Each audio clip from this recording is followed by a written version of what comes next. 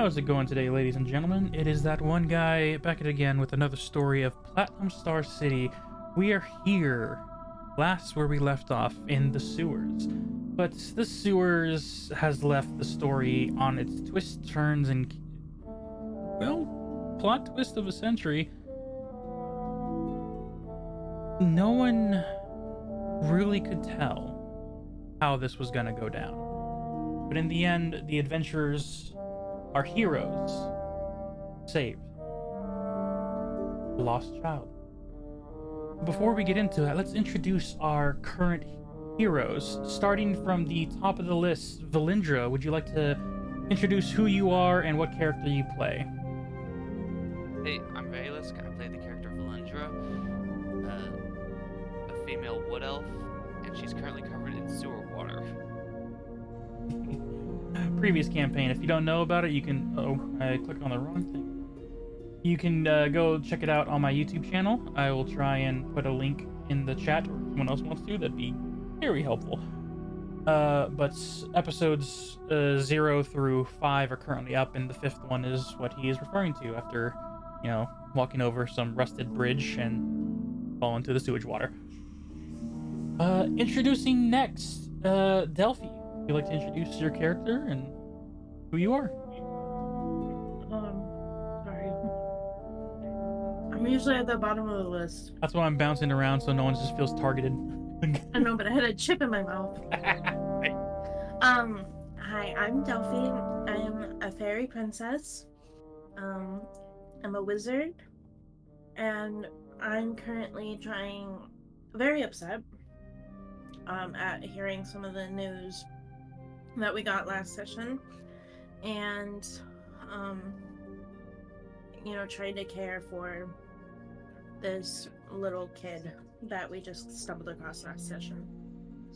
That's you fully saved. Say that with pride. You saved him. Yeah, but my character's upset because he said that the reason why it happened to him is because of her, so she's very distraught. Bouncing around.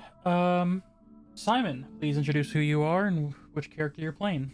Of course, my name's Trey, also known as Tracif. I'm playing the human cleric Simon Karras. He is a wandering cleric spreading the word of his lord, the message of life and renewal and new beginnings, and he's found himself here in Platinum Star City, and is I'm new to joining the adventuring crew, so we're gonna see where it goes. Timothy Thornberry, if you don't mind. I am Dr. Pie. I play Timothy. He is a male fairy bard. He's pretty much in love with the bard, the owner of the woods. That's about it that I can think of right now. Nice little dragonborn named Theo. Lovely guy. Can't really hate him. Except his alcohol problem, but it's not a problem. Timothy will get him fixed. Una, would you like to introduce yourself and your character you play? Hi, I'm Umbra. I play Una, who is a druid florist. She is an Eladrin. And we do have a 6th player, goes by the name of Paulie5, and he plays Durant Goldweaver. He is a paladin-like character, but he will hopefully be joining us later to be able to join us for this adventure. Just like everything, life happens, so he's a little late, but we want him to be here. So take your time, get here safely. But in the meantime, we're going to continue where we last left off. After our adventurers caught wind of a new task on the board, this Adventurers Guild, a monster that has shown up in the sewers.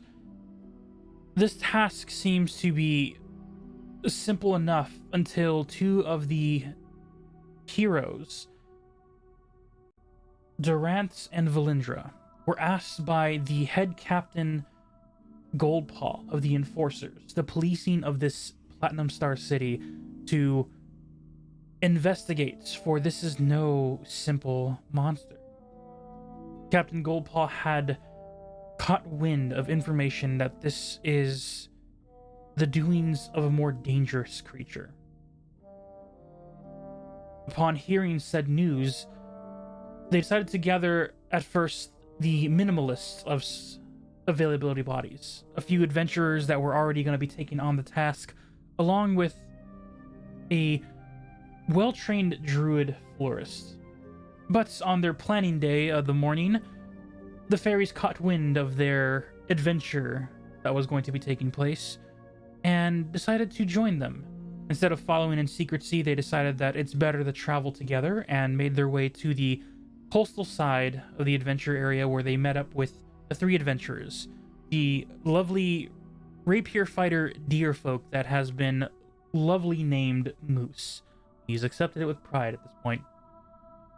There's two partners, a humanoid-like fox individual, normal human characteristics except for fox ears and a nice red and white tipped fox tail.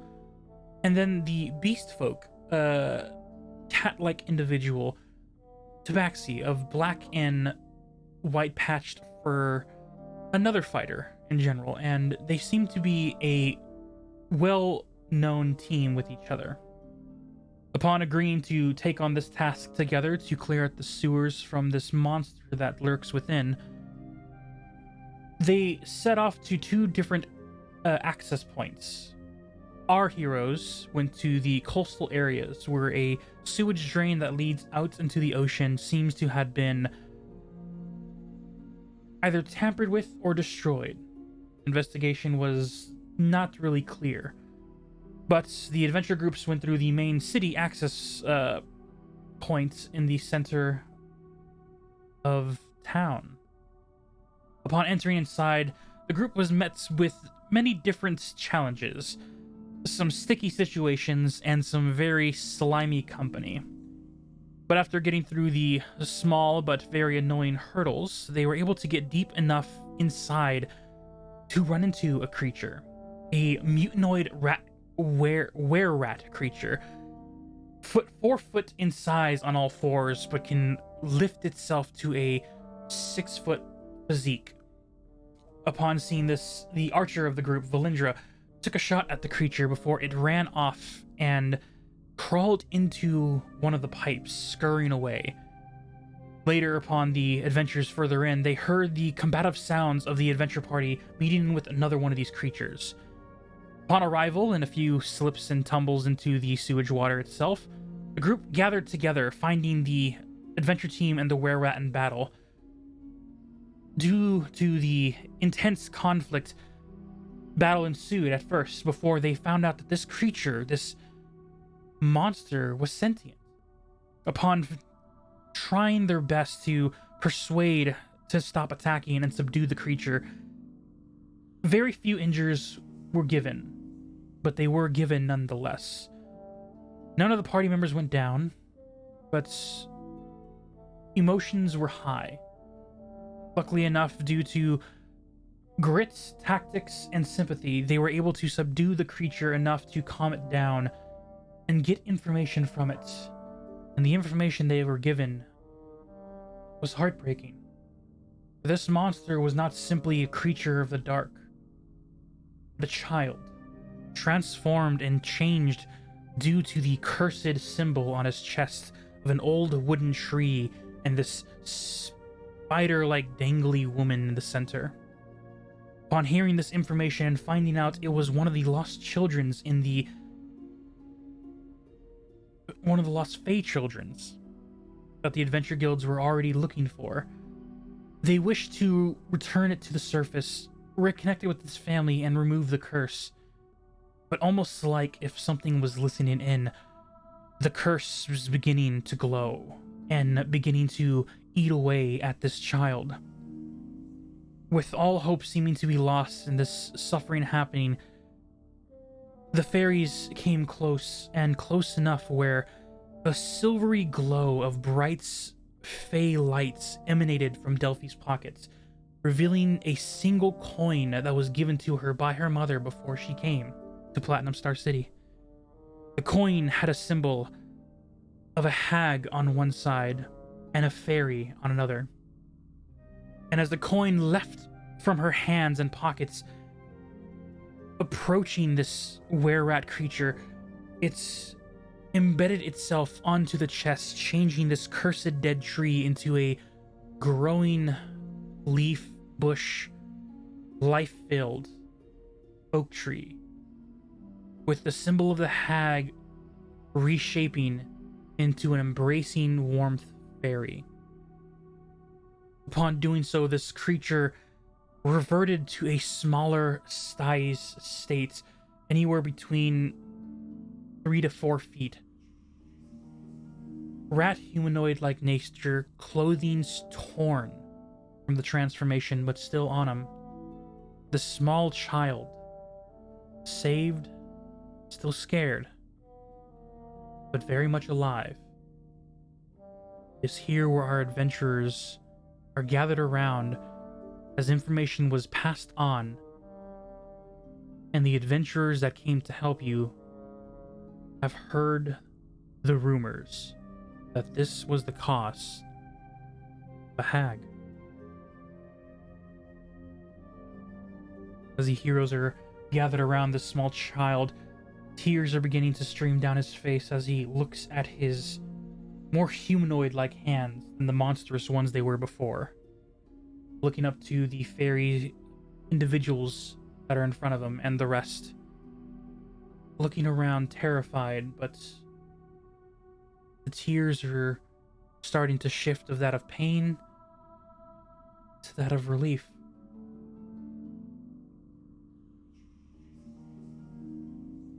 What does your group do in this intense but calming moment?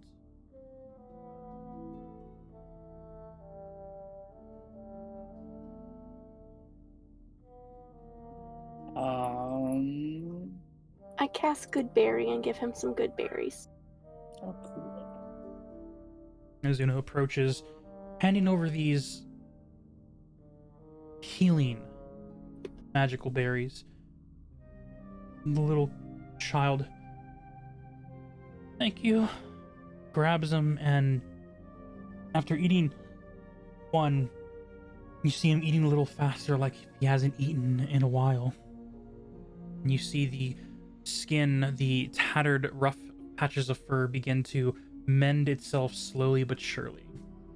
I give him all 10, so he gets 10 hit.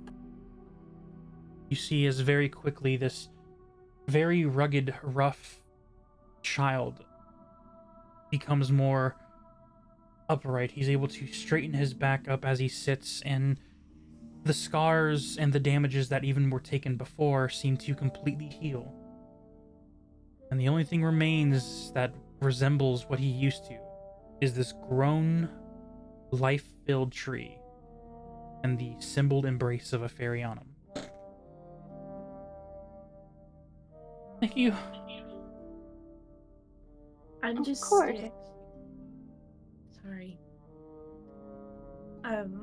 Delphi just is kind of standing off to the side now, very teary-eyed and confused, staring at this coin that's in her hand, and just kind of in shock.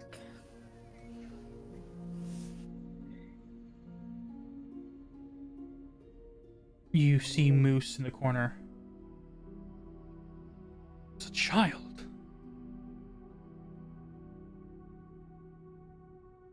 You guys said this was the work of a hag. Yeah. How did a hag get in the city? We're surrounded by fog. Where could it even come from? The sewers. But how did it get to the sewers? That's what he's trying to figure out.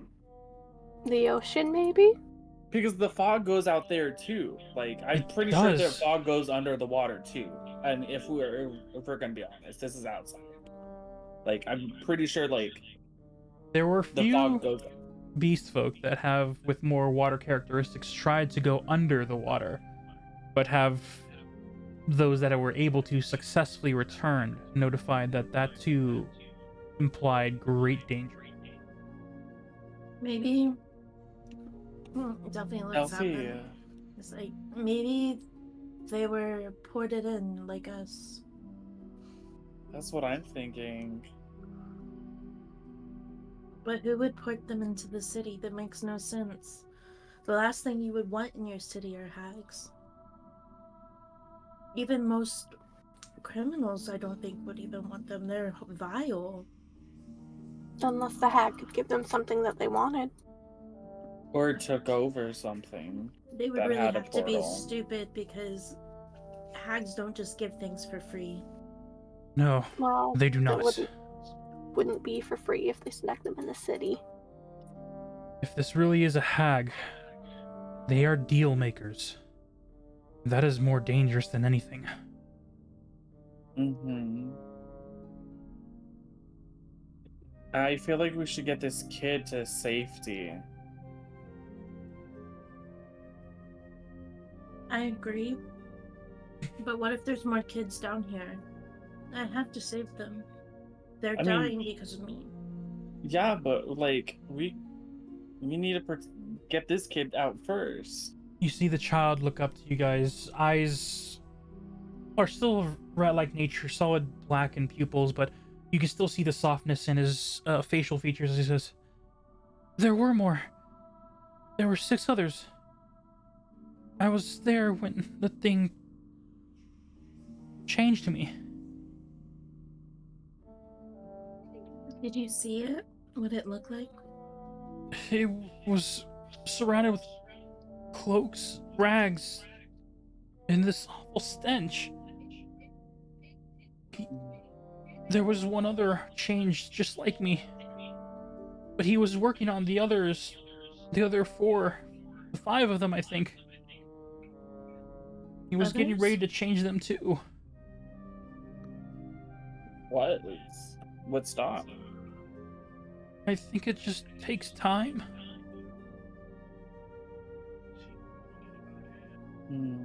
He had me for a while.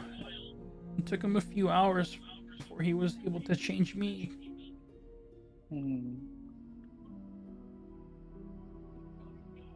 We need to Okay. get him to safety, and we need to We notify do. the guards and everything. I mean, I don't want to leave them either, Delphi, but we are not prepared to deal with a hag if we go further in here and find it. Well, maybe we can make sure that everyone knows that where people down here could possibly be the missing children. So people Yeah. don't just kill them. You see the fox humanoid speak up. Whoa, hold on. But the children are actually in danger. If this thing is changing them, we have a good, decent party right now. We could go and just slay this thing. But we can't bring a child with us. We need somebody, at least one person, to take him back. I mean, what do you think, man? I go looks over to Moose.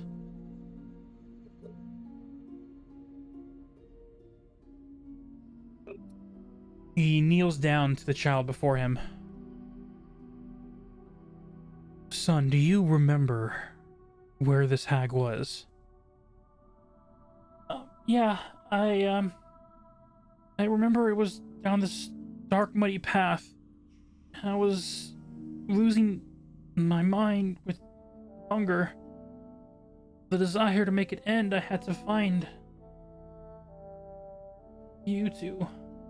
He looks to Delphi, Timothy. But the hunger's gone. I'm fine now. But it was. I remember it was this dark, muddy tunnel. There's some type of bones, remains. It was so fuzzy. I wonder if the entrance was that room near the start with all the bodies. Moose turns to you, still kneeling, but looks to you, Valentra. Do you have an idea of where this might be?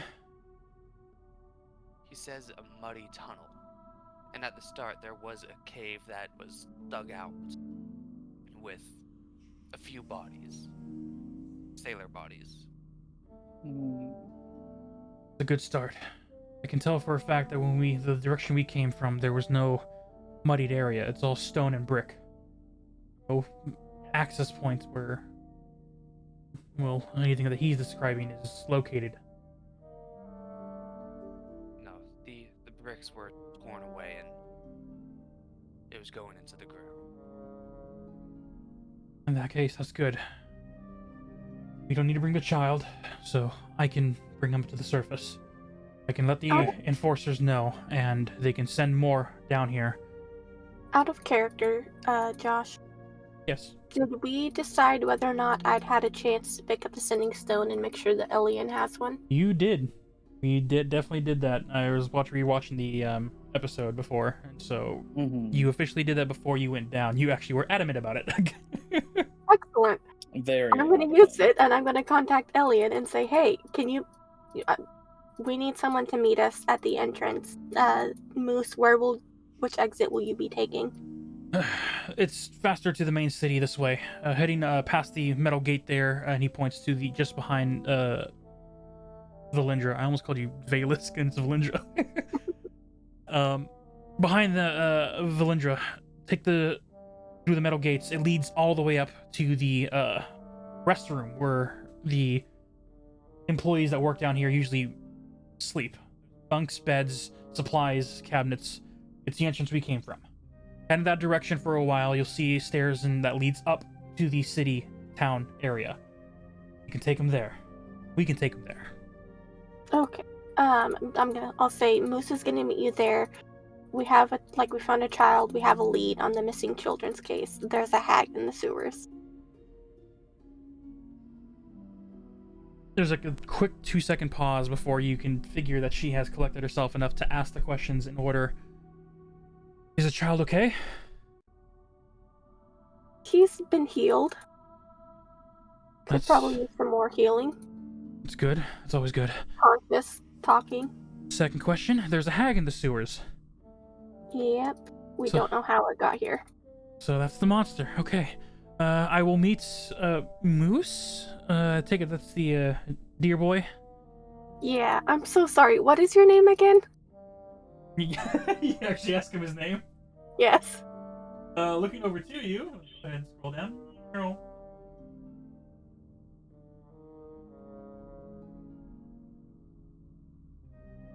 You don't even remember his name. He just accepted his fate at so this point. terrible. He literally accepted being called Moose, so he just gave up on his name.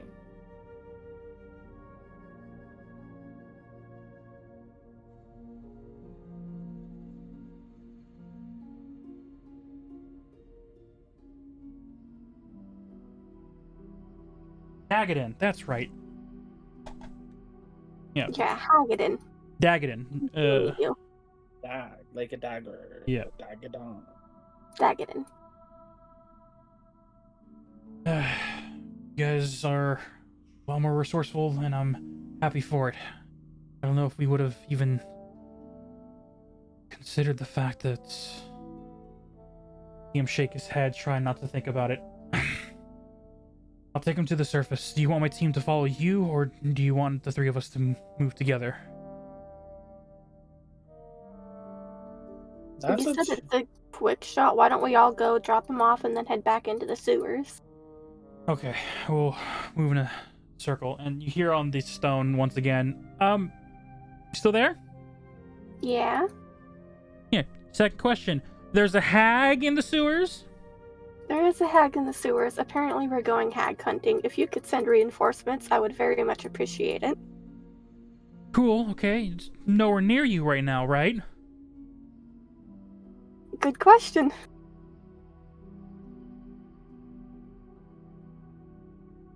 Why do I feel like that was a rhetorical statement? We don't know where it is right now. Alright. Am I getting enforcers on the way to meeting you guys, or am I just meeting you guys? If you could get enforcers on the way, that would be very helpful. If we could try and flesh this thing out as soon as possible, since it does have other children. It It has other. It is the. It has probably all the children. Oh no. Yeah, and apparently it's turning them into were creatures.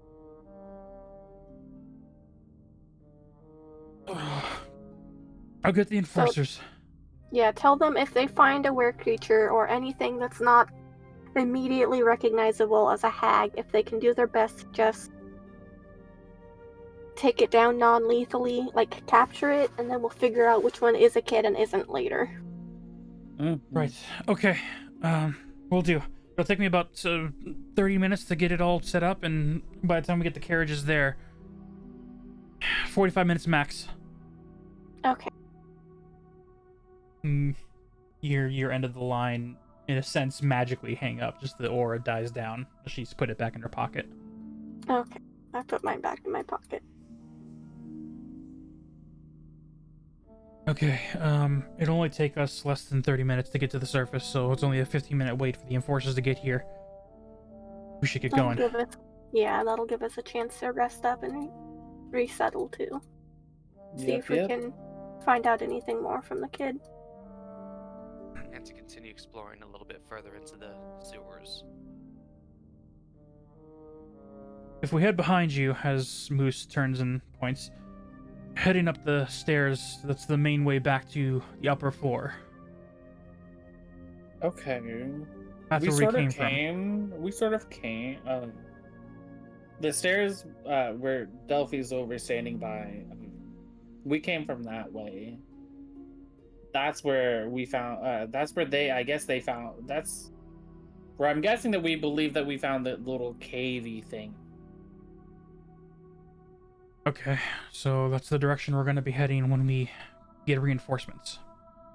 All right. We should hurry, though, nonetheless. If Yeah. what the child said is true, it takes only hours to transform kids. And I really don't want to face any more of them. Mm-hmm. If we do, we know how to stop them now. You see, as Moose, from his kneeling position, leans his hand forward for the child's hand. As he does, Moose gently picks him up and carries him cradle-like in his arms.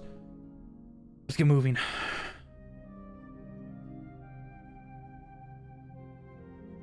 All right. Delphi flies across because she's still in fairy form. As And, Moose moves along with the kid in his arms, the rest of the group follows along. For brevity's sake of revealing the fog of war, even though you guys in my chat get to see behind the scenes of what the map looks like, the rest of the people are somewhat stuck, only seeing what their characters are able to see. So if you see me clicking and dragging things, that is me revealing the area to them.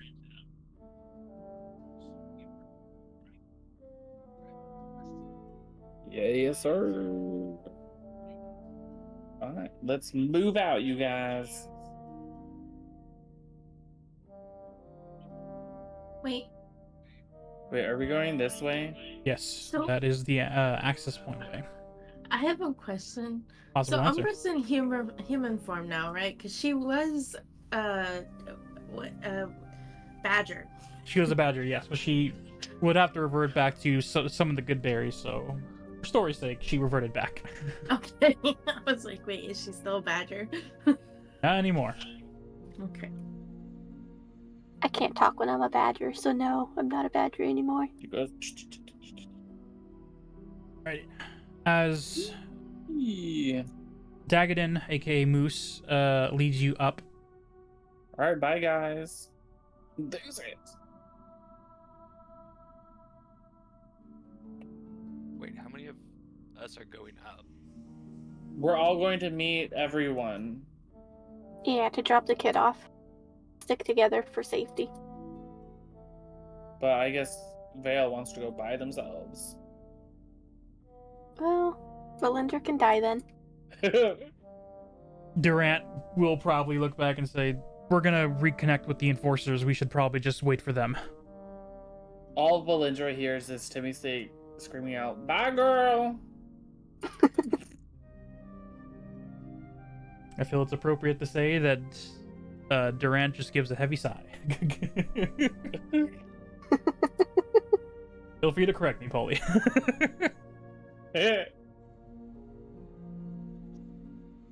Let's see here.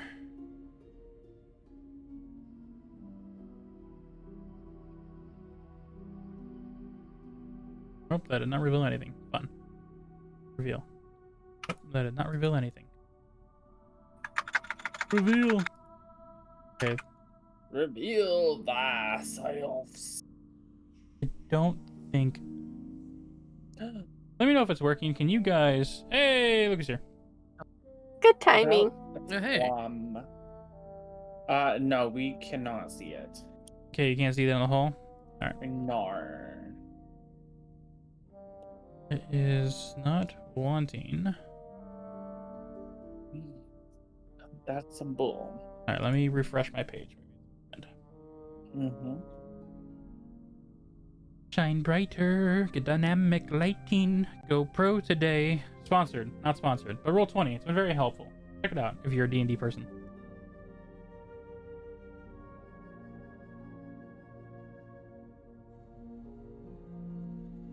Keep getting ads for Roll20. I'd like it to stop. Never. You're stuck with the ads now. I'm aware. All right. Let's reveal the area. Oh. Survey says. Damn. Survey says no. No. All right, let's try if I stop Where's my halfway. password? Okay. No. That still didn't reveal? It revealed. Oh, It revealed. yeah, I'm just messing with you. Hold on. I need your guys' input. Alrighty. Mind. There we go. As you Get guys. Passwords. Oh, yeah, the refresher. I ran out of refresher passwords getting in there. I got it right. I just had to go through like 4 passwords. Yep. As you guys are moving along the hall, did you miss anything too much, or were you able to follow along fully? I think I got the main. God damn, it's fucking stop lagging. Yeah. Somebody might need I to think- pulley for him. No, I just had to turn on hardware acceleration because I had to turn it off because it fucks with things. Now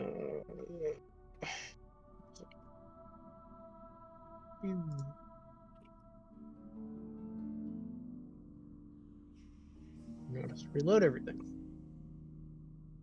As you guys are moving down the hallway, I'll just to keep describing as he gets in. Yep, good. Okay. You guys see there are 2 doors on the left-hand side. A wood and stone like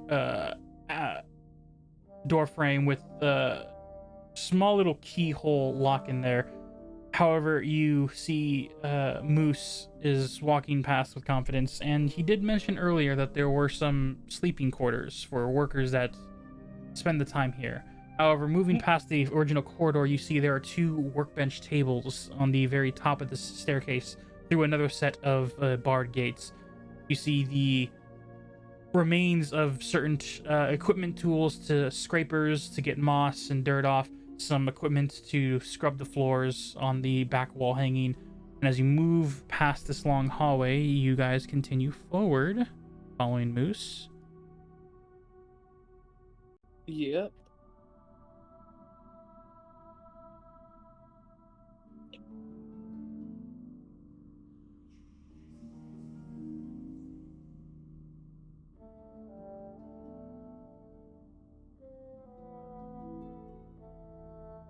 After moving forward, he takes you to this opening path area leading to a metallic-like stair that heads a good distance upward. A massive, could be anywhere from 60 to 70 feet tunnel-like ports, cylindrical in shape, leading straight upwards to a very dim light in the distance. Delphi kind of like, just kind of is like, is that a busy street or is it like not really? It's in the middle of the courtyard, so we don't have to worry about vehicles. The only thing we have to worry about is startling the city folk. We're both fairies right now. Yes. And something tells me that you told me this because you can't change back. No, we've used it right now. Yep. You see in the very back the fox-like character.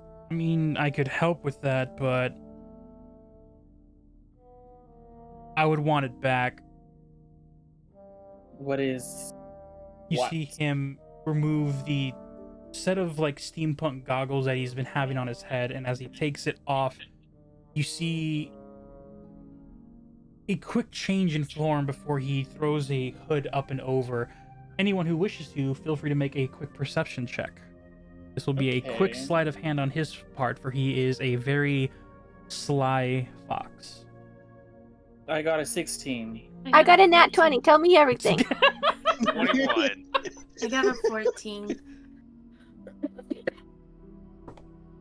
What was the nat 20 total for perception? 25. 25. Yeah, that'll do it. Even with his 22 speed sleight of hand, you are able to see as he removes the goggles, his natural human-like skin shifts and molds into a more fey-like fox creature. The reddened fur and white patches almost gives you that Fox and the Hound coloristic look to it. But you see near the snouts and the eyes there is scar residue. Could be from battle, could be from being the adventurer that he is, but you see how he quickly throws his hood up and over to cover his face. His hands are no longer humanoid either. You see they are red patched furred with the claws over, the same scarring wrapped up in slight bandages. Okay. As he simply leans his goggles forward to his cat-like companion as she turns, and with a sigh but a comforting look of gratitude, takes the goggles and looks to the rest of you up front. These are essentially illusionary. They can help the wearer look as what they're not, but however, if anyone were to try to shake your hand, you'd still be small little fairy, so try not to bump into anyone. And she hands the goggles forward. Okay. Good. So there's two of us, and one set of goggles. I mean, that's You the wanna best I roll got. For it? You're You the want to roll for it? fox individual. You want to roll for it? um, Elfie? We got dice. you see Moose turn the corner. If the disguise is really what you need, you see him lift his hood. I mean, no disrespect, but if one of you needs, you could hide inside of my cloak. Delphi. I like glare at him. I say okay, and I like sit on his shoulder in like a little ball almost. Like my knees are to my chest. You see And, as I like. he maneuvers the hooded cloak to almost like gently wrap you in like a blanket-like form.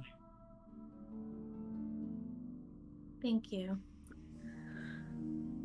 Then I put the goggles on. Give him a gentle nod, and as you set the goggles, as they hand you the goggles, at first it is a humanoid-like set of goggles going into your hands, but as you feel the intent, it takes a few minutes as Moose looks to the rest of you. It'll take time for the magic to adjust to your size, but it will be ready in a few minutes. We're gonna go ahead and start climbing. You can still fly, but just know you will look humanoid. Okay. This is gonna be the fun part. You see him sling the child under his arm, full cradle like a baby, and as he's climbing with one hand, it takes a little longer than a normal individual to climb an up full 90-degree set of metal ladders, but he's focusing on not dropping the child and not making the ride too bumpy for a passenger on his shoulders. And it is a long ascension up to the surface. And as the time reaches, you can hear, as you get closer and closer, the sounding of the city streets, the individual goers of the town during the market day.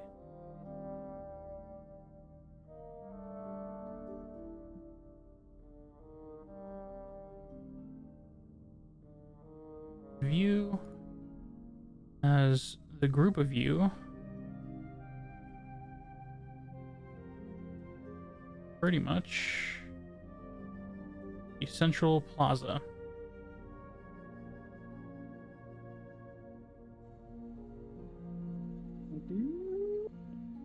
As you get to the hatch, you see Moose using the horns that's poking through his hat, like lifts the manhole off of the ground and like nods his head to like slightly chuck it to the side.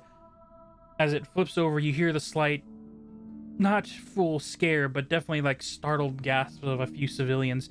As he gets out, you see some humans looking at him like, "Oh, didn't know maintenance was happening. Sorry about this." And you see them move aside as he steps out slowly but carefully enough with the child in hand. You guys are in the center of the city plaza. You see the growing garden that is around you, and you see in the distance the central fountain with the marketplace lined up. The vehicles are moving on the far left and right side through the city, as now city gawkers are seeing a decently group of individuals that are more adventurers than city workmen exits the manhole below. And as each of you exits one by one, you guys see approaching the garden, ready, strapped up, Simon. The people you were looking for are now coming out of the sewers. Oh, hello there. Oh, it's you. I was sent. I was told you needed help. Oh, we do. You have a hurt child. That we do. You see him look over, nervous in his face, but still a lot more happier than down below. And as the sunlight hits him, you see he does blink and shy his eyes away before tears grow once again. The joy of seeing sunlight, where you don't know how long he's been away. Simon ushers the guards that are with him, everybody coming with him towards the Moose carrying the child. As you are flagging in the guards, you guys see in the distance, coming in heavy carriages, these flashing lights on the hoods as they are trying to get through the city as efficiently, as quickly as possible, but the crowds take time to move across. The enforcers. And from them, you see in the very front carriage, as it comes to a halt, hopping out and making way, Captain Goldpaw, with a small, decent battalion of soldiers stomping through the cities. And now you see the civilians are making a wide gap. You hear rumors and whispers are going across. When you hear like the slight whispers, what are they doing? There's just so many. You see the individuals coming. Are they here for them, or are they there for something else? There's just talk just growing around the crowd as you guys are now the center of attention. As Captain Goldpaw approaches, you see next to him is partner.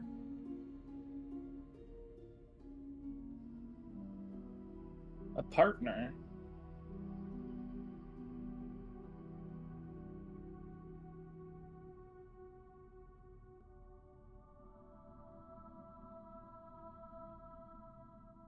Standing next to you, Captain Goldpaw, is this humanoid individual. Valindra, you immediately recognize him. Delphi, you have seen him as Captain Goldpaw's second in command. A welly, dutiful knight in the same armor-esque like plating that Captain Goldpaw is in, except he does not wield a shield. He simply wields one massive greatsword that just rests on his back.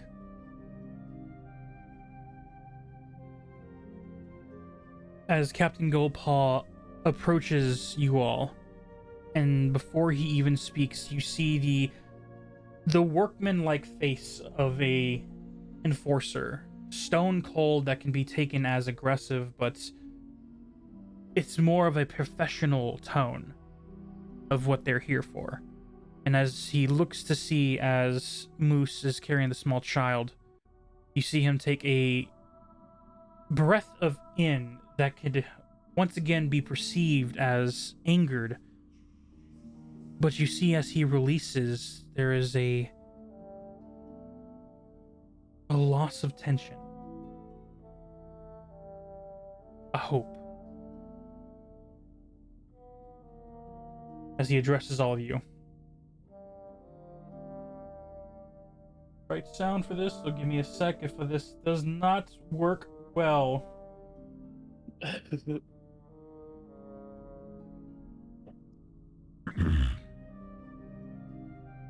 Team, you did a very good job. A little too deep. I'm gonna try that again.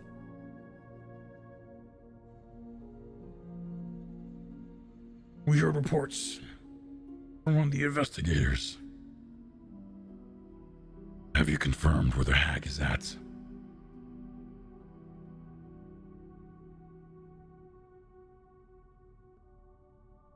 Not yet. Do you have a general location? Yeah. Good. I need a few of you to follow me in to be the guide. Timothy, by the time you have reached the surface, the goggles have adapted to your head. Are you taking on your human form even with these set of illusionary goggles? Yes. As Captain Goldpaw sees you, Prince Timothy, Hi. I take it the princess is also nearby. Maybe. I kind of like stick a hand out of the thing and I like quietly say like, yeah. And like put my hand back into the hood. you see him nod as he continues.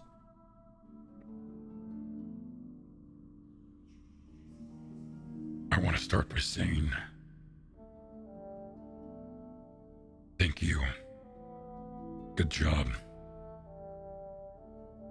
And there's no amount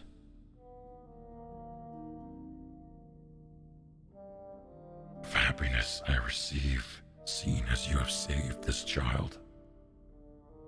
But this is where your two adventure ends. You two head back to the woods. Stay there.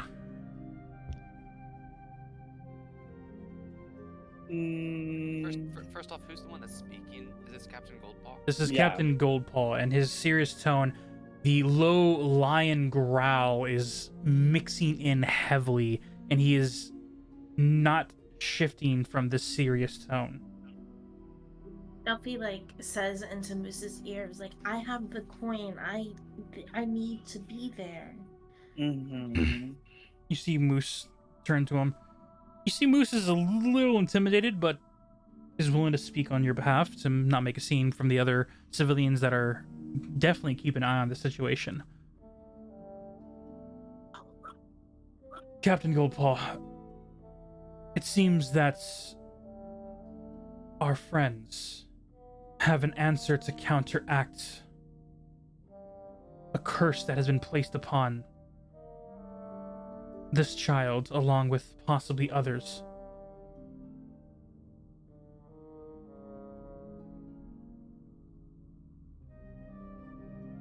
Yes. Is this an item or a magic you wield? It is an item only Delphi can use. I would like you to make a deception check because you don't know if only Delphi can use it. I got a 23. Upon saying this, you see Captain Goldpaw look, and you see there's an inner conflict of him wanting to bring you back down to the very thing that is hunting you all.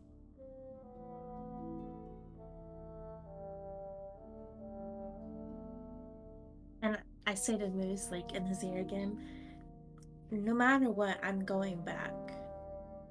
Whether he's a captain or not.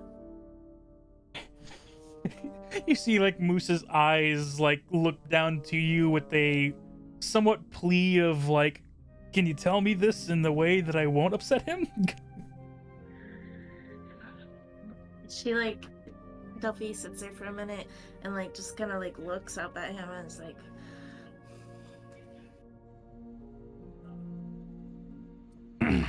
as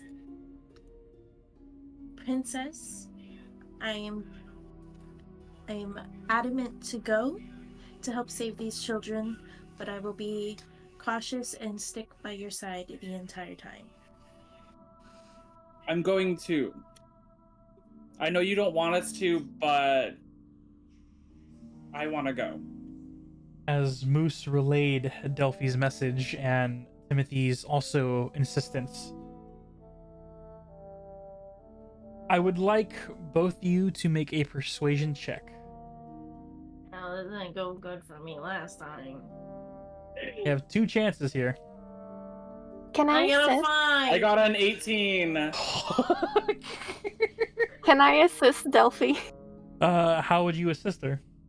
I'm gonna look at Captain Goldpaw and say it may be useful to have them all with us. If the hag is down there, it may get distracted by their presence. And make it easier for us to take it out. Delphi, go ahead and roll that with advantage, as that is technically a good That point. means you get to roll twice. So yeah, just Okay. you already rolled once, you got a 5. Roll again, see if it's better. Nat 20. Yes! I As got lucky. Captain You're welcome. Goldpaw looks at Thanks. your group, Thanks so much. the confidence and dedication in all of your eyes of this task needing to be completed. You see for a split second as that inner inhale of a lion growl exhales into a submission of knowing that you guys are not going to change your minds.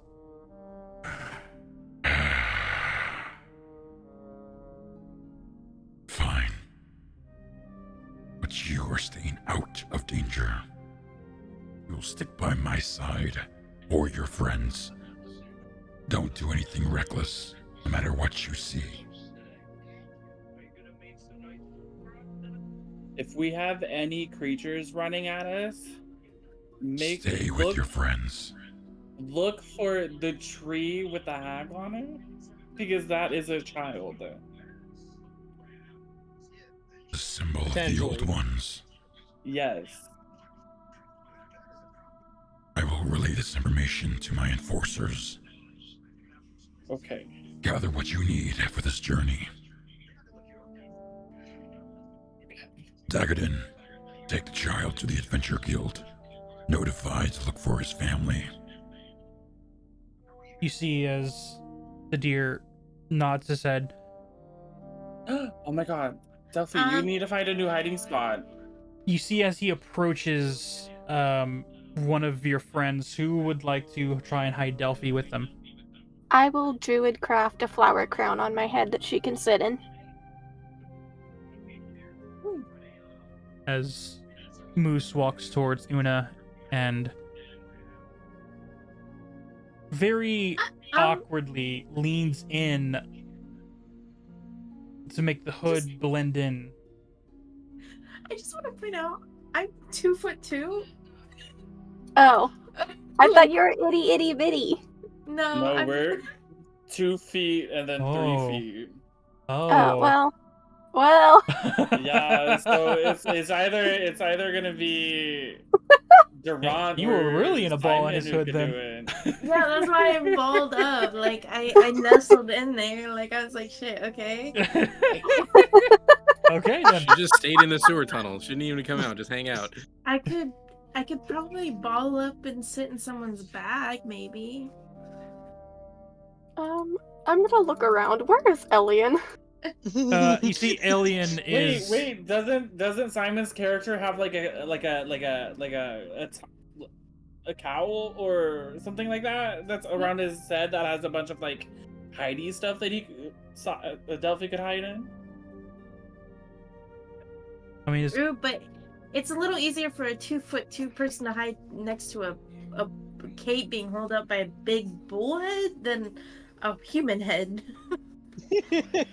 a deer head, but somebody open a point backpack given. and let us hide in it. Yeah, well, you know what I mean. Like, Yes, absolutely. Like his head is he has the room. is yeah. Between his head, and his antlers, there was enough maneuvering for me to ball up. I don't know. Can you fit on Goldpaw's shoulder? He can, but he He's doesn't got have a a mane. hood. He has a cape, but not a hood. He has a mane. He has a mane. Oh, you want him to hide in his mane? You can. I guess. You can certainly try. And that would be stealth. So. Yep. If you wish, you could try and hide in his mane. What's my stealth? My stealth has a +1. I could try.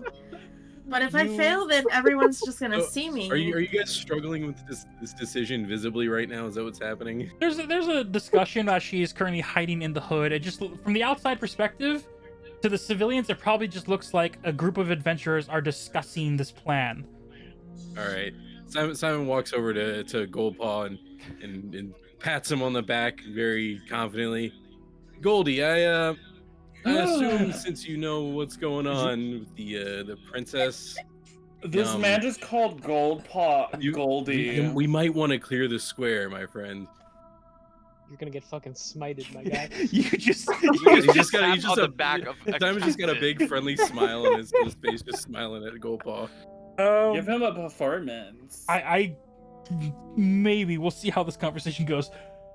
You see, as after tapping him on the back, his shield is currently hanging off of his back, so you just hear the clinking of metal, but you see as this Leonin massive individual with an eye patch over his eye, heavy golden mane and ordained armor, just slowly turn his head looking down. How tall are you? Let's see. It's in my notes here. 5'11". As this roughly 6'5" to 6'6" Leonin looks down with his one eye patch, his eye in full feline form.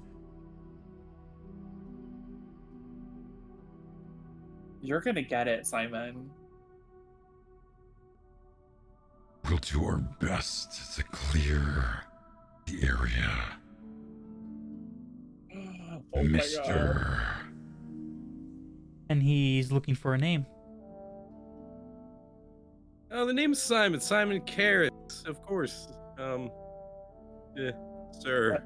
He kind of backs up a little bit. Sir Simon.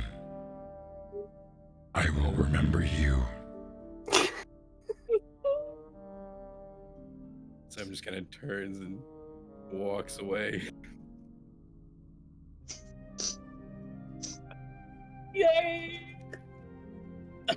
You see as Captain Goldpaw turns to his second command. Wayland, get the enforcers. Evacuate this area for the meantime. You see the human clack his feet together, salutes, and goes and talks to the enforcers about making a wider perimeter. As you see, the civilians are murmuring a little more intently now that they're being shooed away. This is not something that normally happens in this peaceful city. Yeah, well, it's time for them to go. Where's Elian? Elian is working with Simon the is 20. enforcers. You see, she is gathering information not only from the group, but you see she's working her way to try and approach the child. You see her investigative mode on, so she is like maneuvering specifically to not cause too much of a stress on this possible Scared traumatized child. Yes. Okay. Is there any more humans? Have they all cleared out by now? It takes a while to form a perimeter, especially when civilians would ask questions, demand answers, and it takes time for the, I almost said police, but in reality, yes, enforcers to move the crowd away where the courtyard is expectantly empty. Being able to spot small fairies will be very high difficulty, which makes it easier for you guys if you Any need to of the do things. humans, any of the people that are causing trouble, I will druid craft just a barrage of like petals and leaves at them until they leave. Can I do that too? Are you? I do have druid craft. Yeah. You guys are just creating this like weird, not even a windstorm, but like a weird breeze that came out of nowhere, brushing all this leaf and dust up, and you see the crowds like coughing and moving away, and some of the enforcers that are also moving them back are also having a little difficulty with the dust. But it does help move the crowd along a little bit faster. Can I do a little prestidigitation and make it smell a little funny so they could hurry up and get out? Yeah, as you invite this smell, what does this change of smell smell like? It smells like the sewers.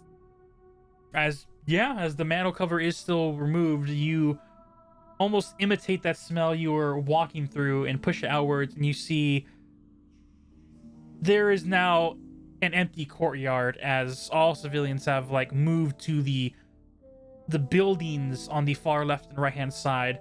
No one can truly see in this area. They are the closest non-enforcer is about 120 feet out. Okay, so now I walk over to the this person right here, The fox. and I give them their goggles back. Oh. Here you go. Thank you for letting me wear them. No problem. And you see, like, it's still small as you hand him back, so he uses his two, like, talon claws, like, pinch the goggles, and he's just holding it there as you... Sorry, they did shrink a little. Give it time. It'll fit my big head anyway. Okay, cool. You see, as he's holding on to them, they are slowly but surely growing back. It's gonna take a few minutes again to get to full size, but he's just sitting there with the hood over his head and just waiting patiently. You see the cat beast folk partner of his on this team is like standing next to him. He's keeping his head down. Mm-hmm. Alright. Are we almost ready to go, you guys? As Captain Goldpaw turns to all of you. Who's going to be joining on this expedition? Okay, well, I know it's us, the people around us right now, and we were hoping for some enforcers to come with, just to give us a little bit more bodies to help attack us, the mob. We all know what it is. You see the fox and cat individual speaks up. Actually, we're not going back in. Oh, okay. We signed up to hunt monsters, not a hag. That's its own category of bad. We're really not that high in the adventure ranking, so our skills are limited and we know when we have to call it. Okay. Well, it was fun hanging out with you guys. Yes, when situations aren't as bad and we can easily go on adventures together, I don't mind. But until then, I guess we'll just see you next time, most likely at the woods. Alrighty. Yeah. Oh, when you guys get there, tell Theo I said hi. When we get there, yeah. Cool. First, we're gonna help our captain take this child to the Adventurers Guild, see if we can get him connected with his family. Of course. Una, you see at this point the child, Elian is speaking with him, crouched down and talking at eye level.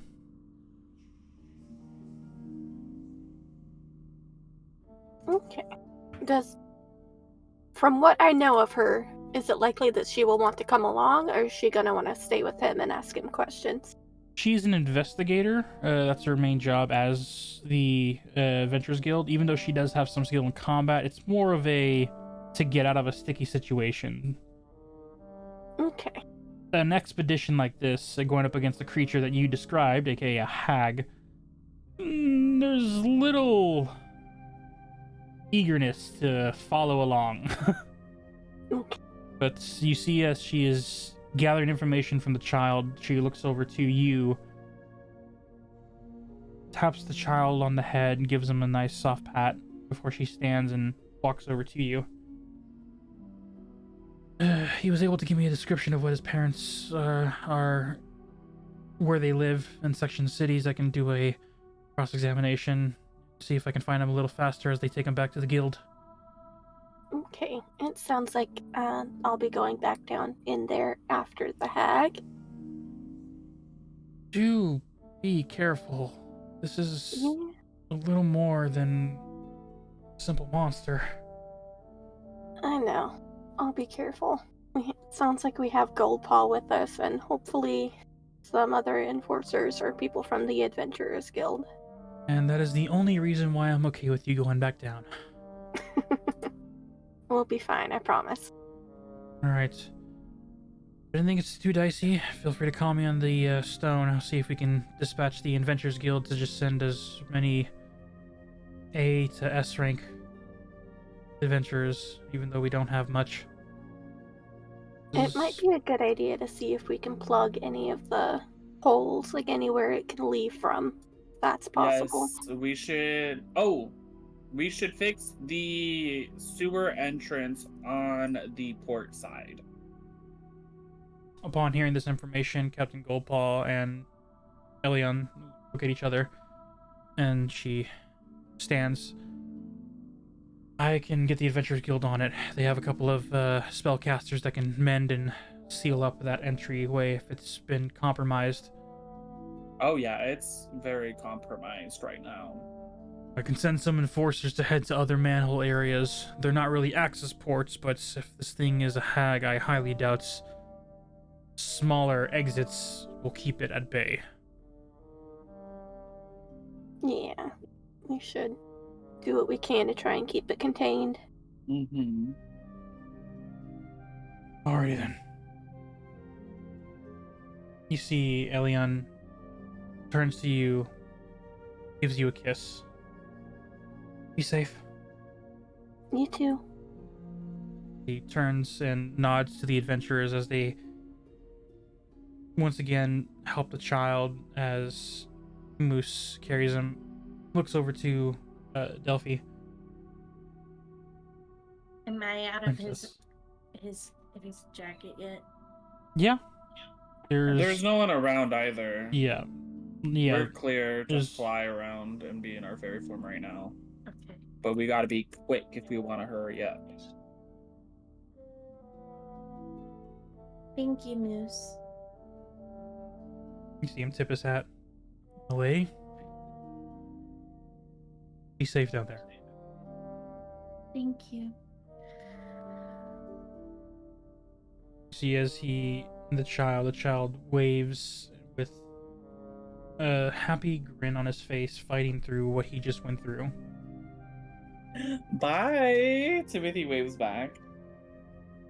As Moose takes the child Malor, and the other two follow as the four of them, along with Elion, heads to the Adventurers Guild.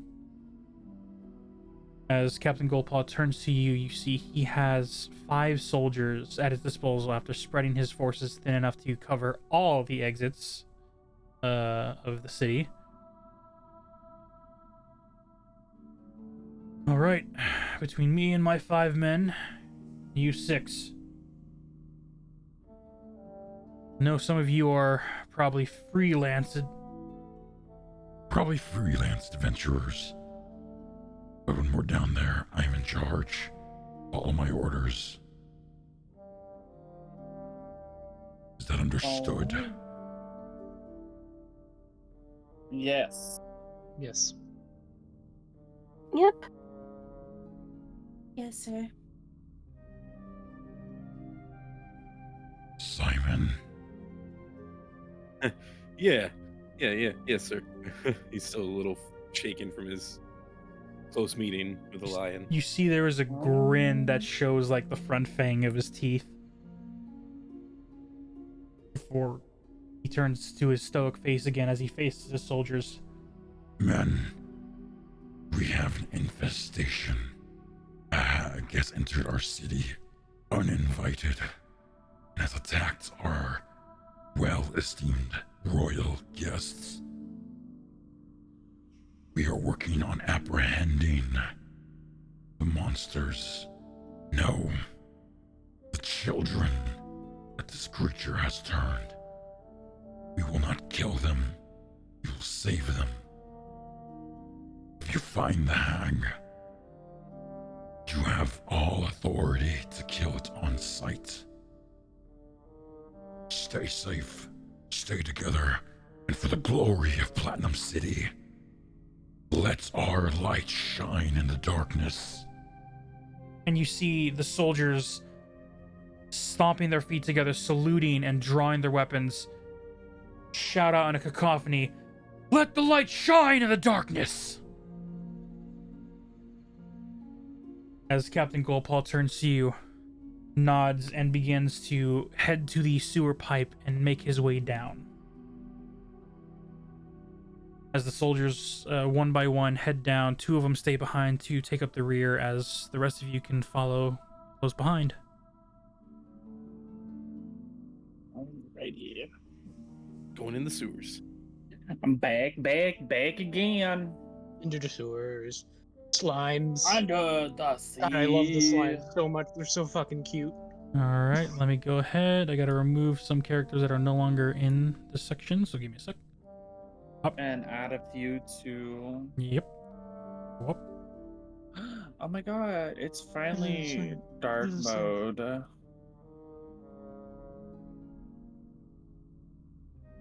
Oh, all the background? Yeah, it's dark. Okay. Yeah.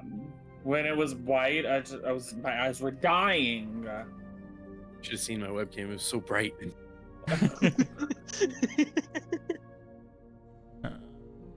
Simon, give him control of his character. Yes. All right. Yes, there he is. I'm not going to lie, but Simon and Durant's little character looks very similar. One's blue, one's gray and gold. Yes, Whoa. but like your character faces. What, a giant? Calm down there. Wow, yes. We got hooked up with a giant, you guys. Those cat lady guards. The enforcers that I can only make so many tokens so quickly. So these No, are it's the fine. enforcers. I was just take asking your time. if it- Take your time. I made one set of platinum gold armored individuals and then Captain Goldball because he's the main character. Okay. No, it makes sense. These are random soldier dudes. Dudes and They're dudettes. just bodies. Dudes Just or picture them as dudettes. bodies. Oh my god. Where's The goal is for no one to die. There he is. Yes, but if some do die, hopefully it's them and not us. All right. Fair. Because we're main characters, they're not.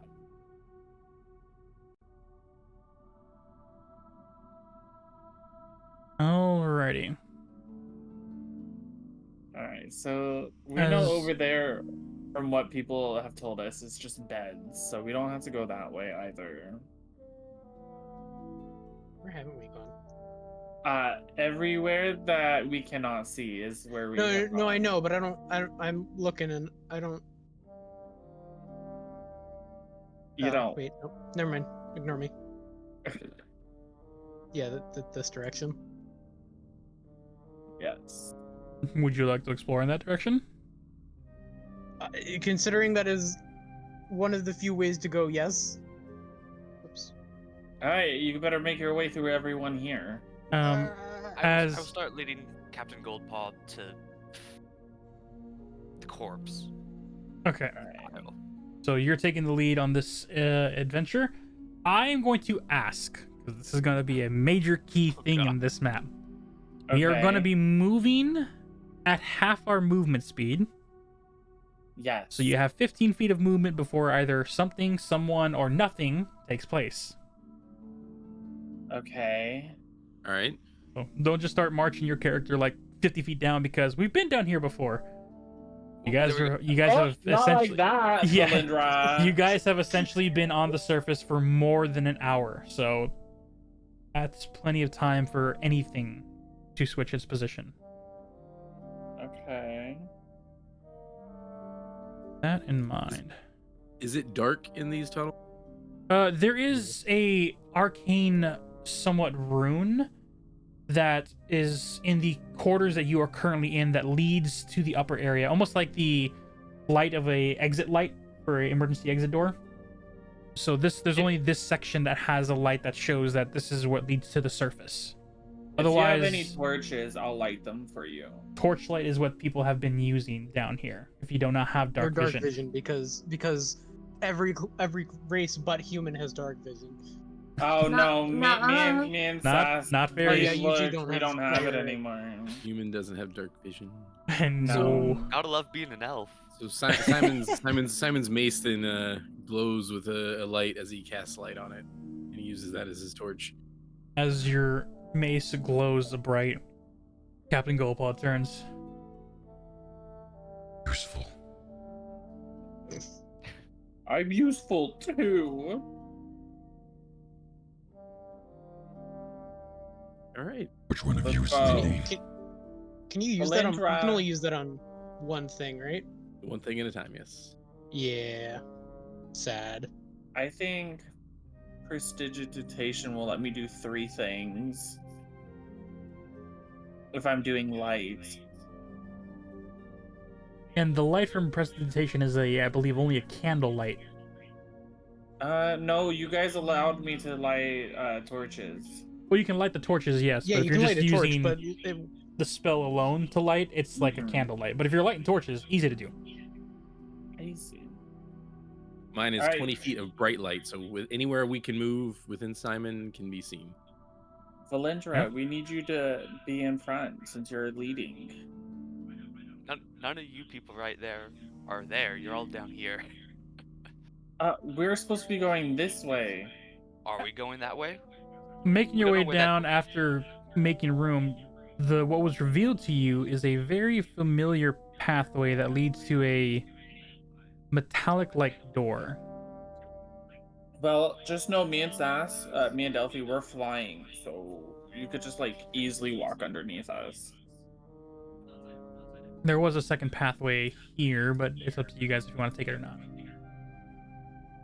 Do we know where that technically leads? No, but it's a door you are able to see, though, with the light around you. I think we should just go the way we know how to get to the room. Why get Well- lost? Well, Valindra's supposed to be leading us, so And I'm going this way. All right. alright. Captain Goldpaw would want to be directly behind him. Sorry. It's going to be 3 enforcers in the back, 2 enforcers in the front. So, if you guys make room. One Okay, has well, to. is- since me and Sass are flying, I'll just put my thing right above hers. Is there anything this way, or is this just does it end here and it? We just were There's told that there are we were- doors there. There are 2 sets of doors Okay. there. Let me see if I can. Okay. But you pull- told us, but dear Moose said that these were bedrooms right here. That is what he told you. Yes. But in this That's fine. section here, you guys do see those like doorways there. Okay. Okay. No, I just couldn't. I was just like, that's an opening. I don't see anything. Okay. Thank you.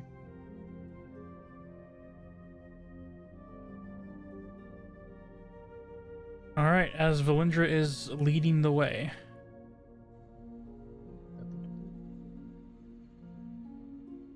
Are we going? Yep. Yeah, we're ready. Oh, okay. You got 15 feet of movement. Okay, give me a second to look at where the spots are. The small squares. Yep. I imagine we're like pressed against the wall here. 15. It is a tight corridor here. Yes. Well, tight for you guys. I'll peer around the corner. Always nice my Dropbox to remind me it's full. Go ahead and make a perception check with your dark vision. Perception, come on. There we go. Oh my god. No, fuck this. I use my inspiration. Yeah, if you have it. I do. I never used it. Yeah. Did you? You gotta. I feel a You know, natural I want a 1 is the nat call out. 1. Go ahead and use your inspiration. Reroll. Your mate Nate, you saved again. That's an 18. Fuck using these online dice. Literally. With an 18, looking down the corridor with your dark vision, you see 60 feet down the long corridor staircase. There is no signs of any enemies or creatures as of now, and you do not hear anything besides the slight rushing water in the distance.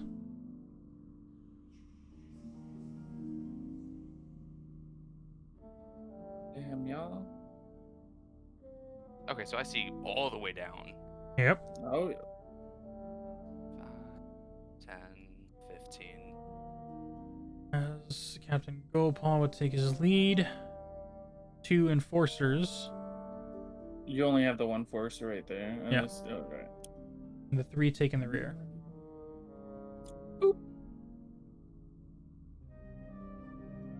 Because of the tight corridor, you can once again move unless one of you guys just simply wants to try checking into one of the rooms. Up to you. No. All right. Yeah. Simon wants to push into this room here. I don't know what they're doing, so I'm gonna continue moving. All right. As they're pushing forward, he pushes in with his torch mace, leading the way. As you light up the room as Valindra is moving further down, you are introduced to a 2-bedroom, like, storage closet almost, just enough to be able to lay down.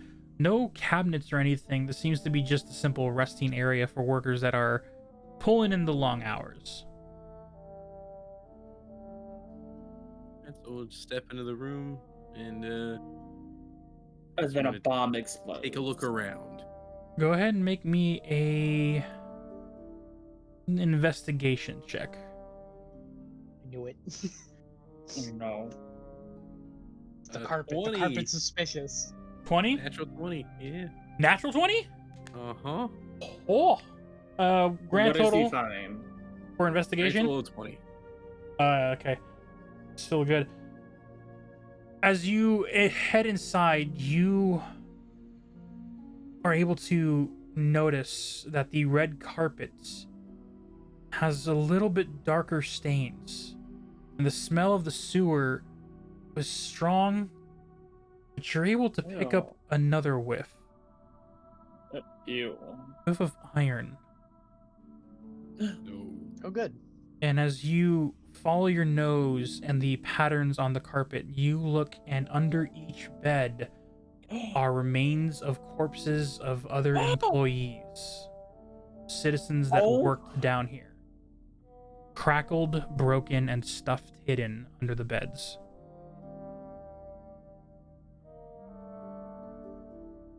I mean, That's not what I expected. he gets startled and kind of stumbles back out the doorway.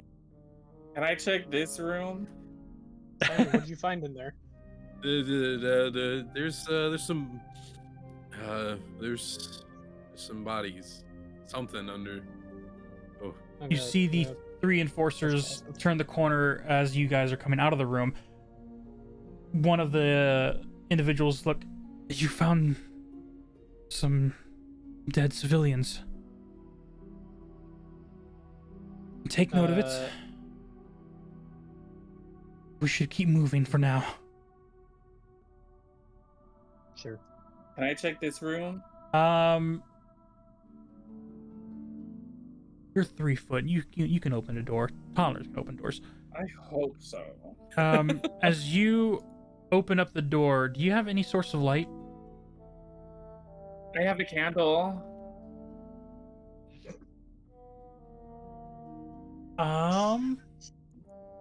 No. No? Well, no, not you. Yes. Your mate Nate Nate. is Yay! starting to go nuts with you guys. That's 4 individuals right now. There's a total of 6 players. Does he have enough? Well, I'm doing it. Is He what he has says. enough. Stop, because we don't know how many. Did everybody use their inspiration last time? I didn't. I used mine last time, yes. I did. All right, 6 of you. Yeah, he got it. 6. All 6 of you. Go ahead and add an inspiration. Fuck. Wow, this man has nerd points like no one's business. Wait, hold on. Let me see. I'm getting inspired by Here, the I'll- corpses. Thanks, Nate. Here, I'll do something different. Drink some fucking water. Oh, you want me to hydrate? Fine, I'll Drink hydrate. some fucking water. It's not Yeah. water. I specifically said hydrate. I'll drink something, and I'm drinking my Mountain Dew because I'm getting sleepy. Yeah, I only have candles.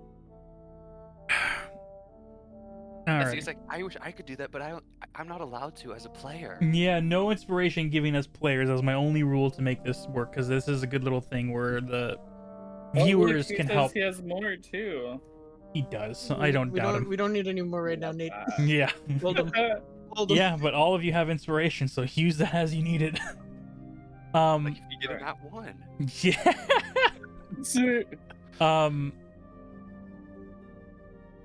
Bringing it back into the story. Timothy, as you open this door, and you said you have a torchlight on you, or what light do you I have? have a candle light on me.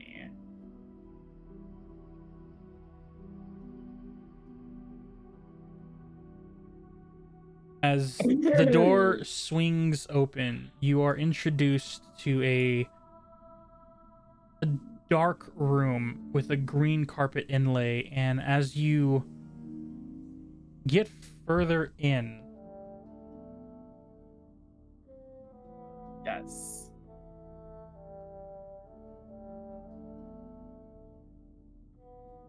This is where I die, you guys. Goodbye.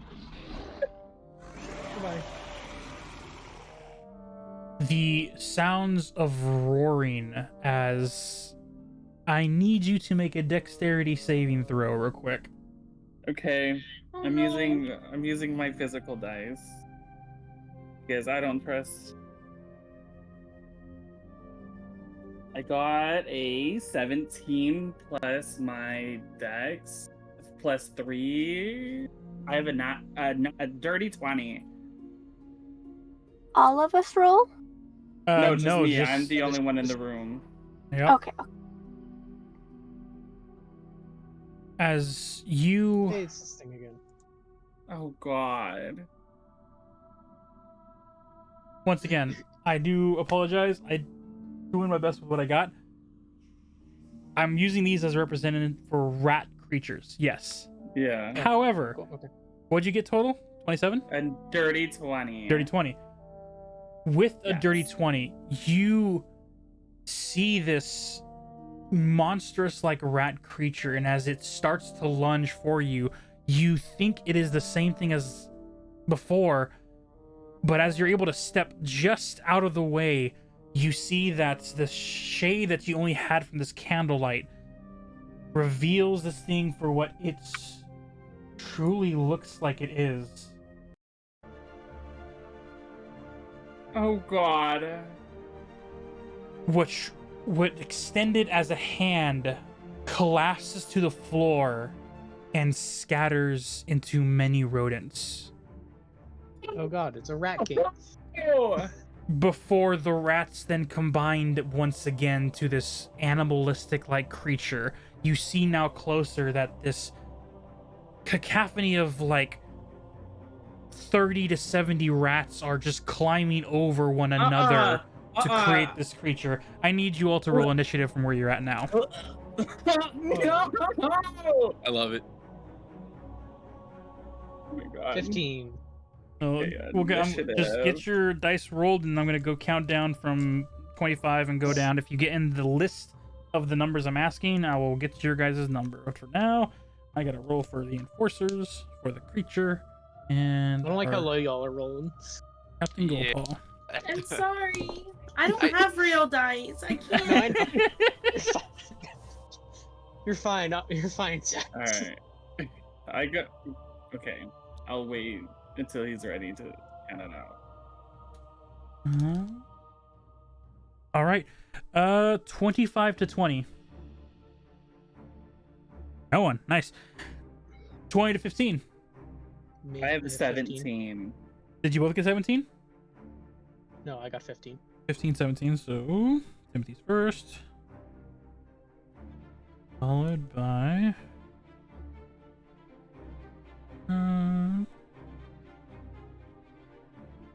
15 to 10. 11.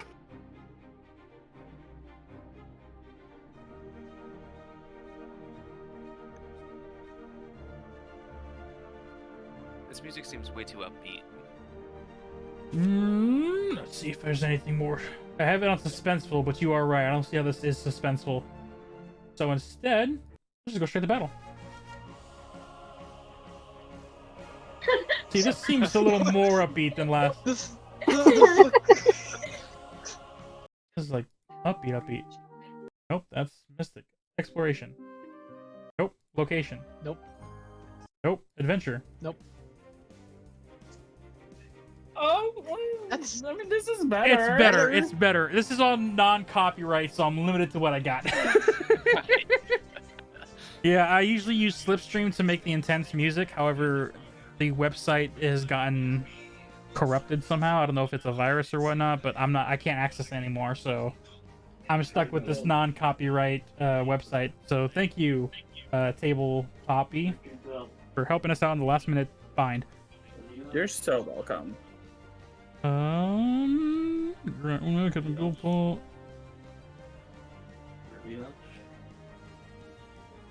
Alright, besides Una, no one else was 15 to 10? Alright, 10 to 5. 7. Oh, I got Chelsea 7. is also 7. Who has the Yeah, higher sorry. dexterity? Catching kittens. Sorry. That's fair. Dexterity or dexterity modifier? Dexterity. I have a 19 in dexterity. I don't. Wait, how do we tell again? If you- What is your dexterity? Just Yeah. what is it? What? Like Um, not the Not the What is plus. your On your dexterity? character sheet, it's basically who can react faster when you guys tie, so dexterity is that like tiebreaker. So what do you have for It's- your dexterity?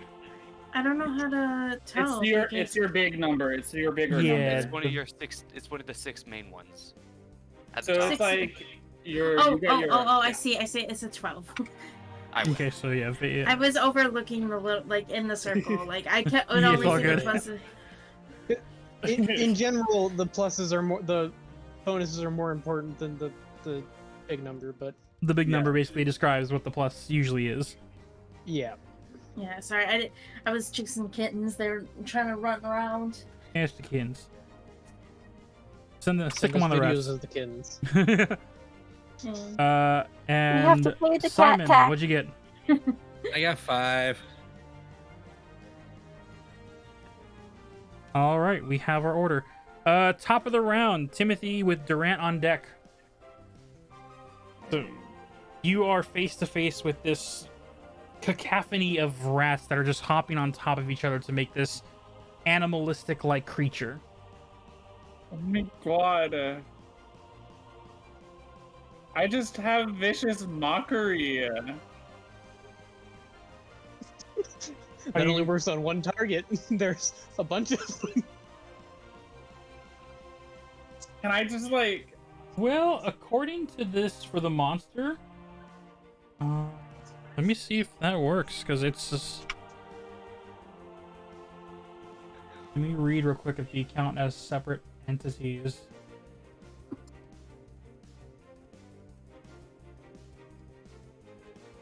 It just There's so many says swarms. I unleash a string of insults laced with subtle enchantments at a creature that I can see within range.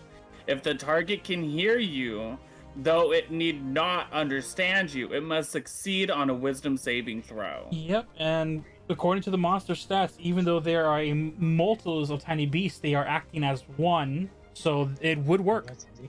Okay, well, I'm going to do that. And What do you say to these rodents as they are like hopping around as you are like trying your best to remain out of their reach? oh god, I'm looking at a bunch. I'm just gonna go with. Oh yikes! I hope the midwife gave you folks a refund. I don't know. That's all I said. What? I don't know. I don't know. It's a wisdom But I saving got throw? 13. Okay, I did that by accident. That is a 6 for a wisdom saving throw. Okay, and then it takes 1 damage. A D4. I already He did rolled that. it and Oh, got you one already got damage. it. One. Yeah, I did it too early. My bad. And if I remember correctly, it has disadvantage on attacks as well. Yes. Yep. All right. As you see, the rats begin to squeak a little louder. Do you have any movement that you wish to do, or are you staying in this room? I'm going to leave.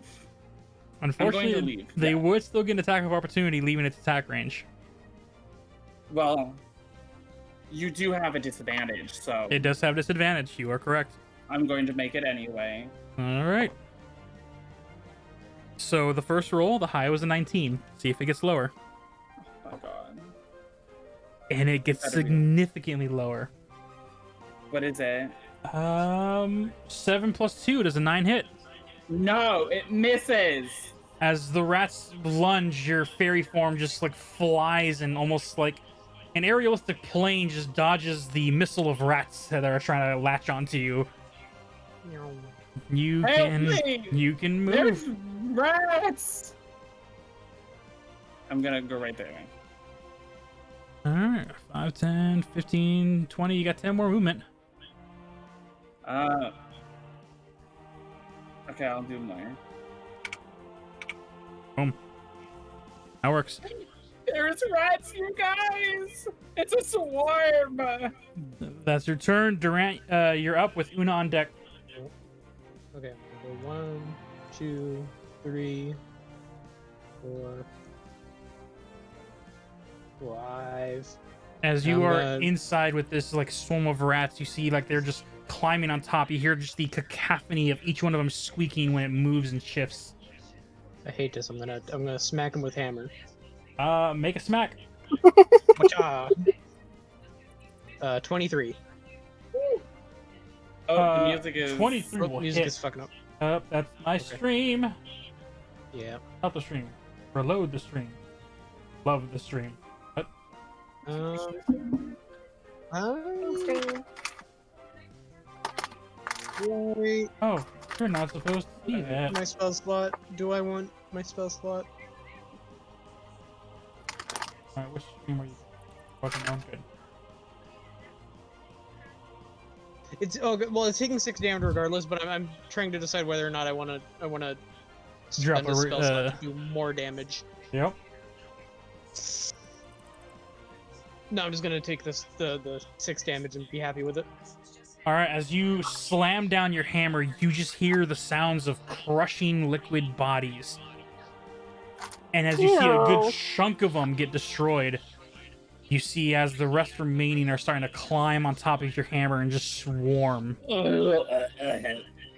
would like an estimated number of rats smushed.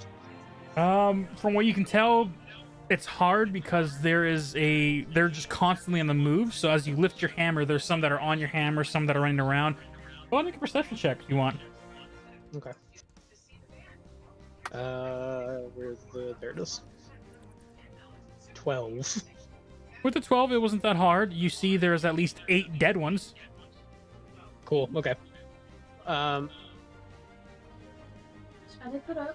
You said they're actively climbing on the hammer now? They're just like swarming. It's like sticking a stick into a fire ant's nest. You get a few of them, but then the rest just start going everywhere.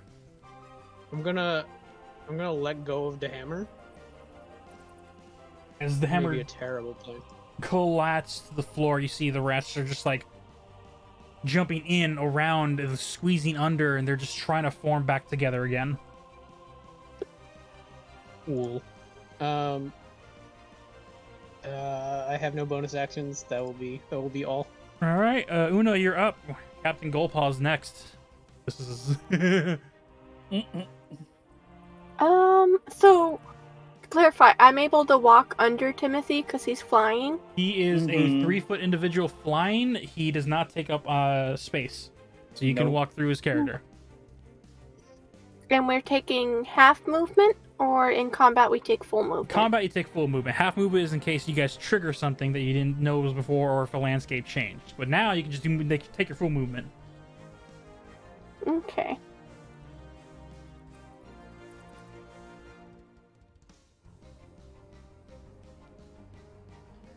Let's see. Give me 1 second. I'm gonna measure. If I find the measure, there it is. Right below the eye. It's new color. Who this? And you said that the big squares are actually 10 feet. Well, yes, because if you look past all that, if you can zoom in, there are smaller squares, which is what the map should have been. But Roll20 can do so much, and I like what it does thus far, so we're making it work. All But yeah, right. simple terms, I'm gonna big move- squares are 10 feet. Here. All right. And I'm gonna cast Ice Knife at the Rat King. At the swarm of rats. All right, go ahead and make an attack roll. Unless Ice Knife is a 21? save. It is not. All right. Yeah, 21 will definitely hit. Okay. So on a hit, the target takes 1d10 damage. Hit or miss, the shard then explodes. The creature and each creature within 5 feet of it must succeed on a dexterity. So Yeah. You hate me, Umbra. Hear that? no, Grant? within 5 feet. You were not within 5 feet. That's what I clarified. I measured. He is within 5. I'm within hitting range. I'm within 5 feet. Yes. Like I Son can of a smack it with bitch. the hammer, so I'm sorry. I thought you were out of You're it. fine. Sorry. you're fine. Well, you still hit though, so you got some positive out of it.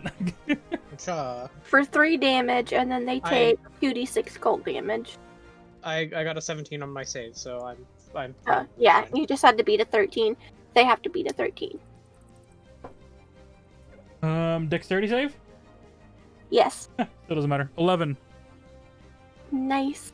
So they take 2d6 damage. Which is 7. You see as the knife goes in and as it flies in, it's almost like a weird triple hit as like 3 of them were scrambling. The knife stabs through 3 of them, and as it's sticking them like a kebab, it then just explodes in shards of red liquid ice as it hits 7 more of these rats, like stabbing them and pinning them to the floor. And nice little visceral. You see the herd has been thinned out a lot as there is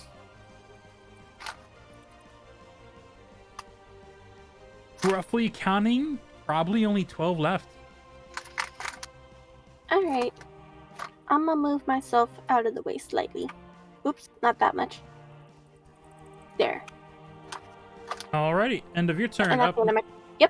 up next, Captain Goldpaw turns around and yells to his enforcers in the back, "Go assist!" but can't make his way through this tight corridor. Up next, enforcers with Valindra on deck if this doesn't work. Valender is leaving. What do you mean? Well, Valindra's on the bottom of the stairs, but just in case things don't get ended, they might be up next. 20, 30. Move 30 feet. 30 feet.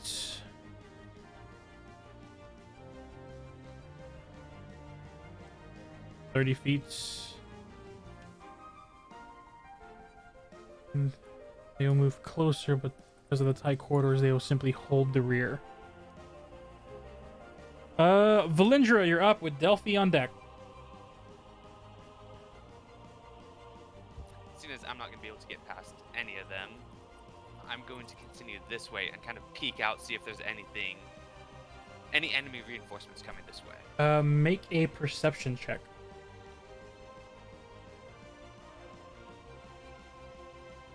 That is a 15. With a 15, as you are looking down, you do not hear any creatures coming through. The sound of the sewer waters rushing downwards is taking up a good majority of the sound. There doesn't seem to be any signs or sounds of any more creatures heading in your direction as of now. I will hold my action, and if any of them comes within my line of sight, I will shoot at it. All right. Delphi, you're up. Hold on.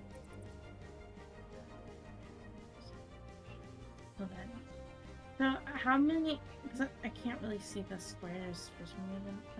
Each white square is about 10 feet, so to turn the corner from where you're at is about 10, 20, 30 feet just to get here. Just to get here. Yep. I don't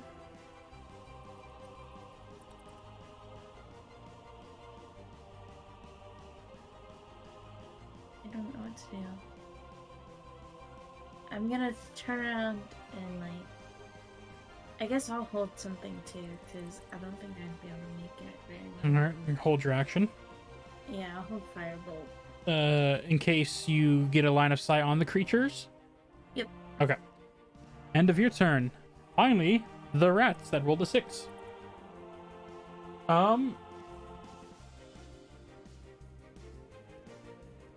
They are going to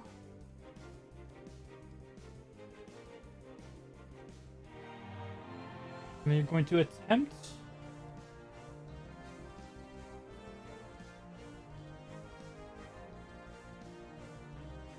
they're just gonna go for a bite against Durant.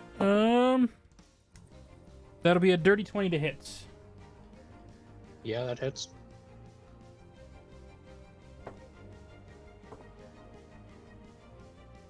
That'll be... Oh no, they're at half, so it's only 1, which means there's only...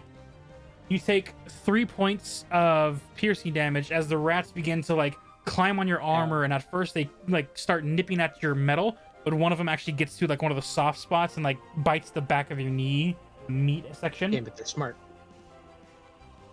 They're just getting lucky with the hits. End of its turn. It doesn't have multi-attack. Simon. All right. Hearing the commotion, Simon's gonna attempt to move up, but I'm locked in. Hold on. Dang it. But I guess I can't really get past. Nah, the place is cut off, unfortunately. We're just kind of pushing our way forward. Are you trying to actually shove past the guard? I mean, at this point, it's too crowded. There's too many bodies here, so now he's just trying to get up, follow the push. All right. Standing behind the guard. If you're on a computer, I don't know if you are or not. If you actually hold the Alt tab and your character, you can actually maneuver him and the in between lines, like so. Oh, there it goes. Okay, thank you. End of your turn, top of the round. Timothy, you're up with Durant on deck. Okay, I'm gonna fly back. Okay, hold on. How much movement speed do I have? 30. 35 speed, which means you have enough to get back in the room if you want. Okay. I'm going to fly above Durant, and I'm going to use The only thing I can do again is vicious mockery.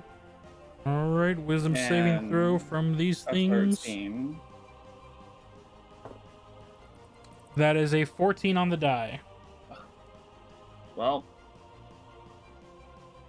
I'm done. And then I cast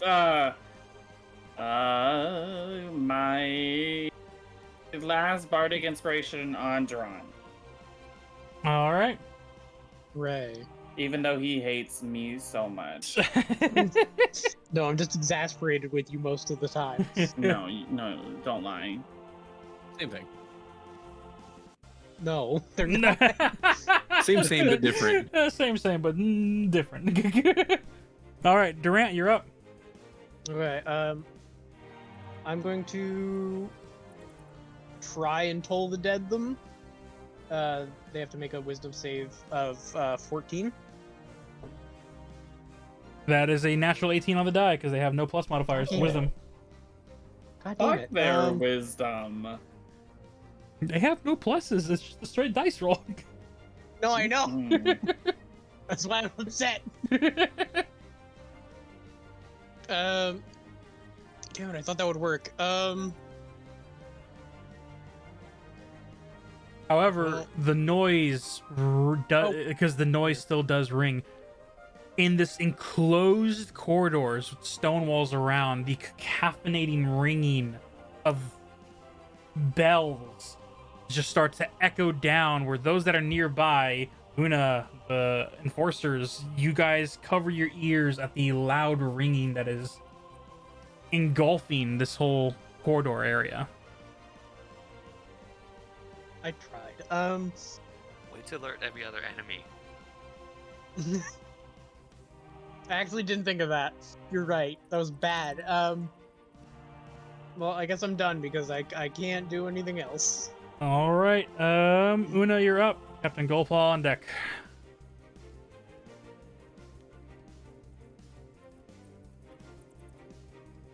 Una, you might be muted. I am muted. Oh.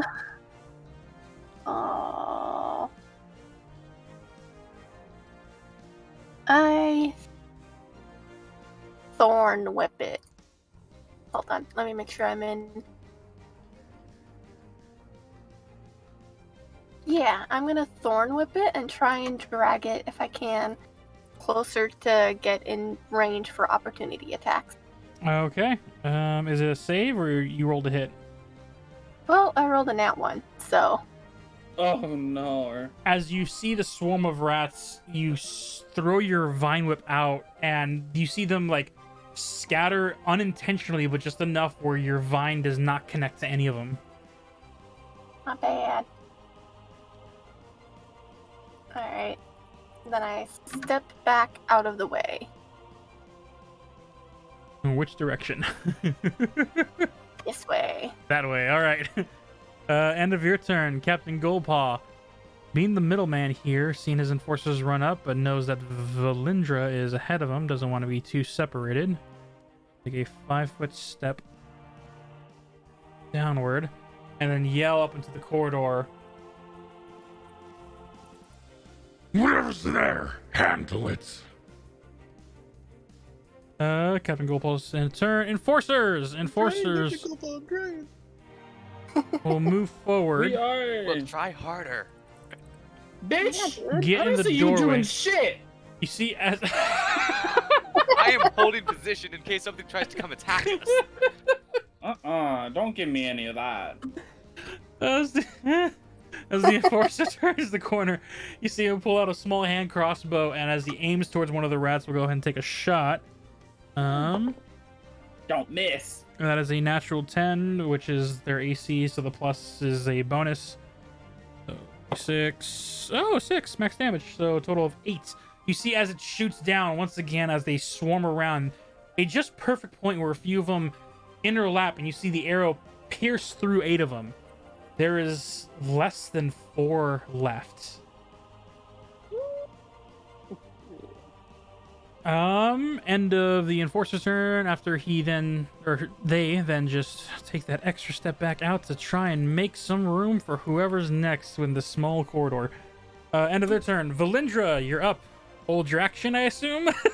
I assume nothing. If nothing's coming, I hold my action. All right. Delphi. Seeing it's too crowded over there. All right. You hold your firebolt again. Yeah. All right. It is the rats' turns. They will swarm. Yep. Move through any open space. They can't regain hit points. However, what they can do with their 30 feet of speed. 10, 15. As you guys see the rats begin to just maneuver and run past your guys' shoes, they turn the I'm assuming corner. we don't get Delphi, opportunity. they do not. Not with the swarm. Sad. Delphi, you get your firebolt ability because you see the rats turn the corner as the four of them are like running between the enforcers' feet and everything. Okay, there's 4 of them. Mhm. Yeah.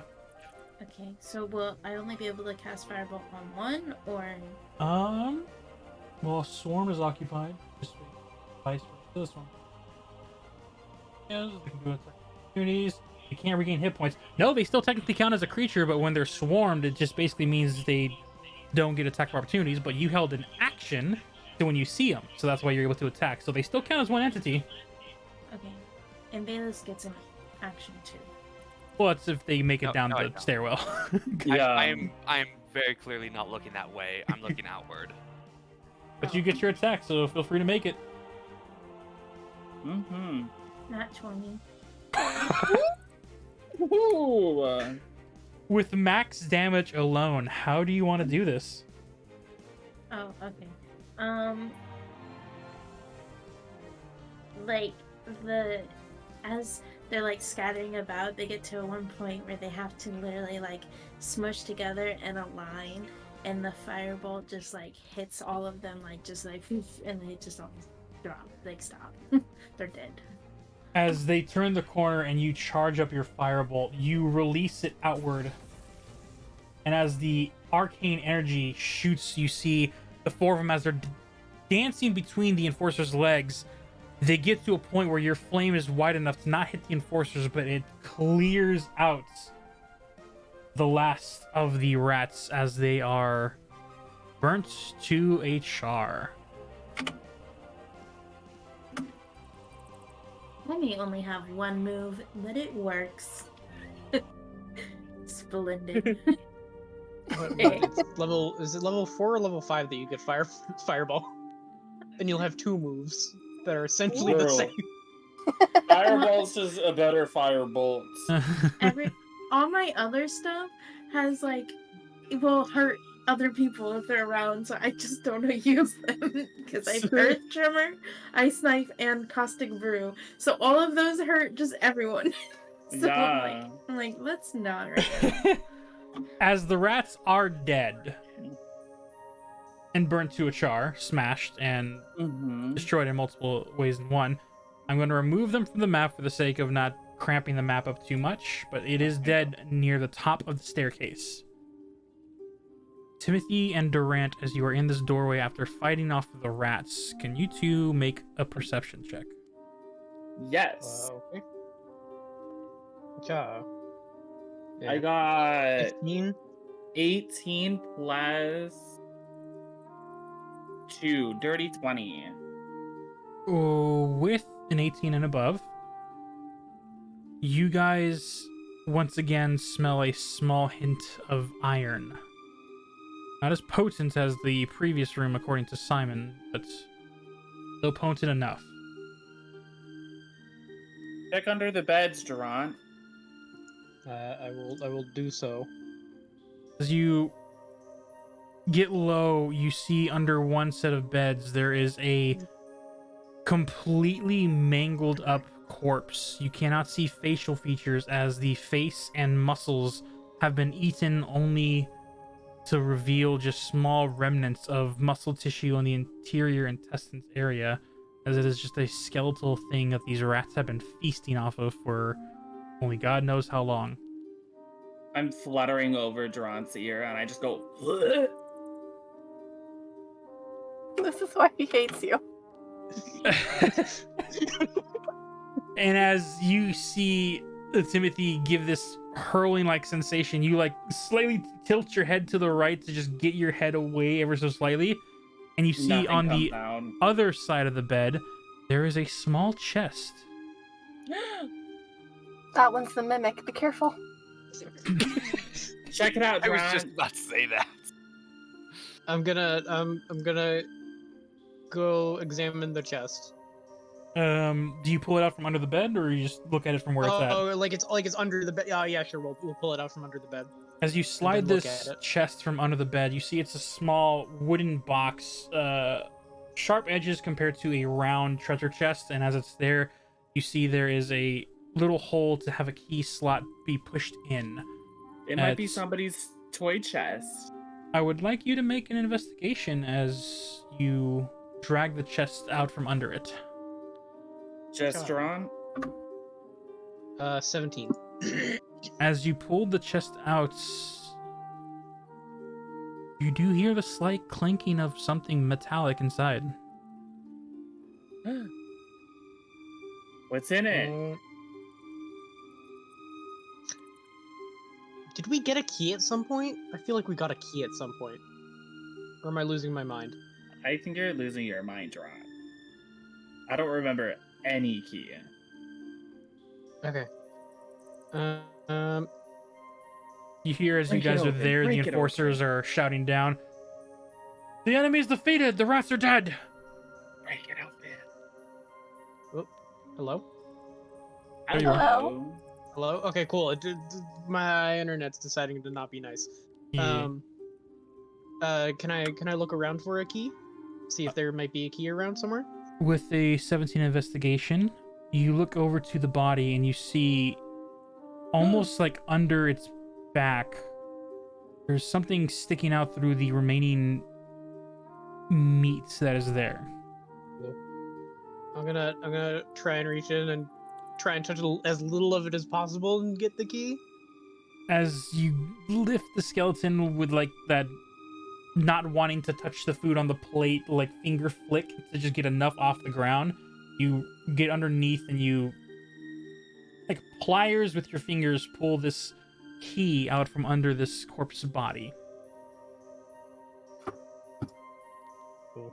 I would like to stick the key in the keyhole. Yeah, you stick that key in that hole. Oh my god. As I you hate all of you. We love you too. It's only gonna get better. As you enter the key into the hole and turn it. I hate this. Is it somebody's toy chest? And we all know what type of toys we're talking about. The chest unlocks and opens. And inside you see a more than halfway filled box of silver and gold intertwine. Ooh. Like gold and silver chains or like Coin. Money. coins. Oh, monies. Okay, cool. Yeah, and it's I not nicely smell the gold and organized. silver. I smell the gold and silver, and I loot goblin it. You smell you smell something, but it ain't. It's probably some type of iron. Definitely not what you're thinking. Can I prestidigitation and make this room smell a lot better than what it is smelling like? As the air clears up in the room, you see the It smells like enforcers roses. one by one begin to line up further in as the enforcers below look at you, Delphi, simply bow and see the few of them walk by. Thank you for finishing off the creature, whatever it was. And we'll continue Rat to King. head next to Captain Goldpaw to continue the journey on. You're welcome, I guess. Can I see this enforcer? Do I know they're outside? Yes. This one. Heading I- outside, you see that one that's I like fly out standing of there. the room. I'm gonna say, do you think we could figure out who this person is and return the money to their family? No, you keep the money.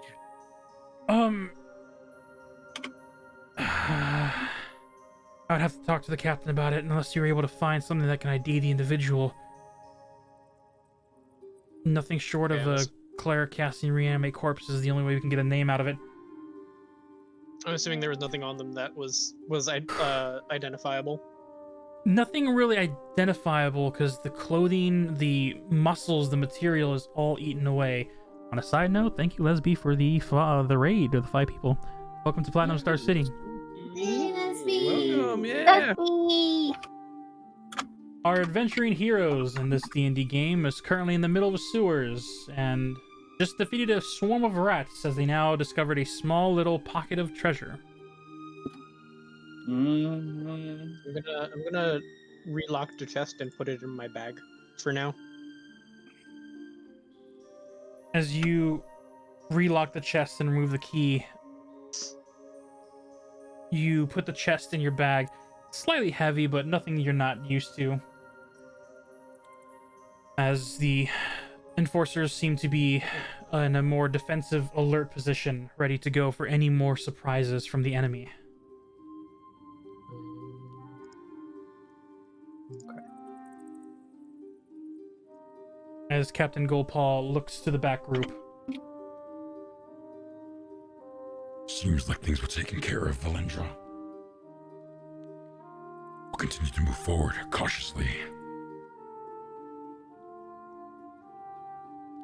As this lion-like Leonin soldier paladin moves his way down to you. There's 2 enforcers right behind.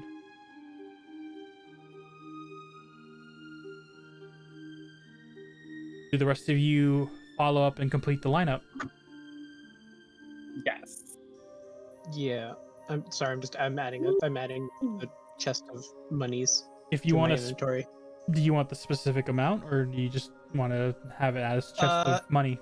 I will just have it as chest of money for now. Okay. This chest feels too large.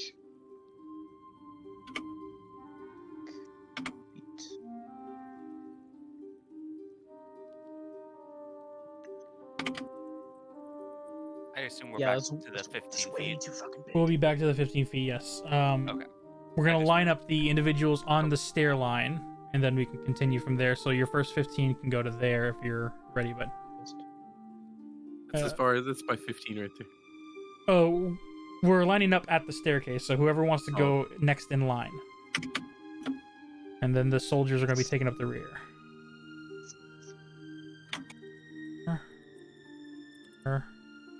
Not there.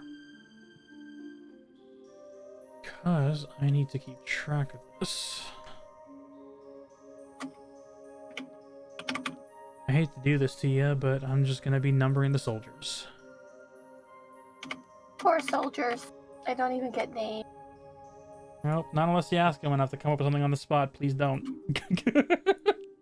I would like every Soldier. single. What is your names? In the middle of this adventure, you just turn around and make small talk. I would like the Bill? name of every single one of the rats we kill. Bill, Yeah.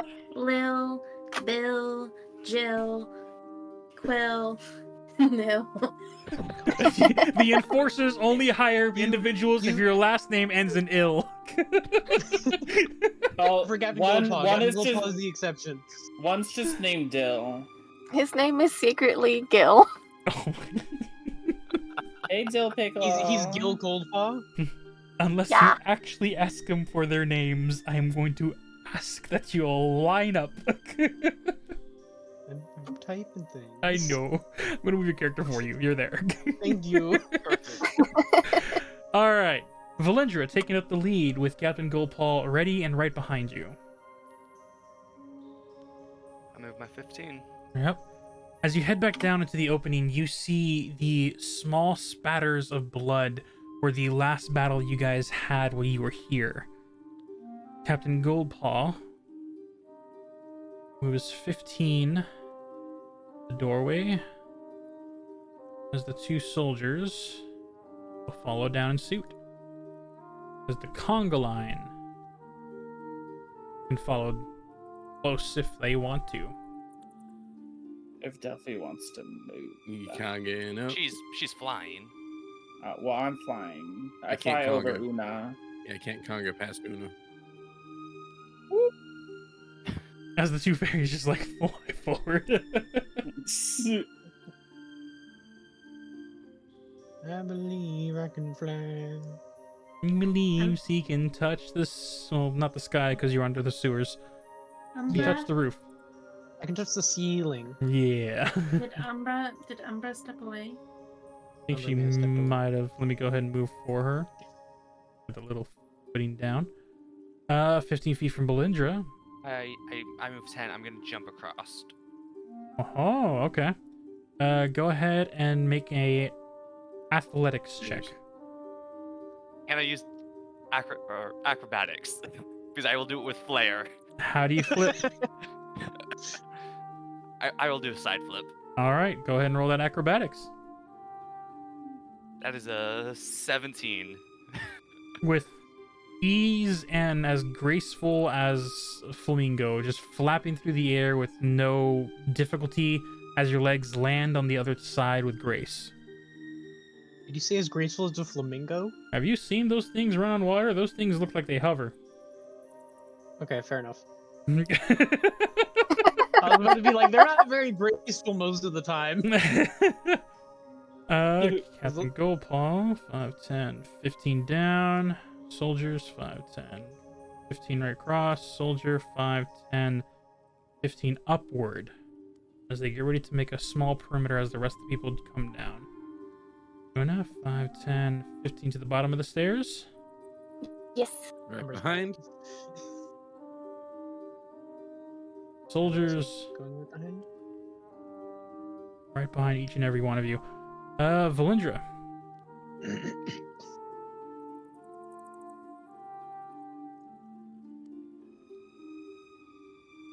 I would like you to make a perception check as you reach this corner.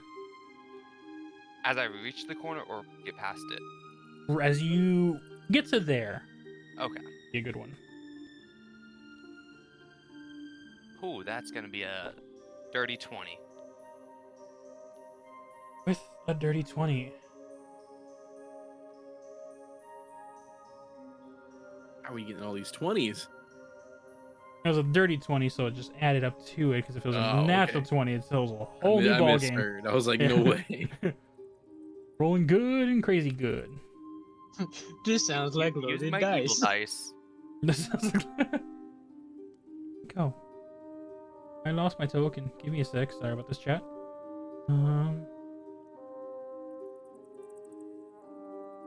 Oh, also, I picked up my hammer from the room where I dropped the hammer. For continuity's sake. Slime! The Get slime! You gotta go I want back to and squeeze get it, him. Polly. Oh, I picked it up. I was on the ground already, looking under the bed. I picked up my hammer.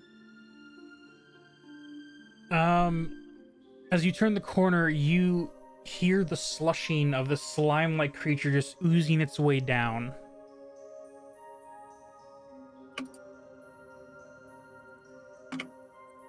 Does it move? Does it continue to move? It seems to be just there as you see it. Captain Goldpaw will spend his movement leaping across. Acrobatics, or That's on you, athletics for him. It's like these slimes are like the worst enemy for me because I can't do jack shit to them.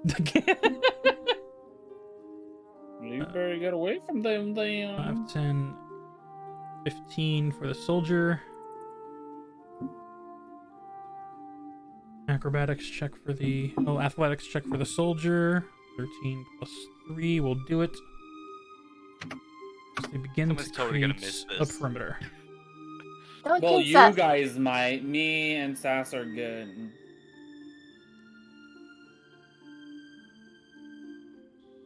I'm flying over it right now. Yep. Yeah. Damn. that's As the 30 flyers feet. don't have to That's worry about the gap of sewage water pushing through. Mm, The smell is strong, though. It may be strong, but we can fly. We Hi, can we're going fly, by- we can fly. We're going by the little squares, not the big ones. Yeah. I was standing right here. Yes, I know, 5, 10. But you yeah. said that was 30 feet. Oh no! 15. No! That's just me like doing this. I was like, damn, like that's how far I can go. But no, Yeah. that's all I did. Yeah, 15 feet's good. The last 3 taking up the rear.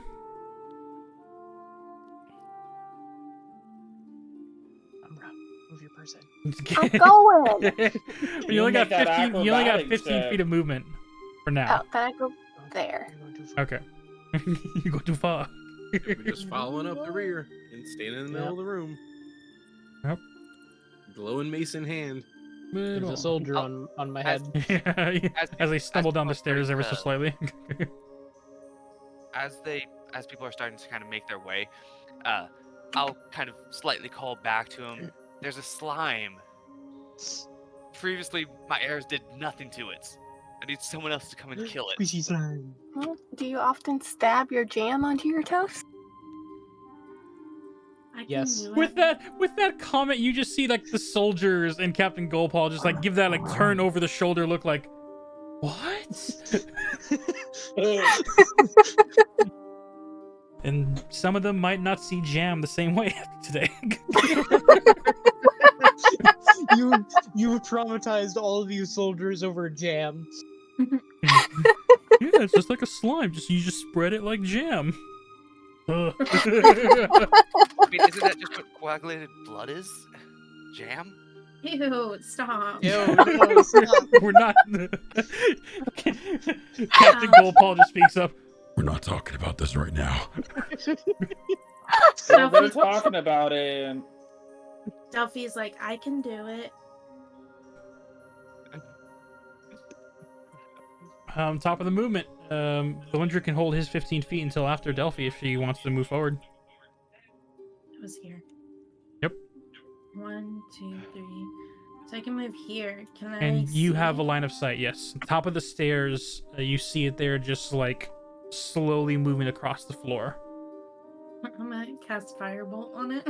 We're going to make an attack roll.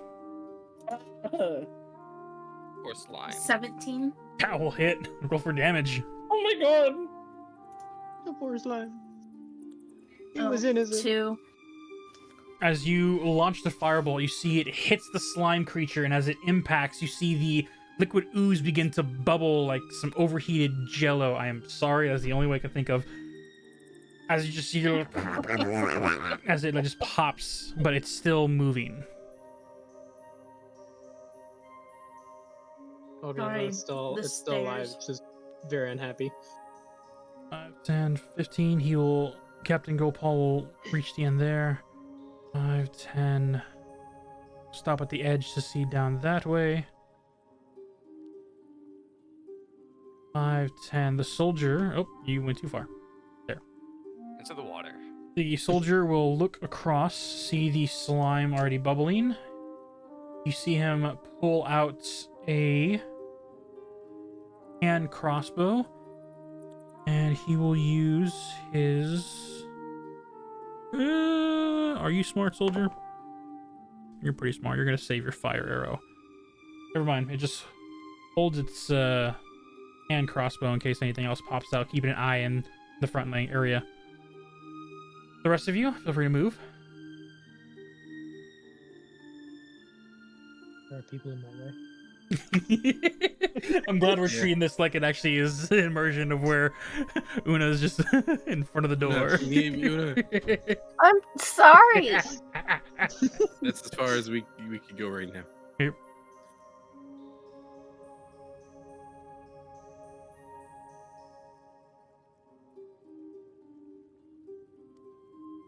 All right.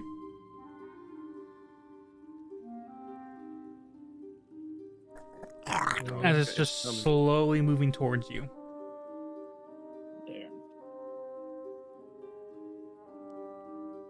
Everyone behind Squishy slime. me is able to move now. Delphi, do you take another shot? Sass might be wrangling kittens. That's fair. Oh no, I was muted. 20. That'll hit. Roll for It damage. wasn't a nat 20, but it was a Still. dirty 20. It does the damage. 8. as you throw the last firebolt, as it bubbles to a and just scatters along the wall. The porcelain. Right. He did not deserve this fate. I Yeah, killed it dude. though. 1 second. Yeah. Sorry.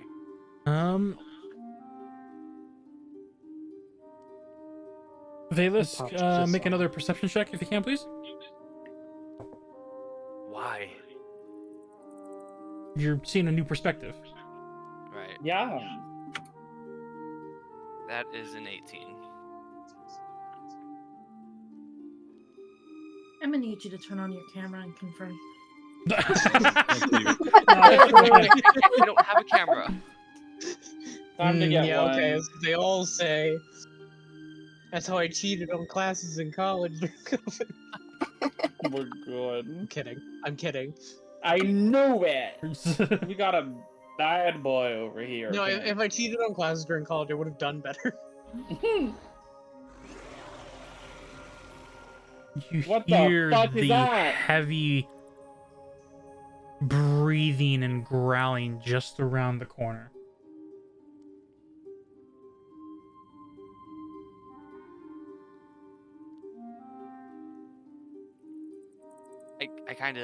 I attempt to signal back. I do signal back to the enforcer that there's an enemy around the corner. All right.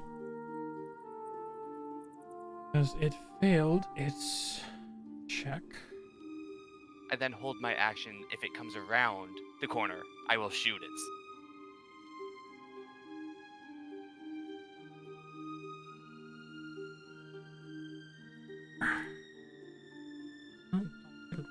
Right there. 10 feet back. Nope. As you hear its growling as it's just around the section where you're at. Nope. Really wish they had something else.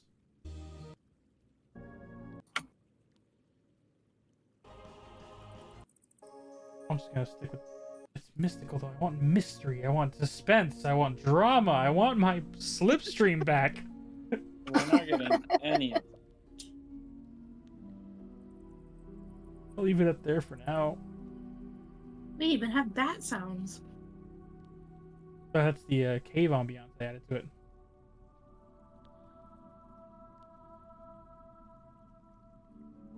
All right. As you give the information, Captain Gopal, 15. Take his place right behind. Soldier will race his way in, holding his hand crossbow.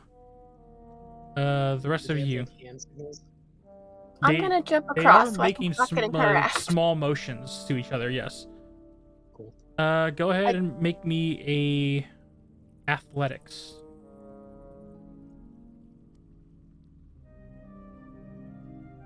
18. Hop over with no issue.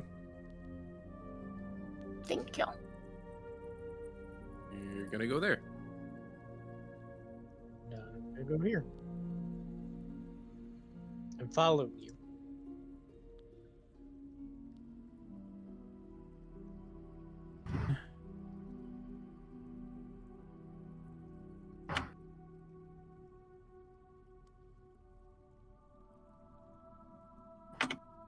This creature thinks it's hidden. It stays there, but its growls are ever so low, but just enough where you're able to hear it around the corner. You stay where you're at.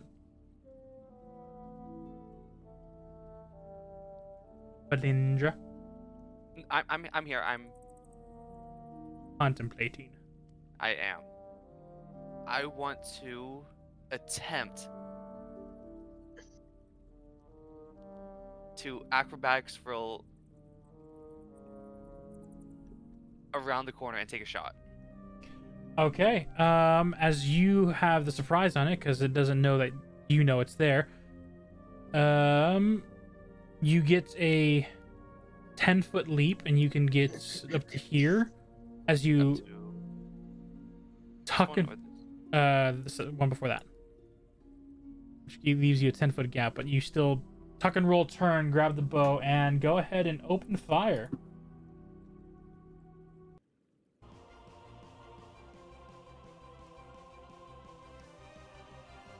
That is 18. 18 will hit. Go ahead and roll for damage. Oh, which die do I want? That's a D10. That's the one I want.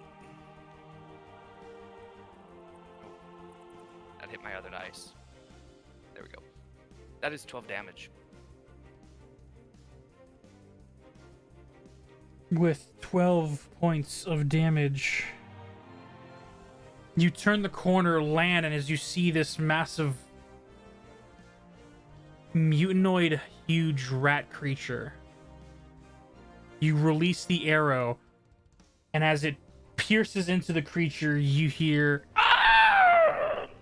God damn it, Valus. Shut up. I didn't. It could have been anything. Is this the same? Why is it type of- always you? Why do you always kill the kids? Wow. Throwing shade. from a campaign that no one will get that reference from. Kid killer.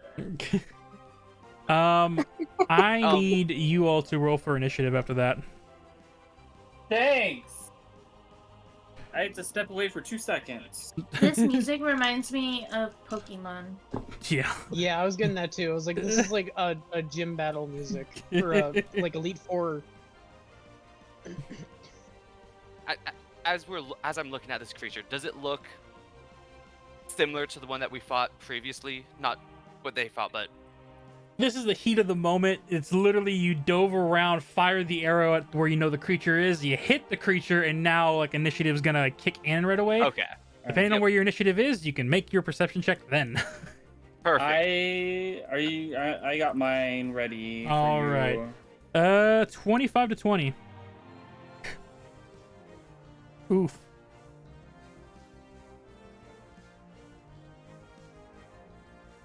Next. 2015. 18. I got 15 exact. I got a 17.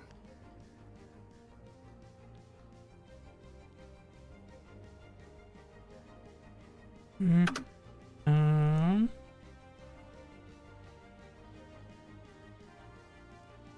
All right. 15 to 10. I got 14. I got 11. I'll say mine again, but I got 15 on the dot. Yeah, I got you right there. All right.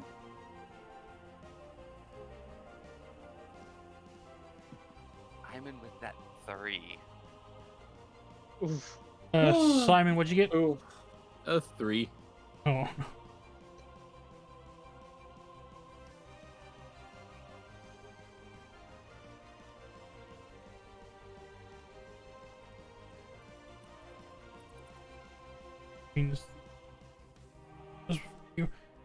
All right.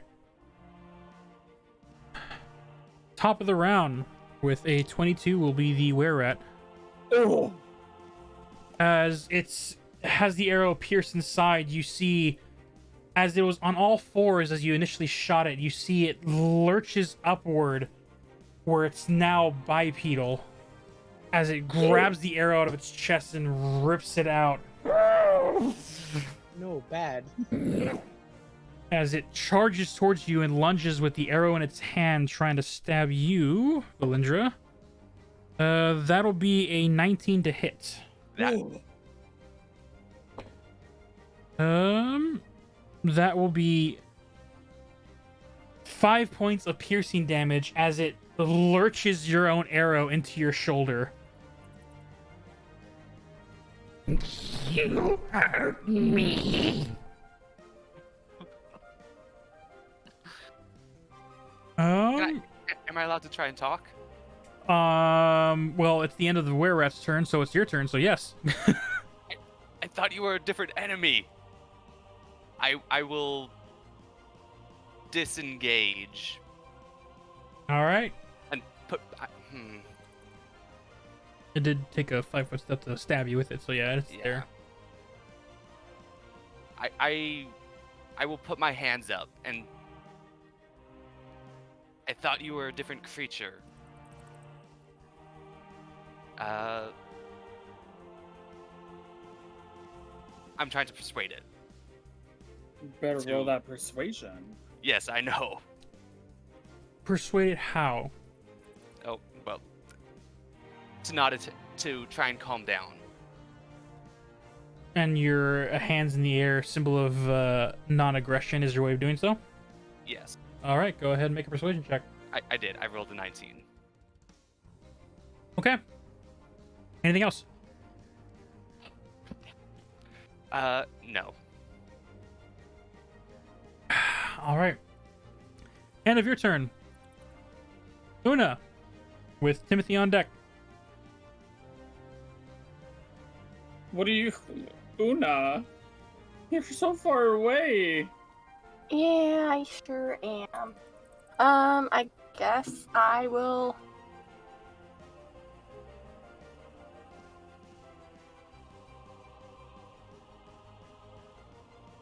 Move that far. No, I can move that far. And then that will be the end of my turn because I can't see the creature. All right, Timothy, you're up with Captain Goldpaw right after you. I'm going to hold on. 5, 10. Okay, hold on. So I'll be like 5. I'm going to.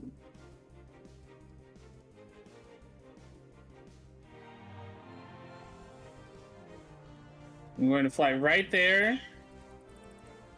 And I'm going to stand here because I can't do anything. Okay. Captain Goldpaw. 10, 15, 20.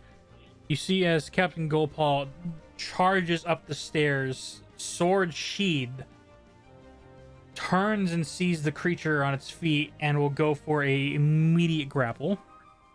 So it's a contested strength check. Creature with a 14, Captain Goldpaw with a 22. Ooh. You see as Captain Goldpaw turns and you see, without using his claws, completely wraps around the creature and almost like he's... much like how a lion bites into the neck of a zebra and just latches on, his arms lock into place, unshifting, unmoving. And he has the creature in a grapple.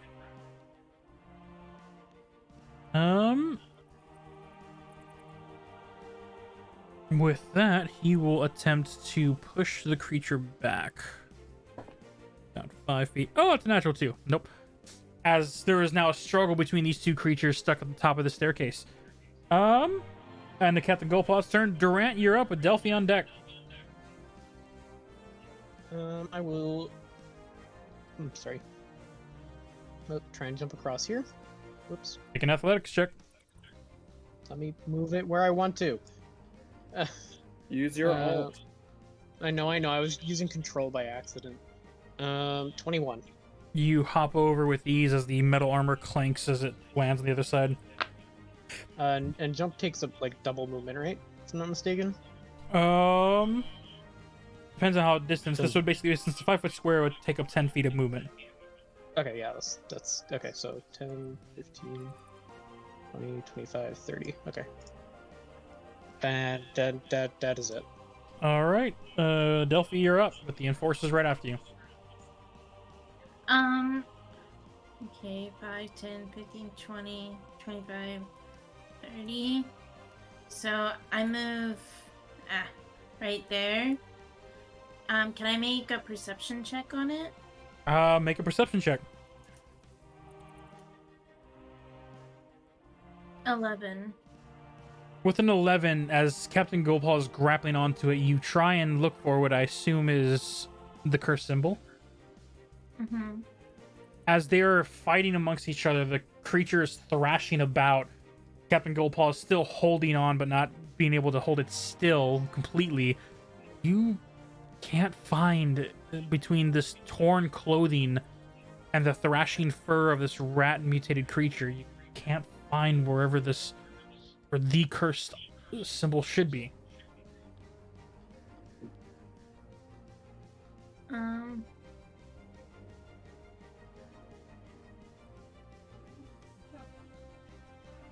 Okay, I'm gonna use message on it. Okay. And I know I just did a perception check, so I can't do a persuasion check, right? Well, you can. It will just take up more because you're now, instead of using you're using your action to communicate with the creature at this point. Oh. Your first one was just a quick glance to look at what you can find before you do something, but now if you hesitate and then try and communicate, that's where it actually will start taking up actions. Okay. And I can't do that coincidingly with message because that's an action. So I'll just do a perception or a persuasion check then, and just say, "Please calm down." Go ahead and make a persuasion check. Okay, where is persuasion? 11. Oh gosh. Okay. Anything else? Wait, you have inspiration. Oh, you do. You do have inspiration? Okay, I'll use my inspiration. Okay. Go ahead and take off the box and roll again. 12. Oh, No, Right. it's happening all over again. Is That's there anything you wish to do?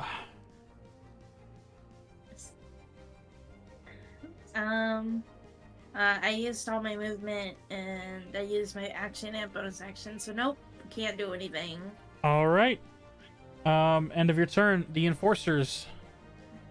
This enforcer will make a X check. Makes it. Comes across. Lands here. Will make a perimeter right here. Whoa. Don't have to push me. Athletics check to get across. That'll make it. Perimeter there. Making a perimeter here. And as for this one in the far right corner, natural 20. Very nice. I need Simon and Una to make a perception check, please.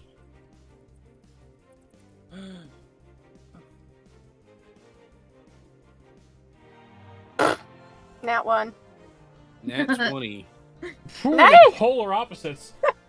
As Una, you are focused in on the yelling and the monstrous roar towards the staircase. Simon, you are more vigilant as the other soldiers are taking positions. You see the one at the far end hallway as a long vegetation-like tentacle comes from the sewer water and tries to wrap around its leg. You see, as it had a natural 20 on its dexterity saving throw, you see as it sees it coming, lifts its leg and dodges out of the way as the vine snaps back into the water, not grasping onto anything. Ew, Bailisk, you were in that water earlier. You. Yeah, I'm lucky. You woke it up. Yeah, this is your doing. Bailisk's fault. You No, and it is Durant's fault for using that bell. you and the Yeah, I was waiting for soldiers that. know there is something that was here. End of the enforcer's turn. Simon, you're up. After seeing this new thing, it seems like soldiers, Una, and others are focused in on this creature at the stairs. Only you and that one soldier know about whatever the heck just happened there. Ooh, okay. But it's in the water, clearly. Oh god.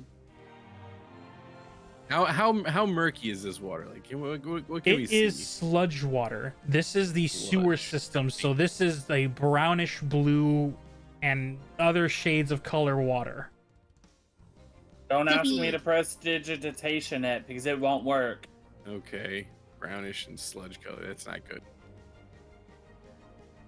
It's poop. Yeah, I mean, it makes sense. Sewers and all.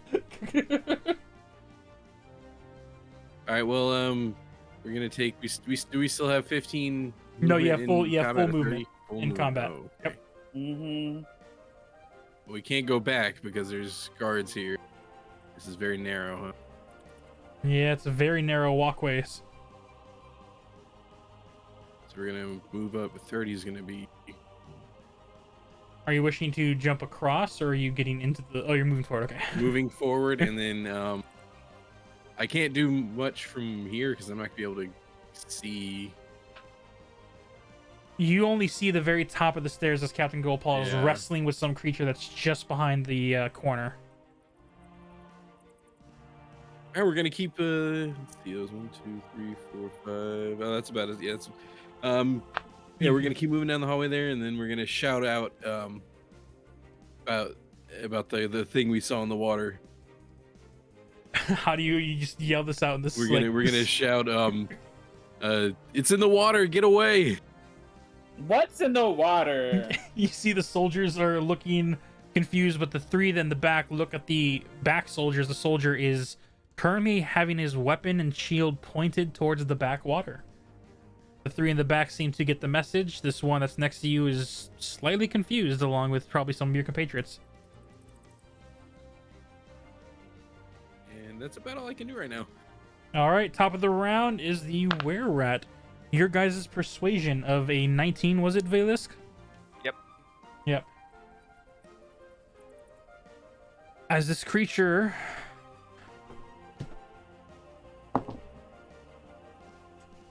with a natural 19 plus is 5 and gold pause 16 plus 5, as the creature breaks free from his grasp and will disengage, charge to the back against the wall.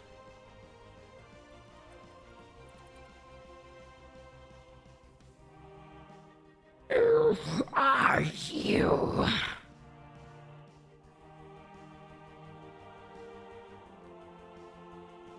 You are not my targets.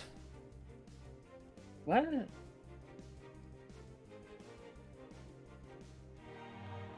We're not the targets? As it's taken a step back and is in a defensive position, holding its action. Oh, they don't see you. I don't think. I No, called I out think it to I does. it. thought it did. Oh, interesting. Oh, I actually. Oh, your character is like just right under Captain Goldpaw. Yeah, because I ran up and yelled at it. Mm-hmm. Oh, that's right. Scratch that. As it breaks free from Captain Goldpaw's grasp, Delphi, I need you to make a dexterity saving throw, please. Oh. Wait, hold on. How do I do that again? It's gonna be in your saving throws, and it's gonna be your dex one. Oh, okay. A dirty 20. Yes. As you see this creature break free from Captain Goldpaw, you see his eyes immediately darts to you as it lunges forward to grasp you out of the air. And with your quick thinking plus Goldpaw like lifting his arm and shoulder to like deviate the arm, it is unable to grasp you. As it will instead say, I need you. end of its turn. Valindra, you're up with Una on deck. I'm gonna.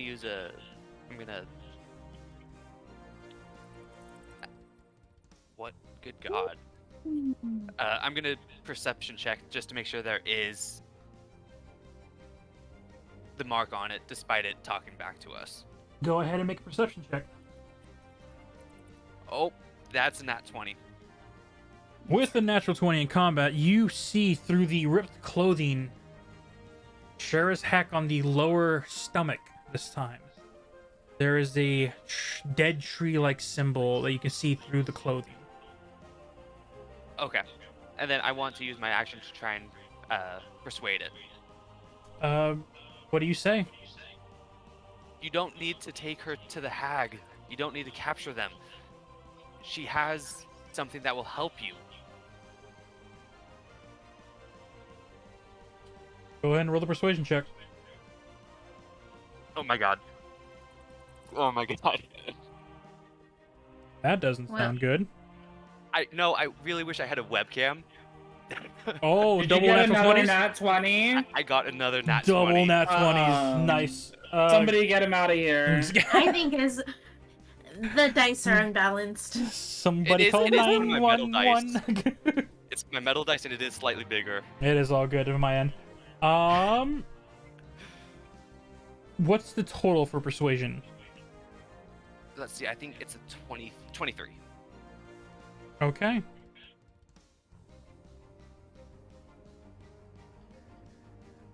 Do you do anything else?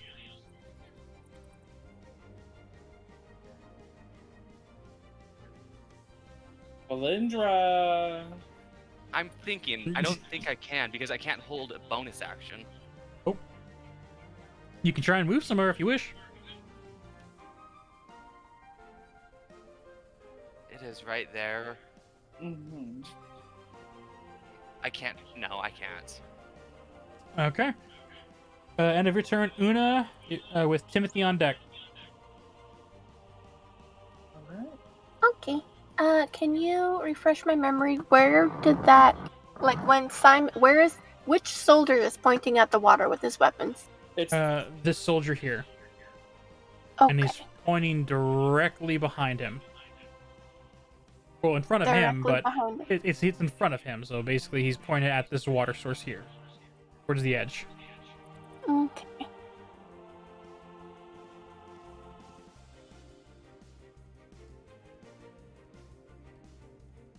I am gonna move up to like here, and I'm gonna cast Entangle in that, like, at that corner. Okay. What's the radius? For... In the water. Am I able to do that? Yeah. Entangle just makes you grow vegetation that makes it difficult terrain. Correct?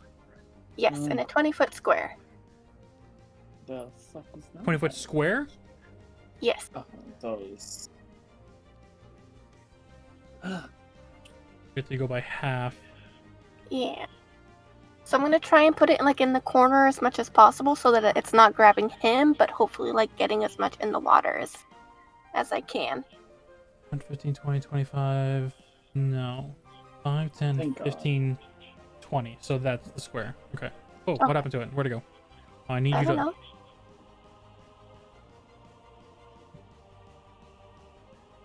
Stop it. Uh, Like that? No. Here. More. You see that? Yeah. In the, like, that general area. More. I just drag. I can't drag it. Yes. Nope. Nope. You know what? Your purple square is perfect. I don't know why I'm trying. You have a square already there. what am I doing? It's already there. Yeah, pay attention. There you go. Just like that. Yep. Although I do agree, Leslie, I do need more alerts. I need to figure out what alerts would work for in-game content, because these heroes are taking the adventure, and as much as you guys can inspire them, I need to figure out what more things you guys can do to help them out. But that's for future talk. For now, as the entanglement spreads out from the water... Atom bomb? No. As the entanglement spreads out from the waters below, Okay. I'm trying to think visually. It probably would naturally grow under and outward like vines would. So yeah, it it's like real would, fucked up seaweed. it would push out.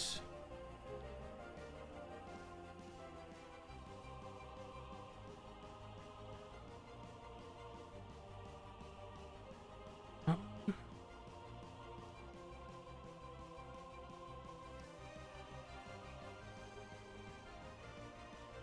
It would push out. All right. I want to save this reveal, but I can't because it fits too well. Well, you gotta do what you gotta do.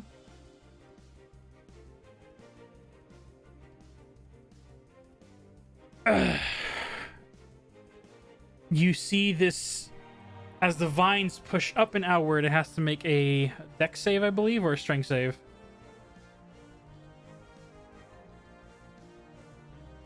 That's a fucking Eldrazi. Oh. Yes, Copyright sorry, reasons, it's just a mutated, weird-looking creature thing. Okay. I didn't know it It's was a- needed. Yes, it's a strength save. It's got to save a 13, otherwise it's trapped. It's a squid. It had 14 total. Son of a bitch. Oh, Can I use my inspiration to make it roll at disadvantage? That's not how inspiration works, unfortunately. Okay. That's an idea I might give for future individuals for Can alerts. we make it where the inspiration ups her spell save? No, because that also does not how that Damn. works. I tried, Una. I appreciate it. As you see this creature being pushed out of the water, its tendrils and mouth are almost mutated between different types of animals. The bottom of its body is that of a horse-like hooves, while its tentacles are that of octopi or squids. The front face is that of like a leech-like creature with these no. bat-like wings on its back. I'm guessing at this point in time, everyone that is out in this area is able to see it. It is, yeah, the tentacles, the vines have pushed this creature out of the water at minimum so people can see it. Oh, hell no. And Goldpaw and I are blissfully unaware. You hear something going on as a bunch of soldiers are yelling. Yeah. You guys keep forgetting me. You're in there with them. Yeah. I meant you in there, but I just didn't say you. Uh-huh. Mm.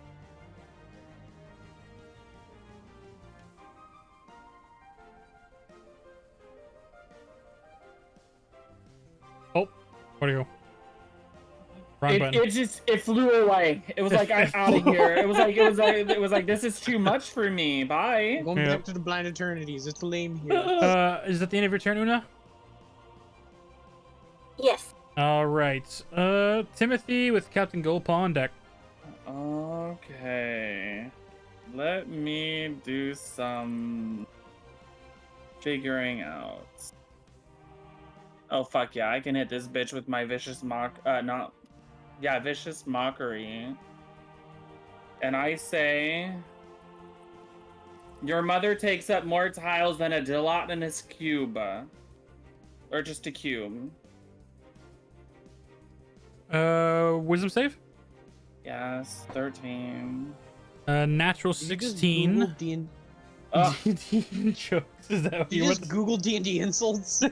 I looked up 100 bard insults for vicious Oh. mockery. Yes, I did. Yeah. Okay. It had a natural 16 for a grand it. total of 14. Fuck that bitch.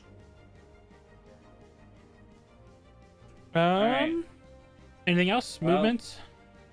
I'm gonna fly away from the water. Okay. So, right there. And then I'm done.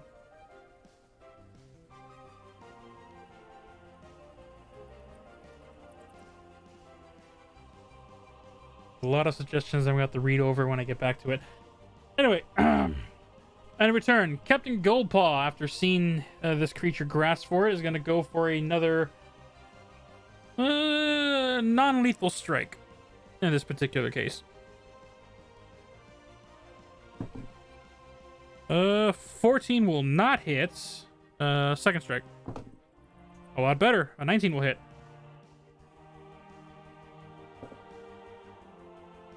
Uh, 6 points of bludgeoning damage as you see him clench his fists and just center chest punch this creature.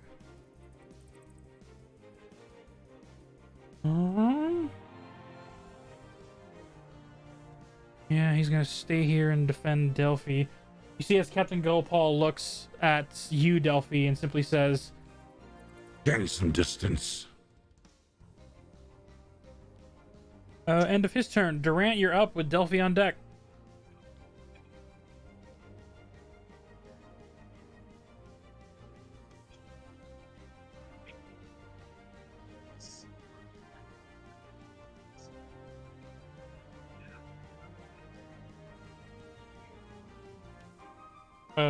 Durant? Sorry, just got back. Oh, good. All right. Oh shit, he did say he was going. Yeah, I forgot about that. No, I didn't. I don't know what you're talking about. Okay. We're gonna.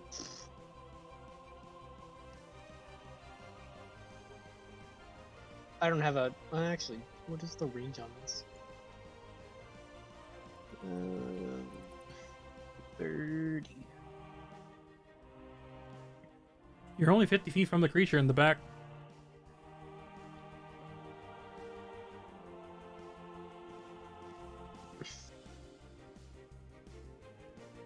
Sure, why not? Let's try and hit it with Sacred Flame. All right. It's Dex. ECC Dex of 14. That is the natural 2, so even with its plus, it fails. Aha. Cha. God damn it. It takes two radiant damage, and that's it.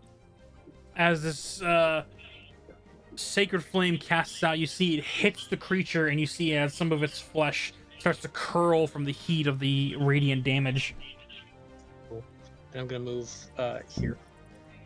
All right. And that is the end of my turn. Alrighty.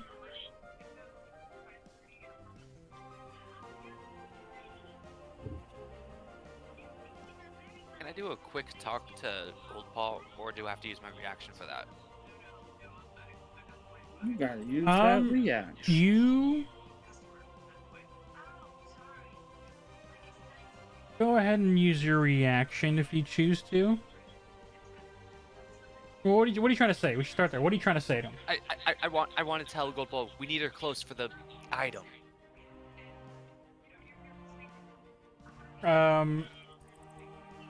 You actually never told him what the item is. You just said you had the item. Ooh. So he understands what you're mentioning, but he has no idea what the item is, so therefore he doesn't know how to properly take that information. Okay. But he understands.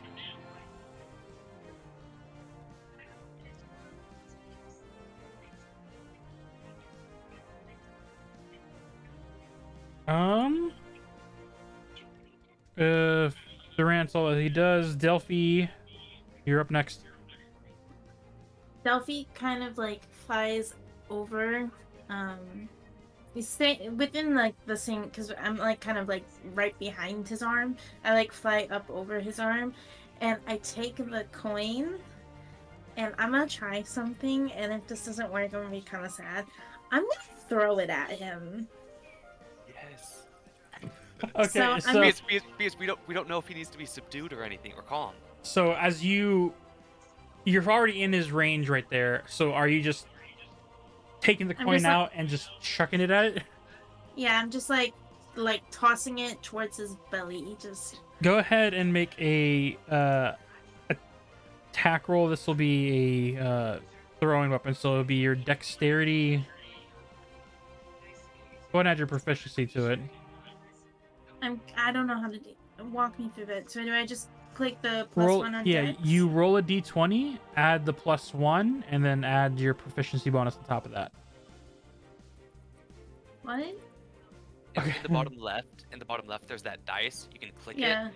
And then you Yeah. can choose the d20. If you choose to roll that by itself, it'll roll Okay. a d20, and then you have to manually add the numbers of your dexterity modifier, which is the +1, I believe.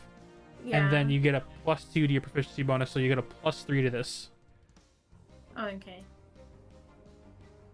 18 then. 18 will just hit. Okay. As you So- toss this coin at this creature's chest, You reel back your hand and you fling it. And as the coin flies across, it smacks the center chest of this creature. It'll take 1 point of damage. Damn, I fucking threw that shit hard. And the coin clatters to the ground as you just hear ting, ting, ting. Hmm. So it didn't do anything. It did not do anything. And it So is either not glowing. You have to be touching it to touch him, or maybe he's too angry. Or she. Could be a she. They. Well, shit. End your turn, Delphi. I'm gonna use my bonus to persuade it to please stop. I'm gonna say, please stop. I'm trying to help you. I need to figure out how to get this coin to work on you. Go ahead and make a persuasion check. Oh, 7. Can I give her my inspiration? I don't think it's not your turn, is it? Well, Can I you. seeing as That's I'm closer, not. can I use my reaction to give her mine? Because it'd make more sense that way. That can be possible. Yes. Okay. Nate.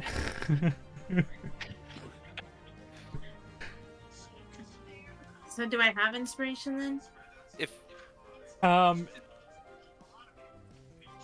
Depends if Nate drops another 1,000 to give you that inspiration, which it sounds like he's ready to fire away. Very. Alright then. I think we just need one. There it Okay. is. Yep, you got it. Okay. So then persuasion again. 14. With the 14, you see this hardened look from this creature. And you, Captain Goldpaw, and Valisk, with your... Yeah, with the passive perceptions alone, because you both got 13 and Captain Goldpaw was a lot higher. You see as the ends of its eyes are beginning to tear up. I can't. I need you to save him. Save who? As the tears stroll down its face. It has my brother. Okay. So Go ahead. can I do something brash? You use your bonus action and action, so I'm gonna fortunately have to cut you off there, unless it's just verbal. It was just verbal, but What do you got? can I tell it to show me where? Or is that still an action? That's another persuasion entirely, and we'll leave that for next round. Keep that in mind. Okay. That's an interesting ask. Okay, we'll get back to that. End of your turn. Up next, from Captain Goldpaw, Delphi, and Valus perceptions. All you do is hear, but for the rest of you, you all see as this creature lurches back. Its first mouth opens in 4 prongs like a double-sided predator jaw, before a smaller interior vocal box also just tears itself open manually as the creature in the backwater gives out. Excuse you? What? God damn it, is that another kid? And it is going to go ahead and attack the soldier back there. Oh my god. Dear heavens. Did you say Pete or Heavens? I said dear heavens because that was a natural Oh. 20. Oh my No, god. Phil! Phil, no! Rip the homie Phil. Oh my god. Phil. Or Phil. Can I use my inspiration to cause it to re-roll? I and don't give think it that's not how that works. That's Can not how I that do works. it too?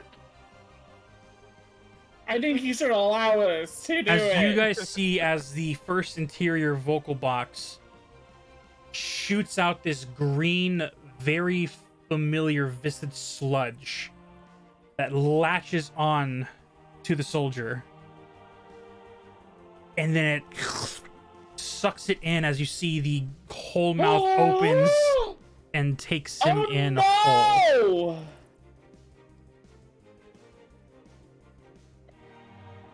Hi. It will attempt to move out of the vines, which I believe it has to make a strength save, or is it just half movement? If it failed its strength throw, It gets even more entangled. yeah, it's difficult terrain right now. If it succeeded its saving throw, then it's difficult terrain. So it's just if it half failed, movement. then it's Because it's then saved. yeah, then it's half movement. Using half of its movements, you see its wings, its hooves, its like limbs are all pulling itself through the vines, and it gets to the other side of the water. And as it gets in the water, you see its. Most of you lose sight of it before the soldier here, last one to be able to see it, sees it dive under the water again. Son of a bitch. Oh no. As the end of its turn, enforcers are up. Oh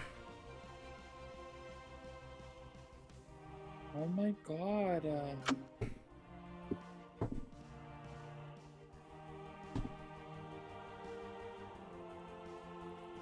This enforcer will move forward.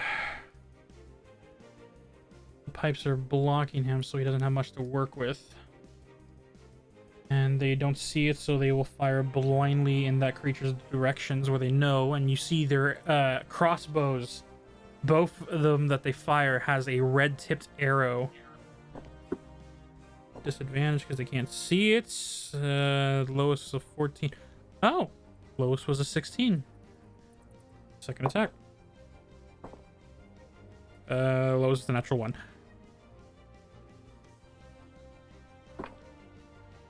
As you see the two enforcers fire their crossbows into the back area, the rest of you just see the arrows fire in towards the corridor before you just hear checking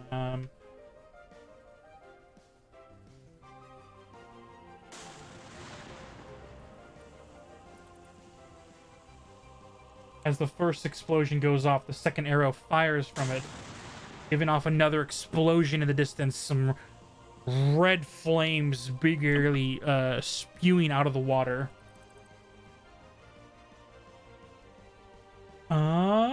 That's their turn. This soldier.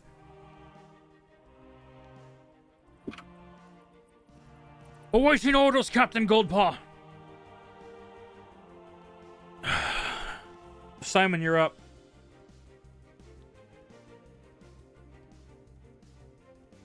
Well, it's in the water now. Simon's gonna attempt to leap across.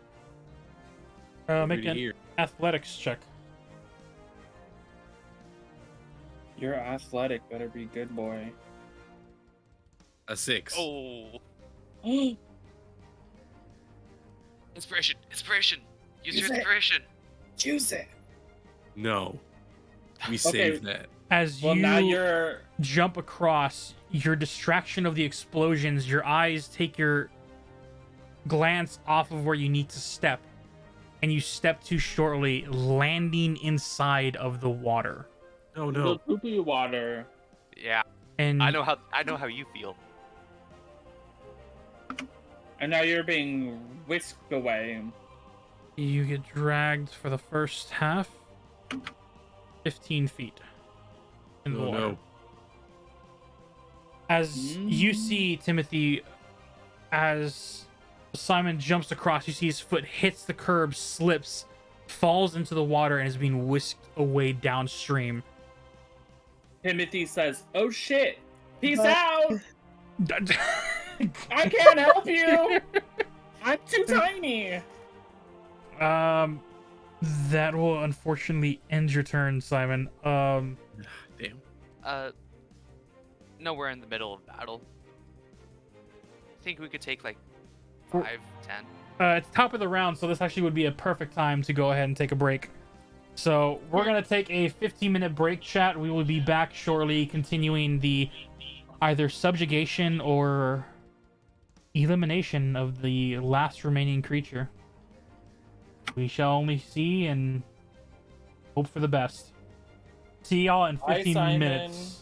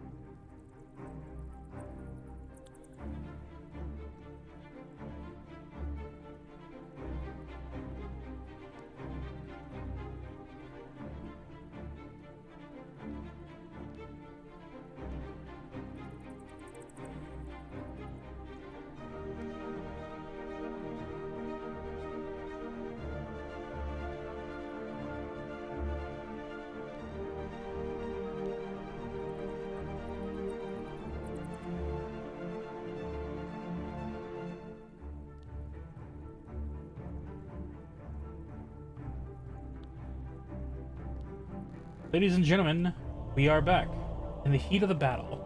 Chaos and mayhem of this sewer fight that is taken a life unexpectedly and abruptly. But we are here at the top of the round as the were-rat is up and ready to still push forward. First thing it does is one more time we'll reach for Delphi. That is a natural 18 for a 22 to hit. I need you to make a dexterity saving throw.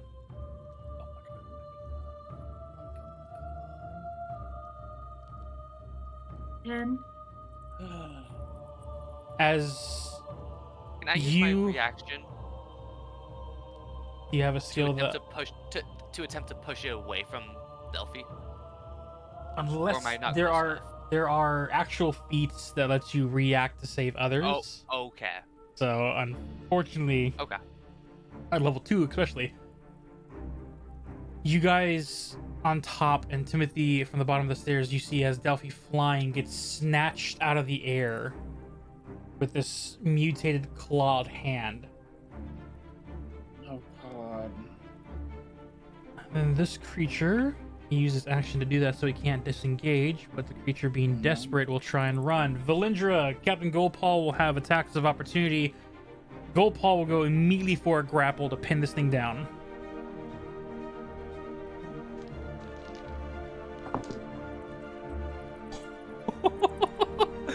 Oh, that's a race.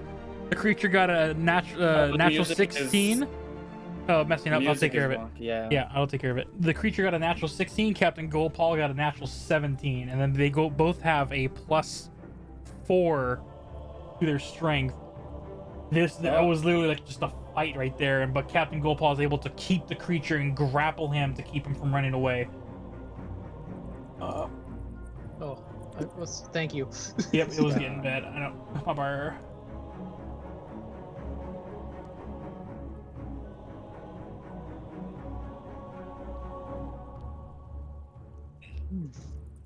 Um. You said it's his turn right now. That was the were-rat's turn to try to run. Could not go anywhere. So Captain. I'm on deck. Yep, you're on. And Captain Well, Goldpaw hasn't grappled. I'm gonna use. I'm on my reaction still. Yep.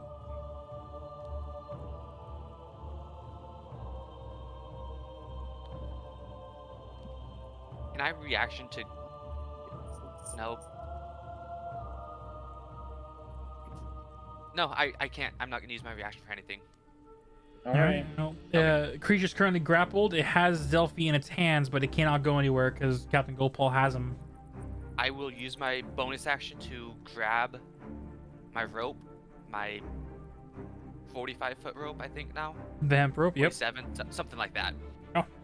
And I will use my action to attempt to tie it up. All right. This is going to be to restrain him completely. I need you to go ahead and make a. This is you tying him up quickly as he's trying to break free. He is going to make a athletics. They are going to make an athletics check. You are going to make a dexterity check. Just a straight dexterity. You're trying to tie him up. This will be a sleight of hand. Sleight of hand. Oh, perfect. Still fine. You have to beat a 22. Oh, come on. Blow on the dice. Warm them up. 19 plus. That's a 23. You, as crazy as this creature's thrashing, you are able to successfully quickly wrap around this rat mutated creature. Delphi still in its grasp, however, it is completely restrained, cannot make attacks, cannot move. You have it completely tied down and pinned. Knife reaction to. No, Delphi's in his grasp. Never mind. You know, can I still free action talk? Yep. When you get free, grab the coin and bring it to him. And touch him with it. And with that, ends my turn. All right, Una, you're up with Timothy on deck. Okay. Damn. So the one guy is just dead. He got The swallowed. creature's whole, gone, girl. and you don't know where it's at. Okay. I'm going to, as a free action or a bonus action, use the sending stone, and call out to Elian and say, we could use some assistance. We have one kid, possibly a second one. They're slippy and in the water. And then for my action, I'm gonna hold it, and like, if the thing pops out of the water too close to me, I'm gonna hold my action as a disengage to get out of the way, if I can do that. Okay. 6 interval, so it's gonna be a round before Alien replies. Any return? Yes. Timothy, you're up. All right. Can I druid craft a rope? In 6 seconds? No, unfortunately. It's in one action. Well, not a thick rope. So how? Druid crafting a rope in this case, but you can I'm make just simple. trying to catch I know who's going down the river. Yeah. because everyone wants me to do it, I guess. In my defense, I don't know what's happening, so. Yeah, you don't gotta do nothing. Yeah, neither do You I. can choose to do nothing. Like that's an option you have. I mean, you've called out to people, and the soldier has seen him slide down. There are turns that. But the soldier itself also did nothing to stop him. Well, because it wasn't his turn. Some was the end of the round. Forces were just before him, so he couldn't react. Well, what can I do? You can help subdue the creature that's going on in there, as you saw quickly Delphi being snatched out of the air. Bye, Simon. We'll see you later. All right, I go in here, and then I also will persuade it to calm down. How do you persuade this creature? You see it's thrashing around. It has Delphi in its grasp. In its thrashing, it's beginning to it's not purposely trying to crush Delphi, but thrashing creatures, they don't really keep track of what's actually in their grip. All right, well, I will basically just like, hey, yo, that's my friend you're hurting. I need you to stop. And then I will play my violin music to calm it down. Go ahead and make either a performance or persuasion. I'll let you decide because you're actually playing music. 18 plus a 5 for performance. I think that's 23? 22? With the 22, you see as No, this it's creature... 20. It's 23. It is 23. I Nice. just did math. With 23, the creature's thrashing... Be hard. Wow. It slows down where it's not violently kicking, and you just see it still staring ahead towards the door at the end. I need to save him.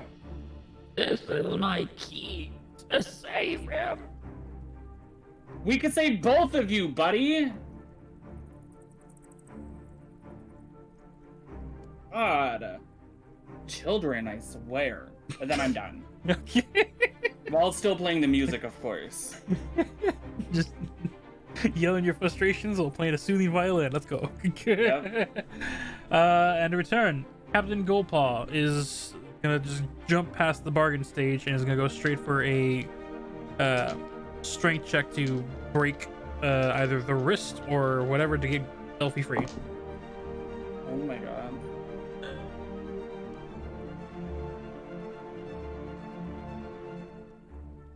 Bonus action, or sorry, not bonus action, but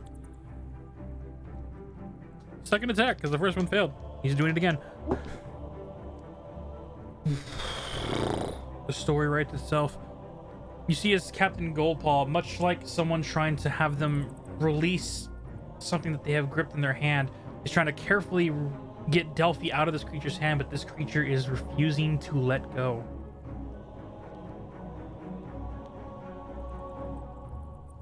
Yeah, Captain Goldpaw used both his actions and bonus actions to try to get him out. It failed. Durant, you're up with Delphi on deck. Okay, so we cannot see the thing in the water anymore, correct? It is not visible, yeah, and the vines are That still makes- there, blocking off a decent portion where you see the. Without trying to gross you out, there are chunks being stopped, so it's the thicket. So the Oh, creature's yeah. not coming from under the water, but the water is still running. So it's not like Yes. a dam, but it's definitely the vines have come from the bottom upward.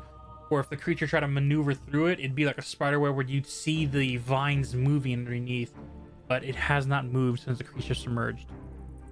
I don't think I could get past them to help.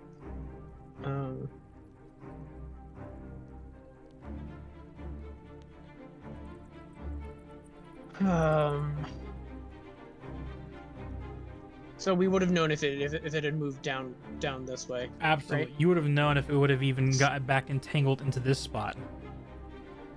Okay.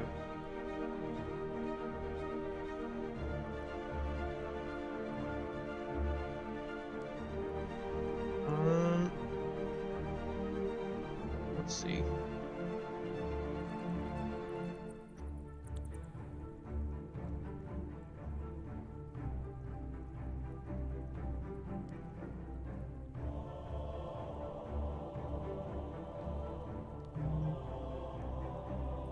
I guess for now we'll just go back 1, 2, 3, 4, 5, 6. Let's go back this way for now to try and help. All right. Paw.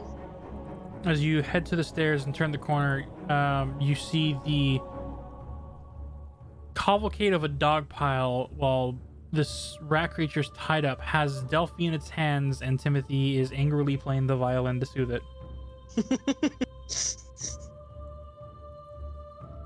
Yep.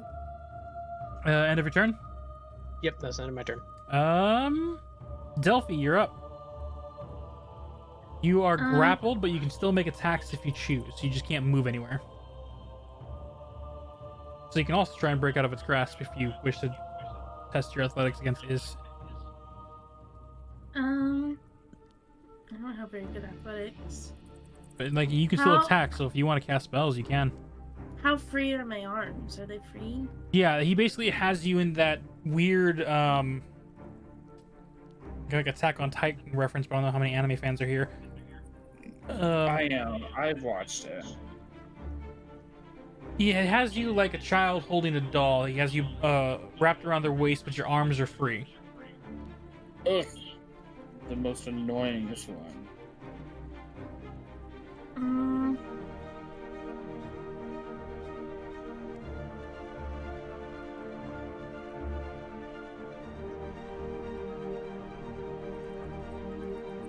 I'm gonna take my dagger and slash at its knuckle, like its fingers. Like I can- it's... Make an attack roll. Okay. Not one.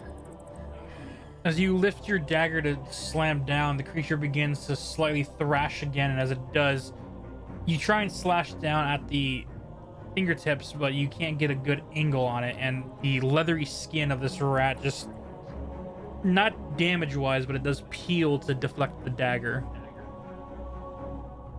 Okay, can I bonus action try to persuade it? Yes, Okay. it would be a I'm difficult gonna- check because you just did try and stab it. Yeah. No, it's okay. I'm just gonna start pleading. Like, I promise I'll help you. I'm sorry. I promise I'll help you. Like, please, just let me be able to help you. Let me go. Make I a got a nat persuasion 20. check. I went from a nat 1 to a nat 20. It's in the record books. It's there. For a grand total of 21.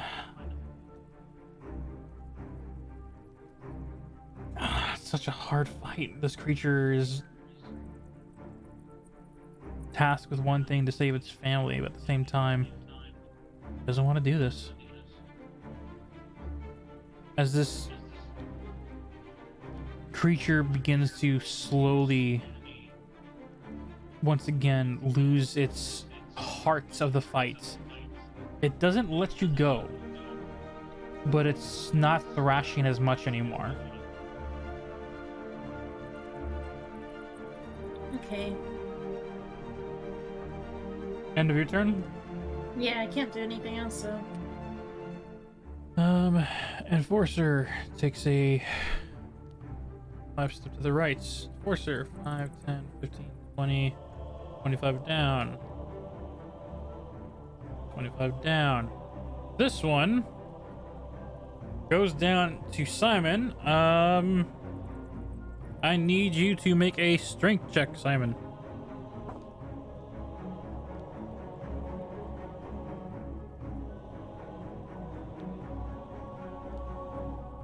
A 7.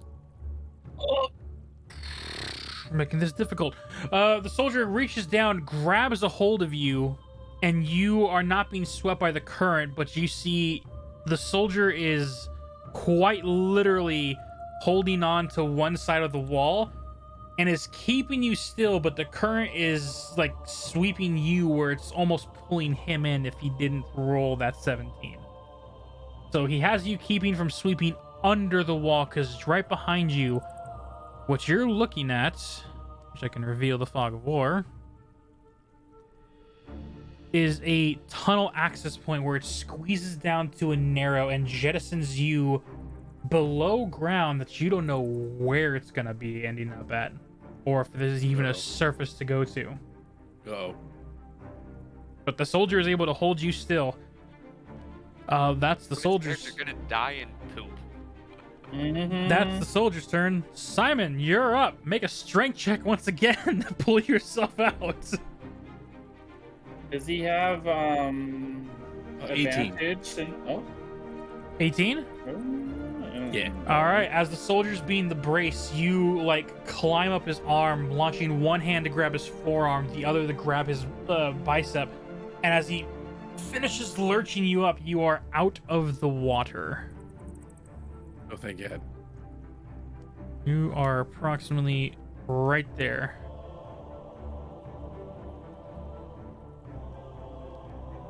And you see the soldier just like, oh, are you all right? Yeah. I owe you a drink. Deal. Relationship starting. Yay, Simon and Lou. And here I am, Simon and Soldier 1.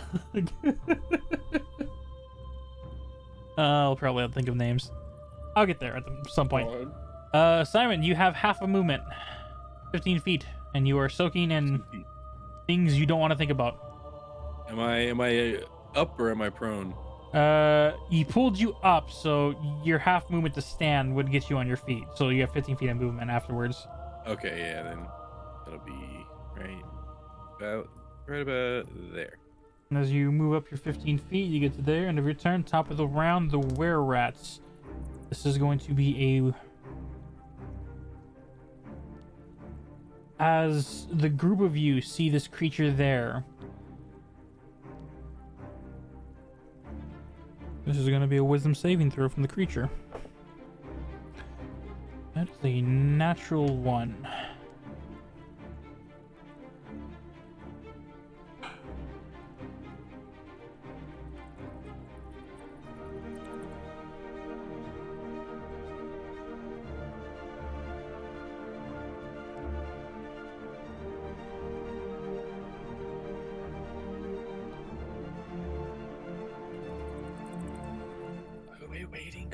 I'm waiting to gamble on something, which I don't know if I want to gamble on. Okay. Gambling on changing the music. Yep. Yeah.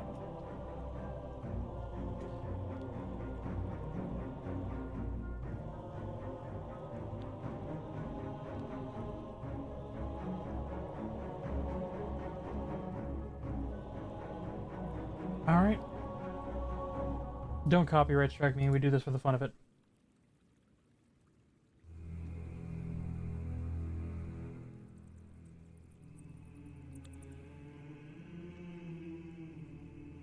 As you see the were-rat creature contemplating whether or not it wants to even continue doing what it's been doing.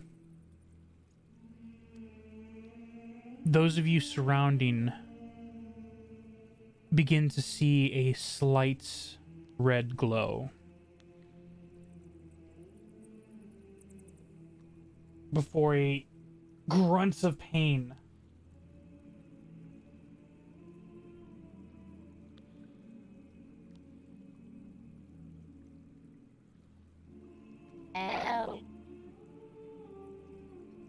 Well, well. Am I still in the... You are still within this creature's grasp. I really wish it had a more proper greetings, What the fuck? princess. You hear Really dead. Something is talking through it. as you see the head turn until it goes to a point where you're hearing the neck bones pop.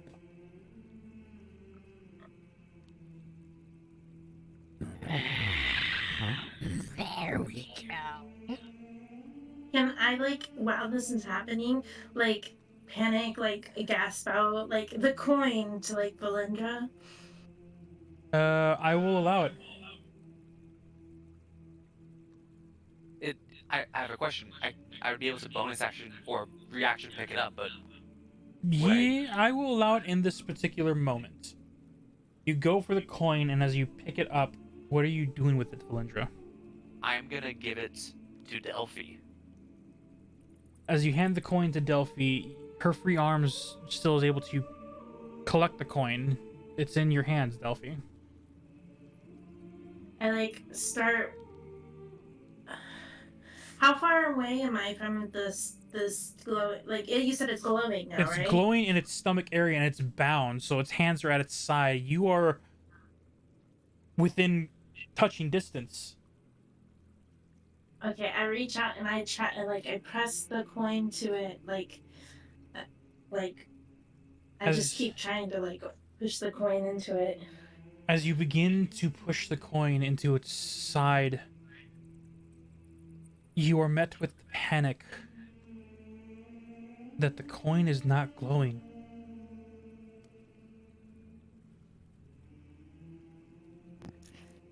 Oh, now. No need to get rid of me so quickly. I'm just here to make up a misunderstanding. No, I think you should leave. What do you want? I simply wish to do what was meant to be given to us. A deal was made, Princess Delphi. Can I make an insight or perception check to see if I recognize this voice? I mean, I can tell you, you would not know Okay. this voice.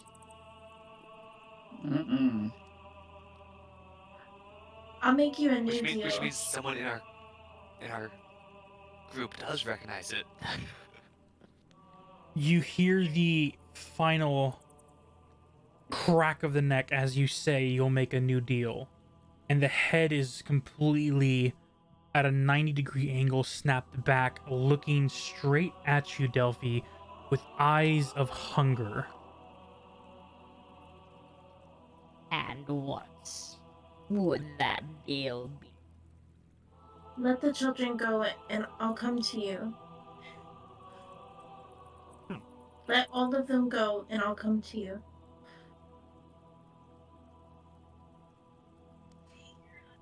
But if I don't let them go,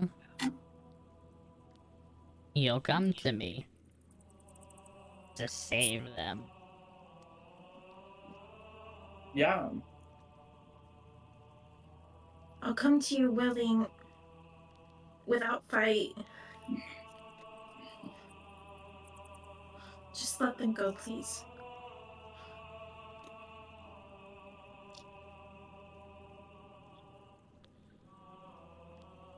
And if you don't, what guarantee do I have? Unless you truly wish to make a deal. What would you want as collateral? I know. We need you alive. The thorn is extra. I'm sorry, I couldn't understand because of What the. thorn? Timothy's the extra. Oh, okay. You give your word on the deal of your closest friend. You Deal. go back on that word? No, this girl. He's I don't know who mine. she is. Delphi who? Definitely not my friend. If I don't come up to you, you can hunt him. But I will be there. Oh I will be there. That's hunt. No, bitch, you're Be hunting. mine. Don't play dumb. He's not part. You get me and me alone. But if I don't show up, you get him. And then that's the deal. You see as this were-rat creature's hand shoots out inverted, backwards as bones snap, and as its hands are twisted, you see the symbol of the tree rotted with the old hag in the center at the end of its palm, extended outward. Do we have a deal then? Okay. OOC, because it's hard for me to understand everything. I just want to make sure that I am on the same page. Because the voice changer makes it a little difficult. So The deal is I go or the hag gets Timothy, right? yes. Okay, then yeah, deal. I just want to make sure I didn't mishear it No, yeah. because. Yep. You come willingly and alone. And if you break this deal,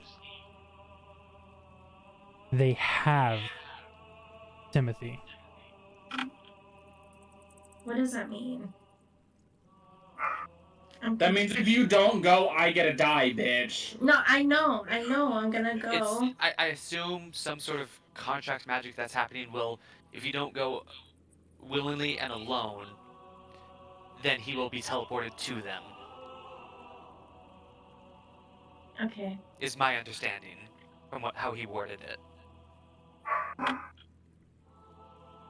Am I close enough to her to say something? Nope. You're like 50, 60 feet away. You are No one gonna tell her not to take the deal? She's the one who is making the deal. Several of you are close enough to tell her it's a bad idea. I mean, if she knows Timothy, she knows it's a bad idea. We I will all know say- it's a bad idea. At this point, you each have your 30 feet of movement. What are you doing? Even with 30. Wait, will she be able to make it? I'm sprinting. I will sprint my full movement until I need a bonus action, and then I'll Misty Step. Wait, do you 30 even know what's happening right now, though? Do I know what's happening now? You wouldn't. hear the violence stopping. Like there's no more fighting, but there's this awkward eminence, and the. Go ahead and make an Arcana check from where you're even at, Una. Okay.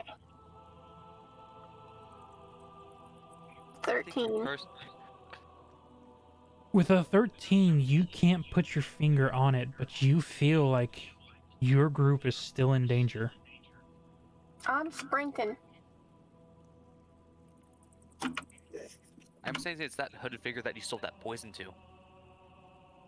No. Well, That's no, what I'm 'cause the hooded thinking. person is it? Was that not Mr. Wolf? Mr. Wolf has a more deeper throat. A more deeper voice. A more deeper dom. No, but I mean the hooded figure I sold the poison to. It Didn't I was only Mr. It sell was it? Mr. Wolf, but I meant the person with her, him. Oh, Who's I to say that she mean- can't change her voice? true. Or form. Anyways, I'm sprinting my way down there. I'm gonna use my full movement speed. Correct me if I'm wrong. If I dash, is that an action or a That bonus is an action. Unless Okay. you get rogue Are- stats, it's an action. But you said that we only have our 30 feet of movement. You do. So would you be using your reaction to sprint? You can use your 30 feet of movement, and you said you had a Misty Step as a bonus action. I do.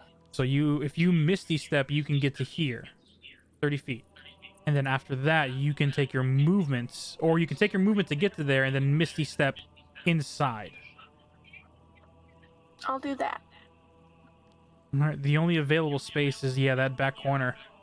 As Una full sprints, gets to the corner, and then just Misty Steps your forms, petals of flowers kicks up again, and as they reappear behind the group as you are there with them. Okay.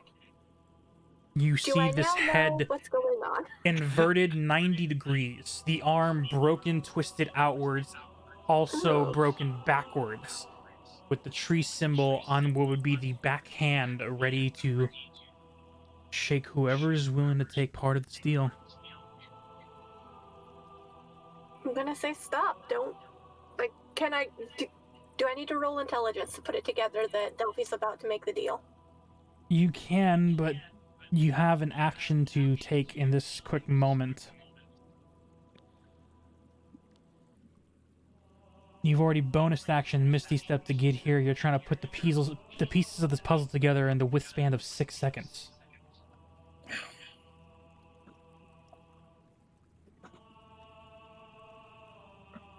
Okay.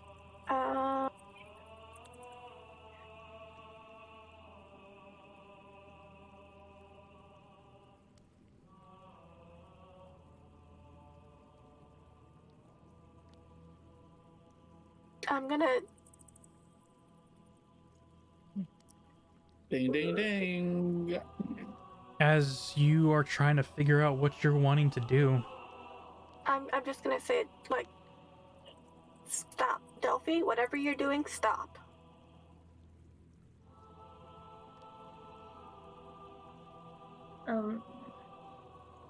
There's one thing that we hags always hold true. We always hold our end of the bargain. And it's always twisted. Don't make a deal with the hag.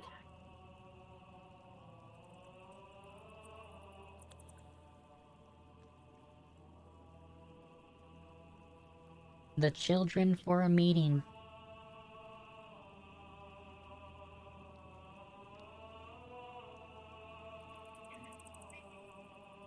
Delphi is kind of starting to cry a little, and she looks at Timothy and she's like, "I'm sorry," and she reaches out and shakes the hand.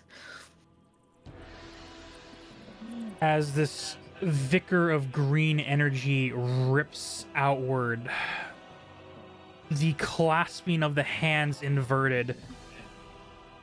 I need the group of you to go ahead and make a dexterity saving throw as you are about to be launched back against the walls. Dexterity. I got a nat 20. 18 from Captain Goldpaw, so he's able to stay on his feet. 23. Do I need to as well? You were at the bottom of the stairs. You were 5, 10, 15, about 15 feet back, so you would need to do it. Or you'll be Okay, knocked you back said- into the water. You said Dex, right? Yep. Do I need to? No. I'm guessing I'm okay. I'm gonna actually. I have Bardic Inspiration, right? Yep. Is it 1d6? Mm-hmm.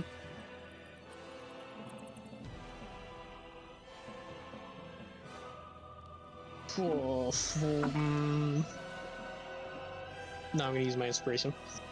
All right, but your bardic inspiration has what? Another 5 more minutes or so. I got a nat 20, so. As No, I used the Bardic Inspiration and it was bad still. as the group of you gets launched to your respectable areas, succeeding, you stop your feet before you even enter into the sewage below you, but you still get pushed back 5 feet. None of you take damage Oh, Christ. because you all succeeded. However, you see as the dead tree like ichor leaves the hand and body of this creature as it begins to crawl past these long spider lengthy arms, digging in and drawing its way up Delphi, as the were-rat creature begins to slowly but surely revert back to a childlike form. The head snaps back forward straight, the bones heal and mend. As Delphi, you feel this dark ichor power latch on to your center chest. And as the final red glow leaves the essence of this child now laying on the floor, you feel this dark hook attached to you now. As you are now bound by the deal of this swamp hag.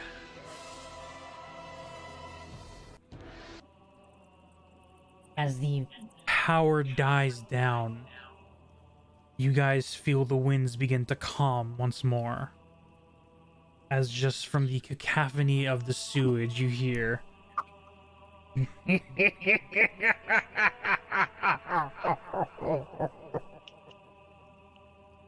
See you soon, sweet pea.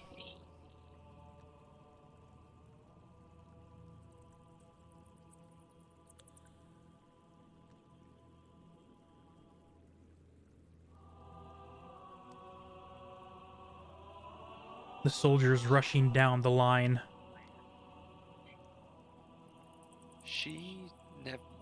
The deal never said that she had to return the children alive.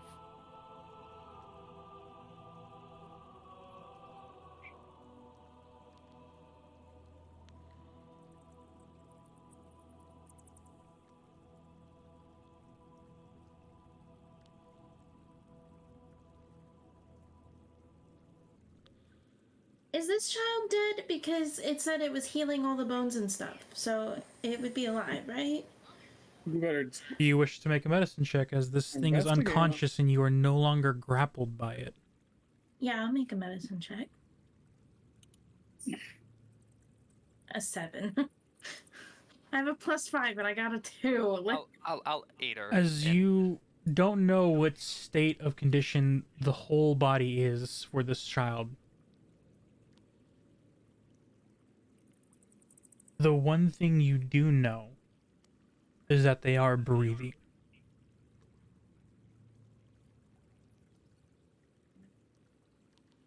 Okay, so am I still in its hands?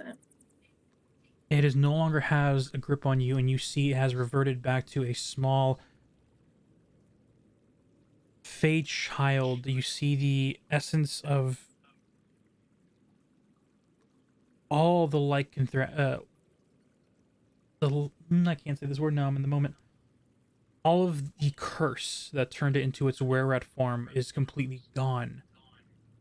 Where it just looks like a normal child with its elven fae lineage barely showing. No sign of a were creature. I reach over and like kind of like wipe its face and like wipe my eyes because I'm like I'm obviously a little upset, but like I look over at Timothy in the group Timothy looks away. and I just kind of like softly say, "Please find them all." And I start to like walk. I take out. Wait, do I have a candle? I don't think I have a candle. Captain Goldpaw looks to you, his face almost looking that of a failed leader. Princess, what have you done?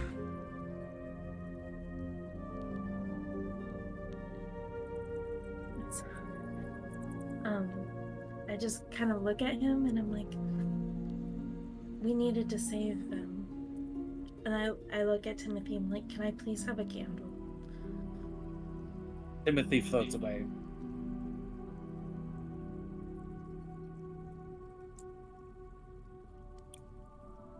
Does anyone have a light source?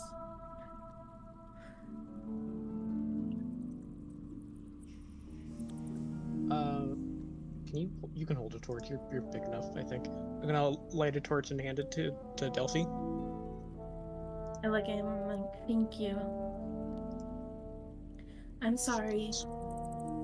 And I start to like walk towards the edge of the room and like I stop. I'm like, please don't follow. I don't want Timothy to get hurt.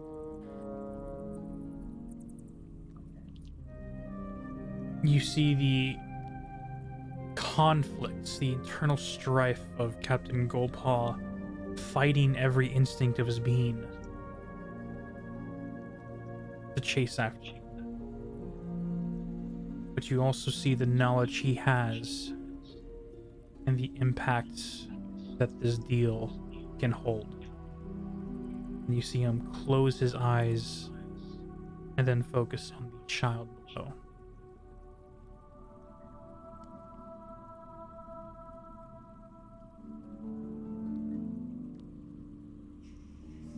Can I walk out of the room?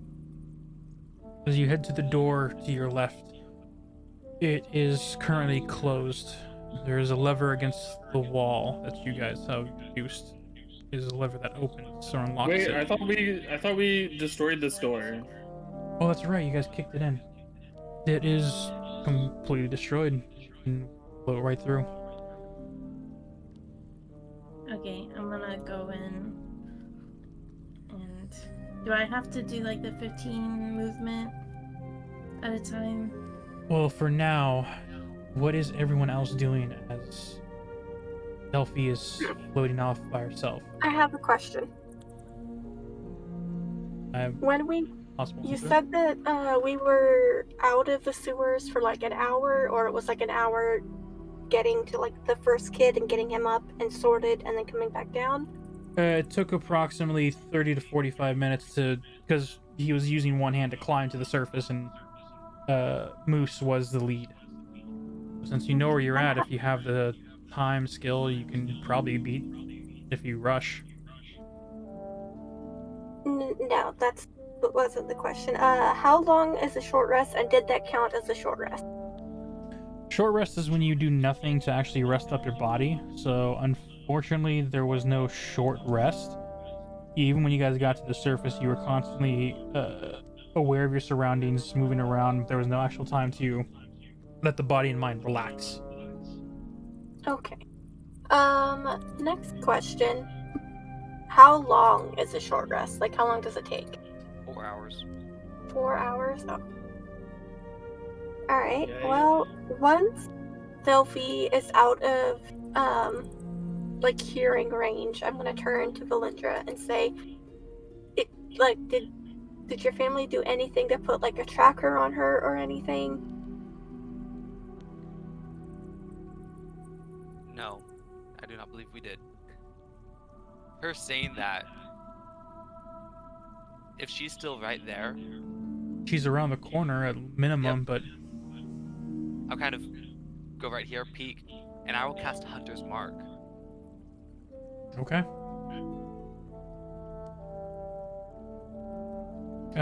Does Hunter's Mark notify the individual they've been marked?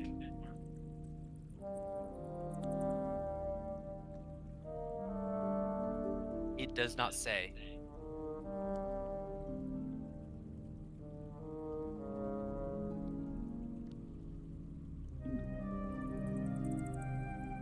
I remember correctly, because with Hunter's Mark, if you Hunter's Mark a creature, they get notification of it. I'm gonna double check that quick.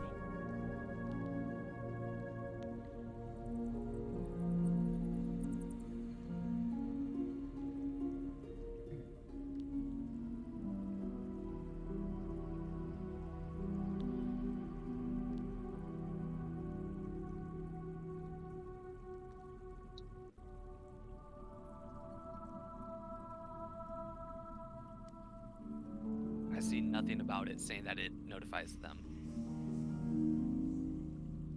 And no, there's no notification. So yeah, you Hunter's Marker. This is at first level, so it only lasts 1 hour. Yep.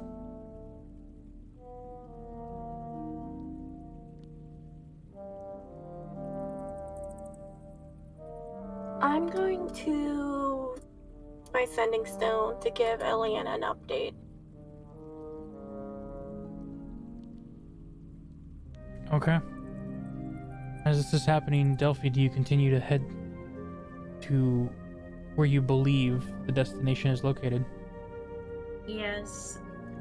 And as I'm walking, I'm like, or not walking. I'm flying. I have the torch in one hand, or like in both my hands, but also like against the torch in the palm of my hand is the coin, and I'm just trying to like, I don't know,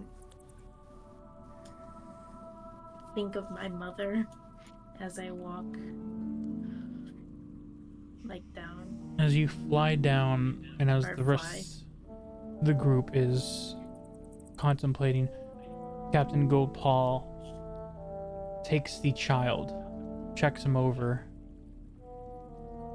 picks him up, and heads down to one of the soldiers. Do I have Hunter's Mark on me? Like unknowingly?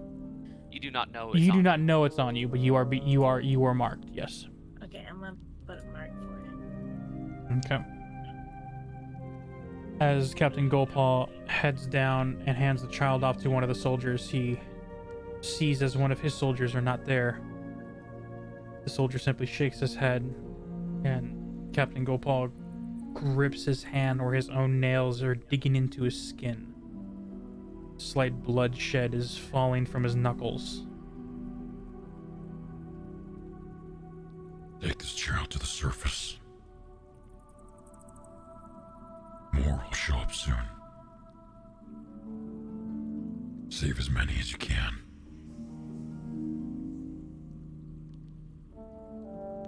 As the soldier takes the child and begins to head up. What are the rest of you doing? Timothy's just sitting here. We have 1 hour I'm until my Hunter's Mark runs out. I was gonna ask what he means that more is gonna be showing up because this is the one child and he doesn't know anything that happened. Right here. You see this proud Leonin that you met earlier in the day, head hanged in shame and frustration. I have a question, real quick. Yes? Delphi, Did you pick up the coin? He did. Yeah, no, you. Afterwards. Afterwards, did you keep it? Yeah, because I Okay. was. She was looking at it in It her wa- narrative. Nope. Yes. Never mind. So, it was like, I was trying to push it into it, but it wasn't glowing, and then I made the deal. I never said I dropped it again. Okay.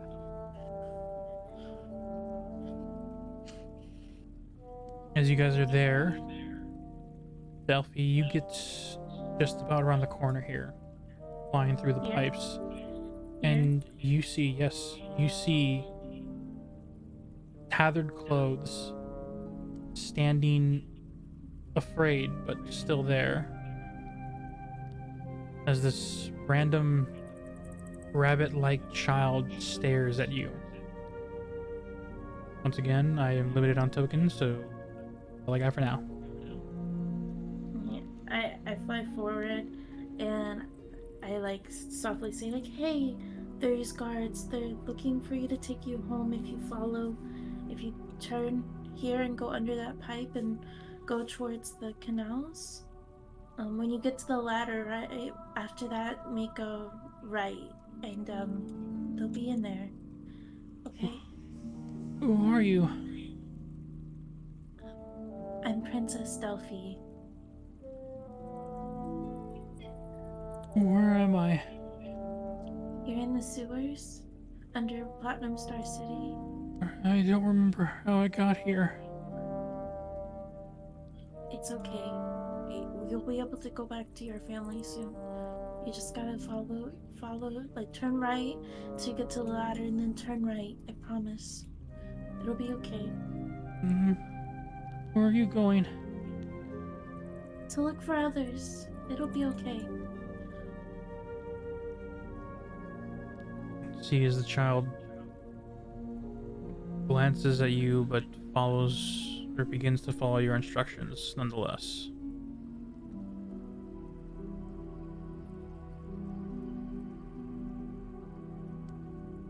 Do you continue to move forward? Yeah.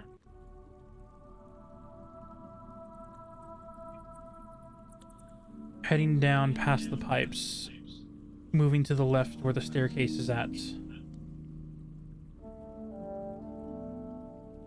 You head down the stairs and you see the old battle that you guys had when you first entered. The remains of the undead slime incidents, the weird, strange adventure. And at this moment, you hear scratching before coming from pipes. 2 more. Hi. Where are we? You're in the sewers. I need you to be careful. There's a slime right there. It's not alive, but it still can hurt. It can burn you. So please don't walk in it. And you see him move over to the other side. Okay. There's city guards looking for you guys.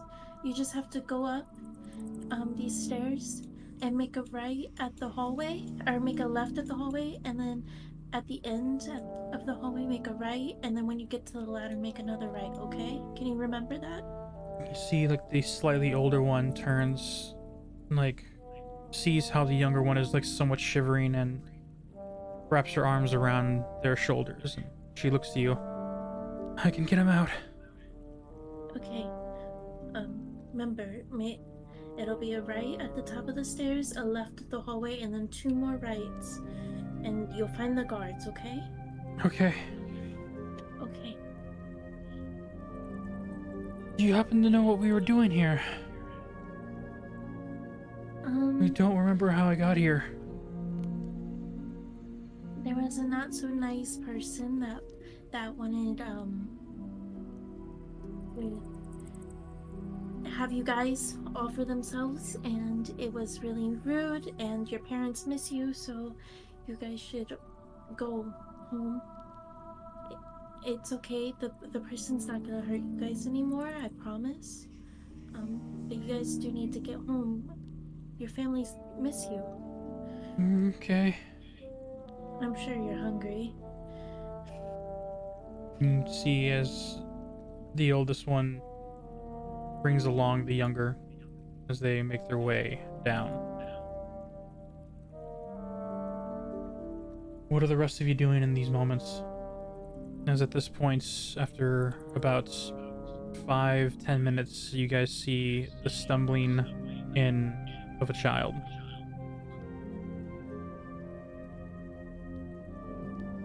Okay.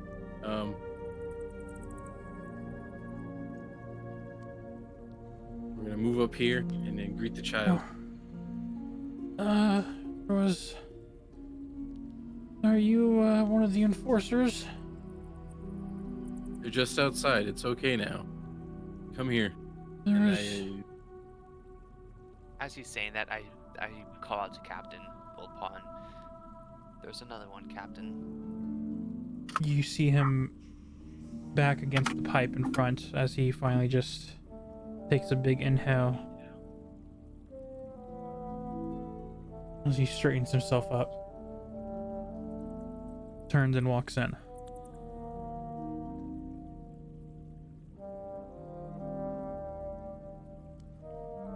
We're here to save you. Everything will be fine.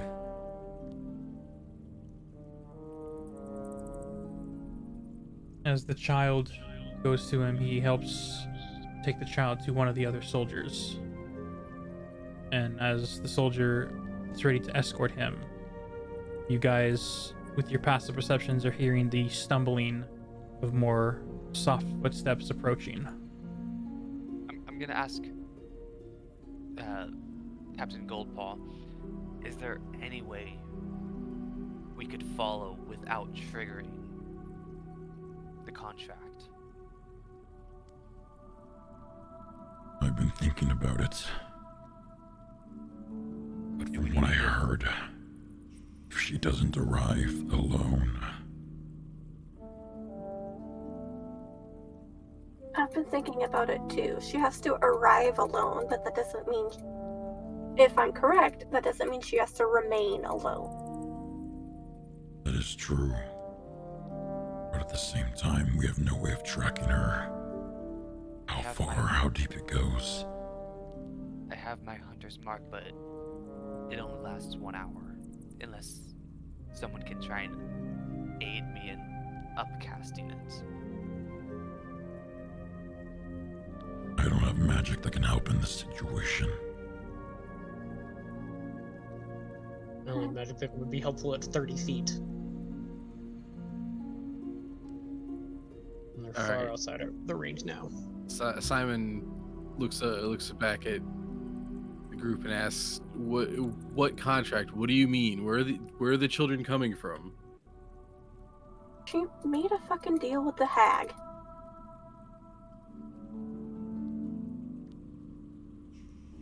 What deal?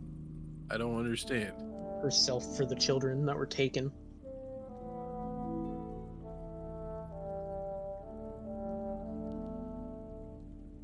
They want her for something.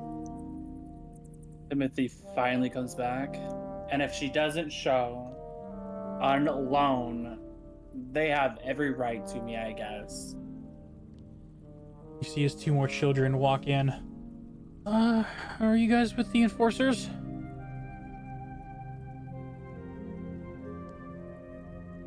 Yeah. Yes. Come this way. My soldiers will escort you back to your families. Okay. You see the two children walk past.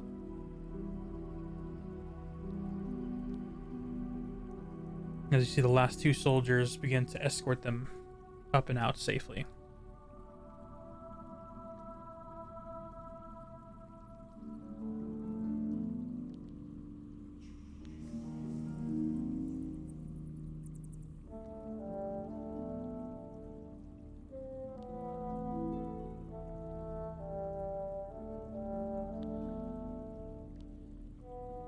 Well, we can't leave her alone. We gotta go look for her.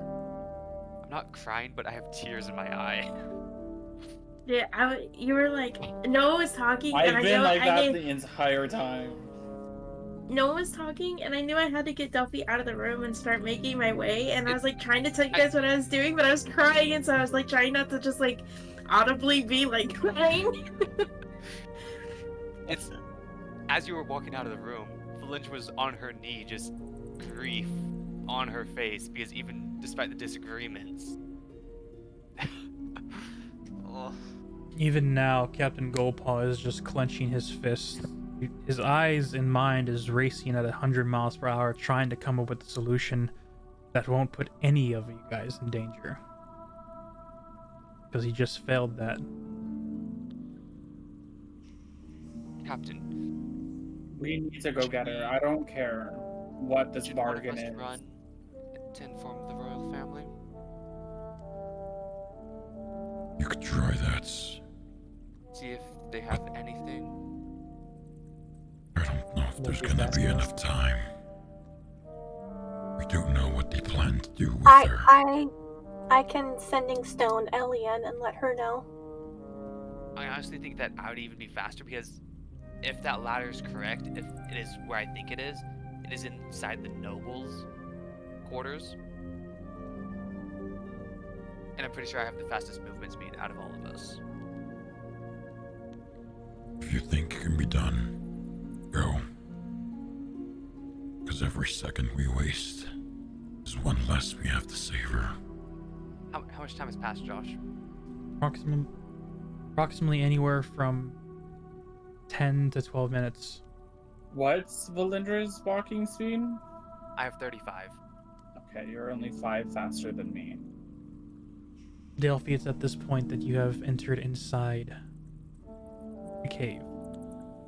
I start sprinting and go up this ladder. Okay. As you head up this sewage maintenance area, the stairs lead extremely high. It will take you, even with your speed climbing, less than 20 minutes, but still it's just nothing but up from where you're at now. I know she told us that she has to go alone, but I don't care about that. I want to go save my friend. And I don't care if any of you guys try to stop me. Well, what would happen if the contract got triggered? If Timothy is collateral? I don't care. I want my friend.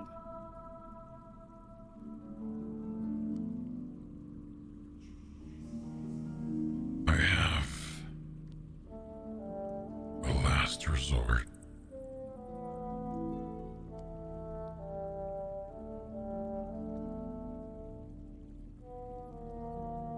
What's that?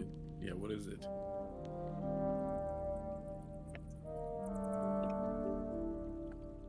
You see as Captain Goldpaw, without replying, begins to march out of the room and into the opening of the sewage.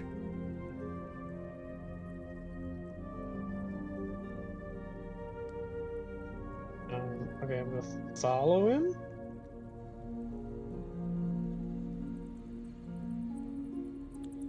As he gets to this opening, who is stepping out with him? I guess. I'm coming out with him. All besides Una. Alright. I'm going. Alright, Okay. alright. I feel like there's gonna be some like clue secret passage bullshit. As the group of you follow Captain Goldpaw to this opening space, you see him pause and begin to reach inside of his shield. And we will be coming back to you guys.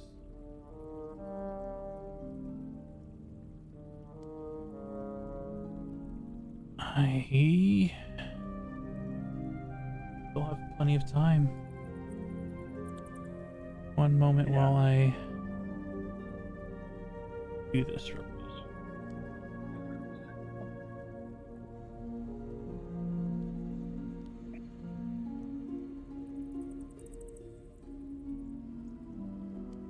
It takes approximately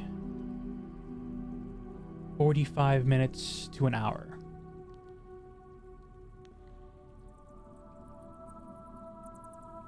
I want to confirm one thing.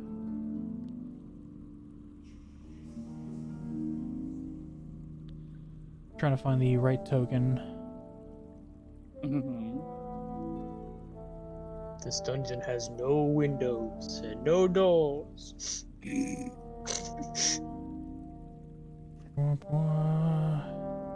Where? Oh, there it is. Wait, no, that's not it either. No, not the white background.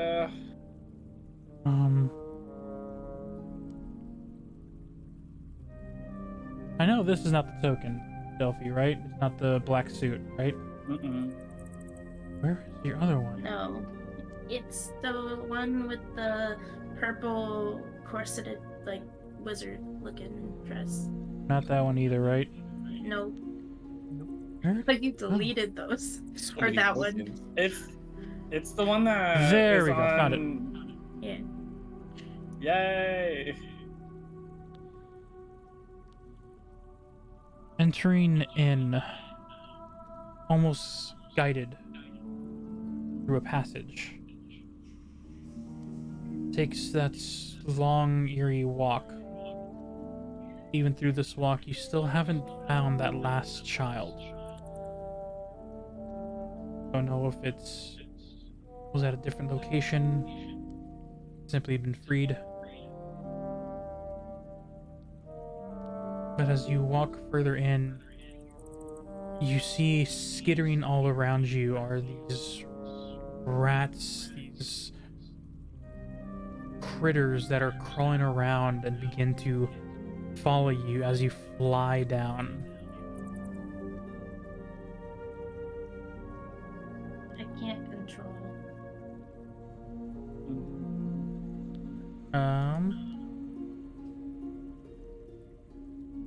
I missed. Okay. Where am I flying to? Well, this is where you ended up, where I put you. Okay. Just can't find where I put it.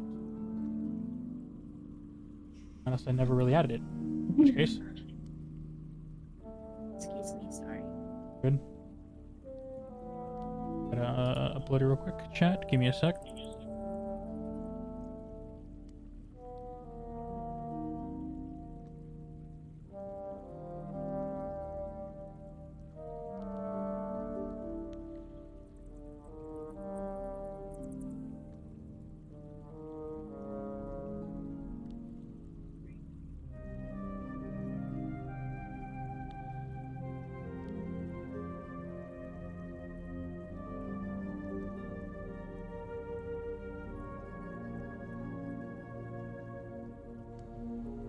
I could have sworn I created it, but I cannot. There it is. Do I not have him in token form? Alright, let me. Alright, we're taking another 5. Yeah, just. I could just add him picture form, which will just be a square box instead of a circle token if you guys are okay with that. Okay. Yeah. As you enter down within, you see inside this dungeon pit rats scurrying all over. You are brought to this false wall, and almost like being drawn through, you step through and find that there is no solid object. And on the other side, you see not only the last child, but a massive behemoth-like creature.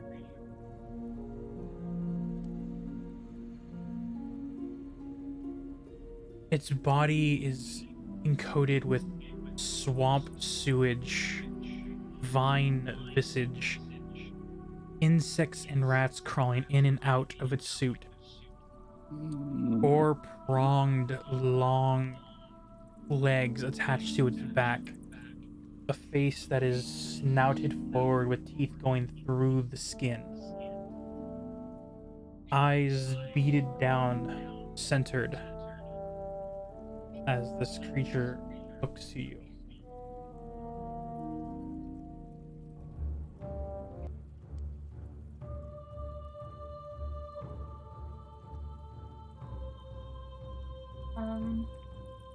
Oh, damn, jeez.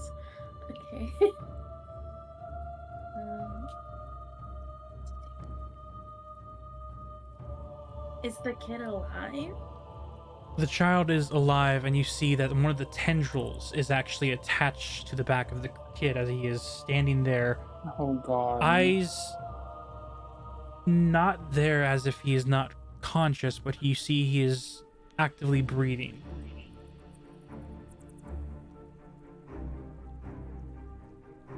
Okay. Does this creature see me? As the creature's back is turned against you as you walk in, you see its head slightly turn in your direction as it speaks. I've been waiting for you. It turns Yeah. around and faces you. If you don't let that kid go, the deal isn't done. A deal to be made must be kept, or our power is taken from us. I hold my end of the deal. And you see the tendril gets released as a child, almost like being woken up. Eyes blink as she stumbles for half a second before looking. Where am I?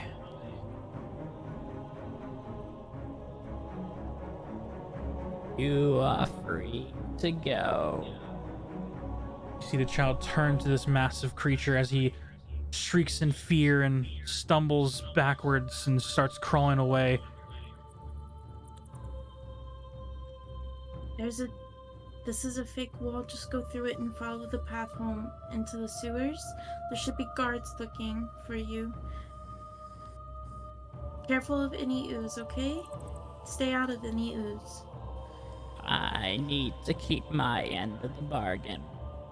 A safe passage.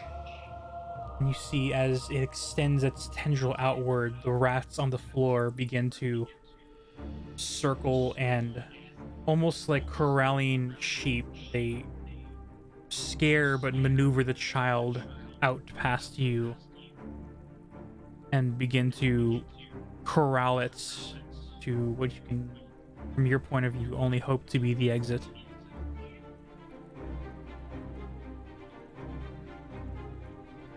Alright, I'm here alone. Our deal is done. Now tell me what you want.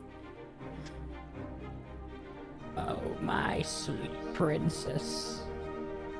Oh, Leander. We've already gathered that you know who I am. What do you want? We want the deal to be kept.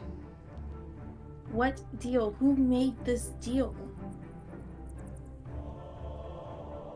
It was one that was promised to us, and for the longest time kept from us. That person is suffering for their actions as we speak. You were supposed to be given as a gift. But Well, it now, sounds like you made a bad deal with someone, and that's not my fault. that's the point, dear. You are the end of that deal.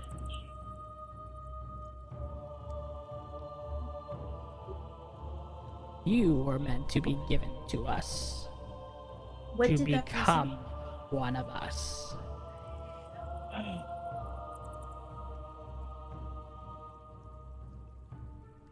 A fairy becoming a hag? That's absurd. One would say a tale as old last time. Okay. What did this person ask for this deal? What was their end of the bargain? And why didn't you just take it back when they didn't hold up their end like a normal hag? Why are you being a freak? Because the power of a fairy with the deal of a hag. Those two powers can be unmatched, unrivaled, and we need that. The five of us have been waiting for you, princess. Once you turn me into a hag, what's to say that I even work with you? Just less of forcing, but the desire is oh so Joyful. You feel the energy release in the room, immense power. I need you to make a charisma saving throw. I have no charisma. 14.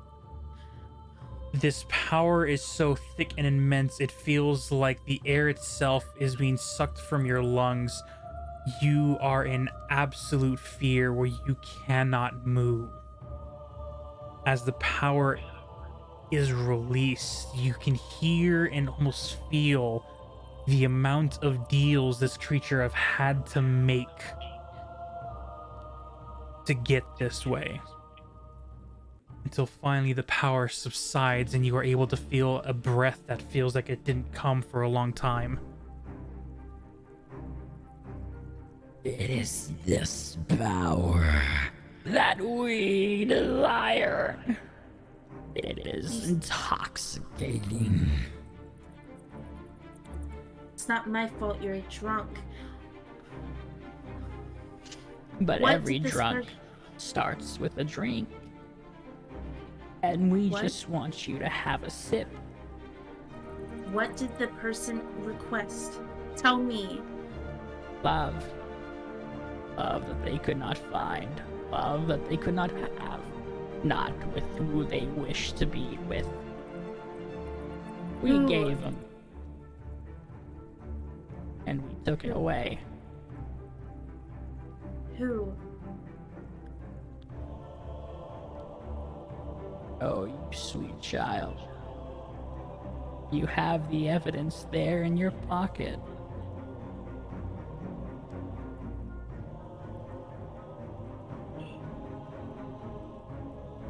She was one of us. Oh, so powerful.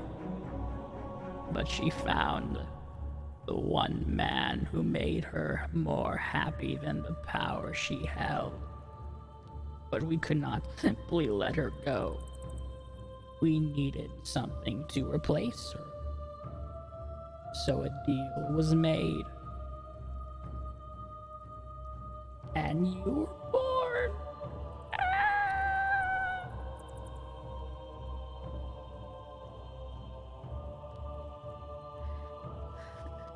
I don't know. Oh, OC right now. I don't know what to say or do, and I'm getting overwhelmed. It is in this shocking moment that feels that is overtaking the history, the experience, the love of the connections being put together, that what your mother has done to make things get this back. Before,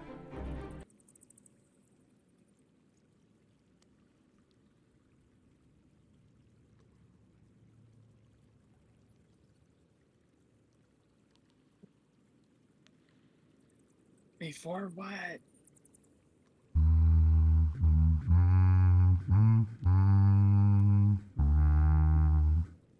What the fuck?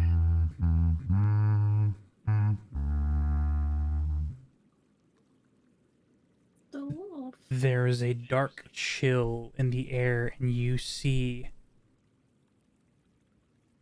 the hag is scared.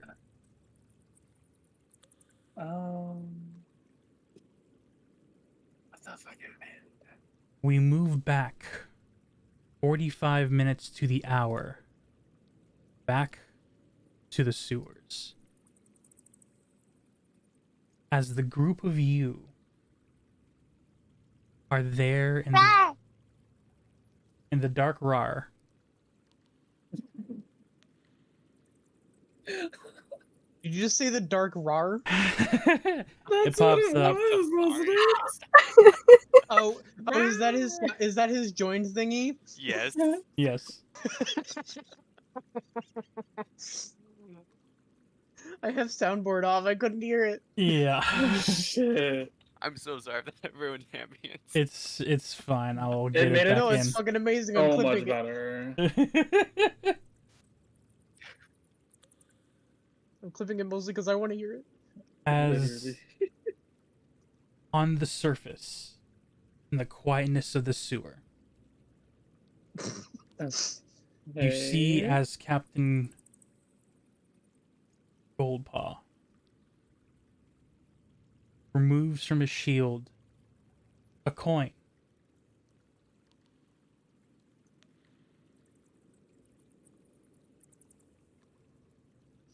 What's that coin for?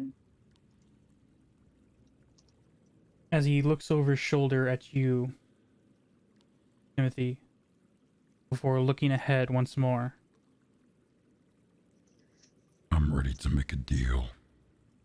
As he tosses the coin up in the air, before it even lands on the ground, a shadow-like claw lurches and grabs a hold of it.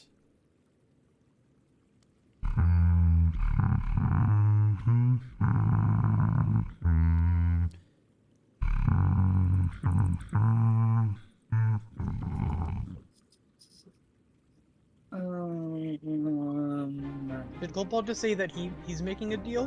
What the fuck? Is that what I heard? That's what I heard. I deal with what? Goldpaw! I really wish there was more suspenseful music than this, but I just don't have it. With what? Isn't Two Steps from Hell non-copyrighted? That I you can use it? do not know.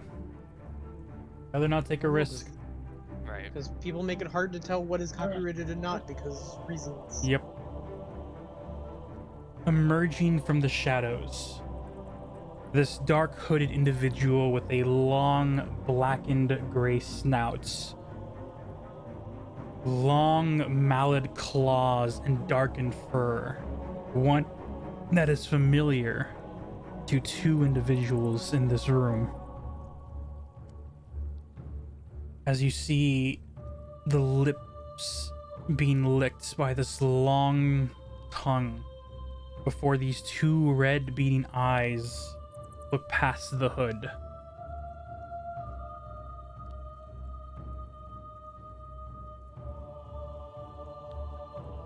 No. You're ready to make a deal. I am. Princess Delphi is in trouble. The hags have her in a bind. She has to arrive safely and alone. But after that's done, the child is safe. It'll be just them.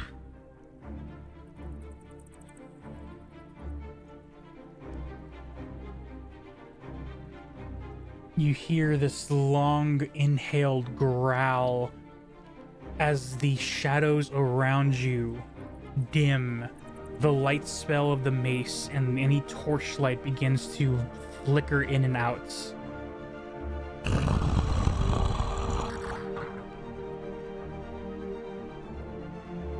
Name your deal.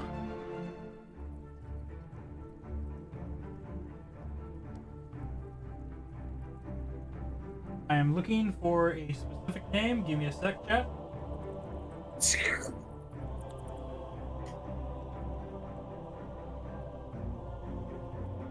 It's in the front of my book.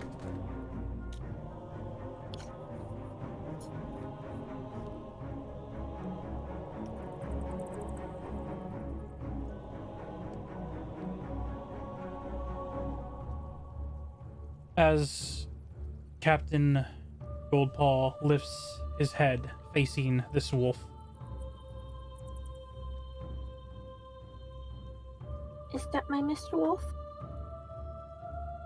Voice is extremely familiar, humming tune. Everything points to yes. I pretend I don't know him. As Captain Goldpaw stares, you guys hear him declare, I, Captain Prowler Goldpaw, will submit to darkness to save the princess, Delphi Oleander.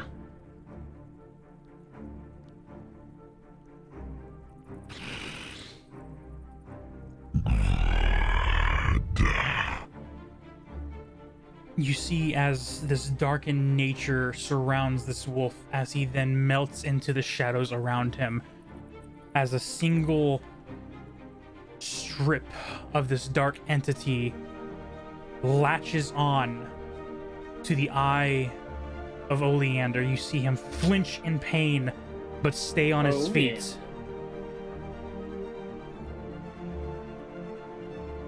As Captain Goldpaw regains his composure and turns to you, his once yellow golden eye turned into a black stain.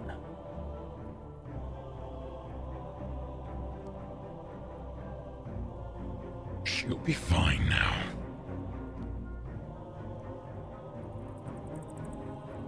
We move back to the Underdark, the deep dungeon within.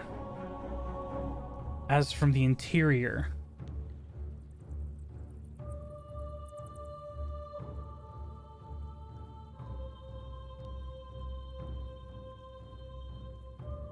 come on. I'm sorry. Tokens should be here, but they're not here, and I'm getting through it. Getting through it.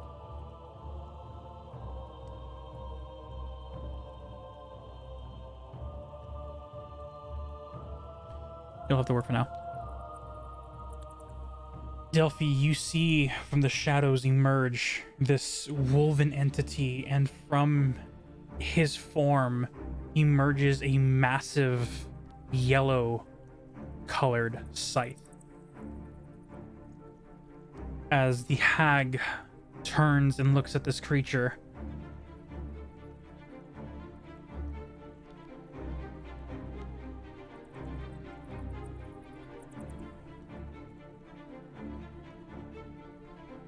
you can't. You have no rights. This deal needs to be made. No. Only darkness. Darkness encumbers all. For those that dwell in the darkness can only hold the power more. you see as this woven creature grows inside, the snapping of his own bones extending his body as he grows to a massive size that even shortens the hag's features and frames. For the Dark Empress is the one who rules all that dwell in the dark. And you see him get ready to extend his jaw beyond what even a human body would be able to fit in before the rat hag splits into multiple swarms of rodents and runs into many different directions. You may have won this time, but we will get what is ours. The old ones outlast all.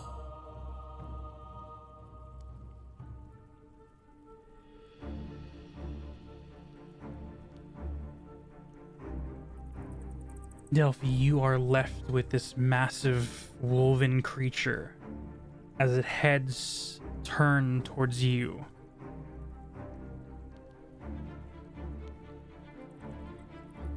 Duffy kind of backs up to the wall and is like staring at him like, what? She doesn't obviously know anything. The massive footsteps of it getting closer.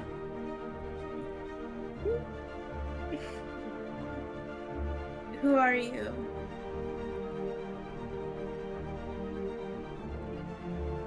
I have many names. But my queen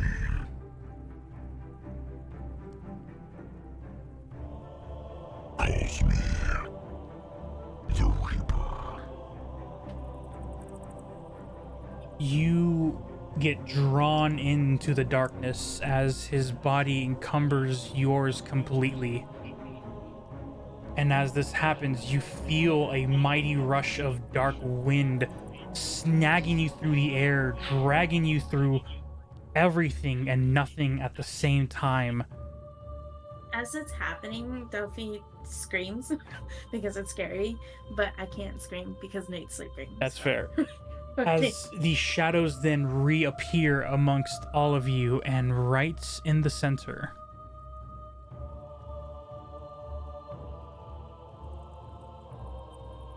the tendrils release. And your once fairy friend is in front of you again. Still screaming.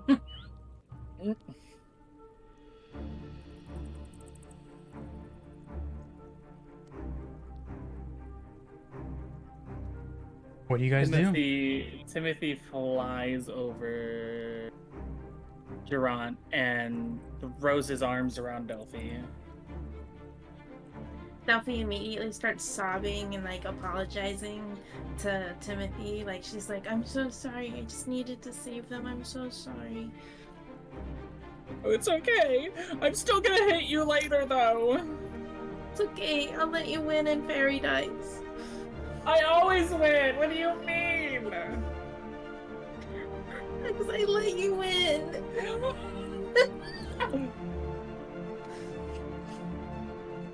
The deal is kept. Hold your end of the bargain, Prowler Goldpaw. As the shadows then maneuver away, as magic returns to its norm, as the light is revealed. And you all are sitting there.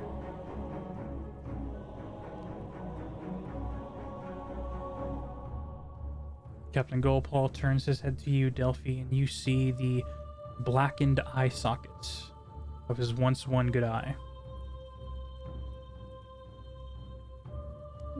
What did you do? Same thing you did. Save the child. Delphi like flew over and hugged him and was like holding onto his mane, and she was still kind of quietly crying. She's like, "Thank you so much." You see his paw goes up, and with the pads is comforting you in this moment.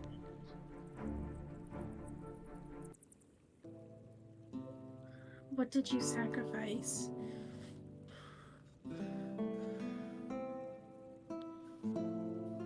That is not for you to worry about.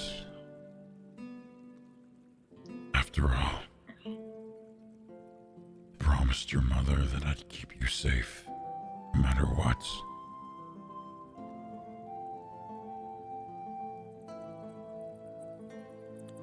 I'm just holding my end of the bargain.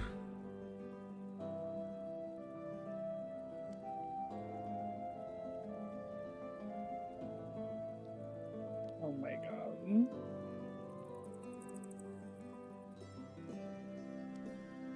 We should go back to the surface. Yes, please.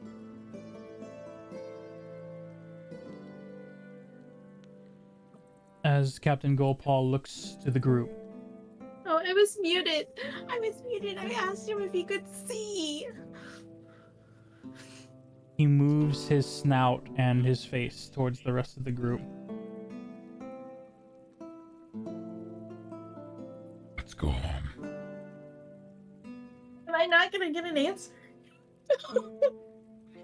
You begin. Well, Sass, considering that Justice said he looked at the group, Well, He could remember where we were, though. Like that is also very true. Also, he's got good smelling. yeah, he is.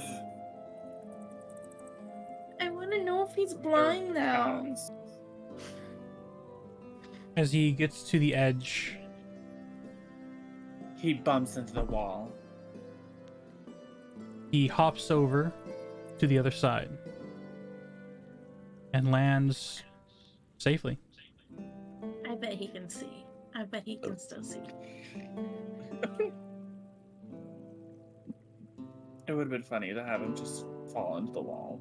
He begins to walk towards the exits and looks back to the rest of you. Oh, he could see.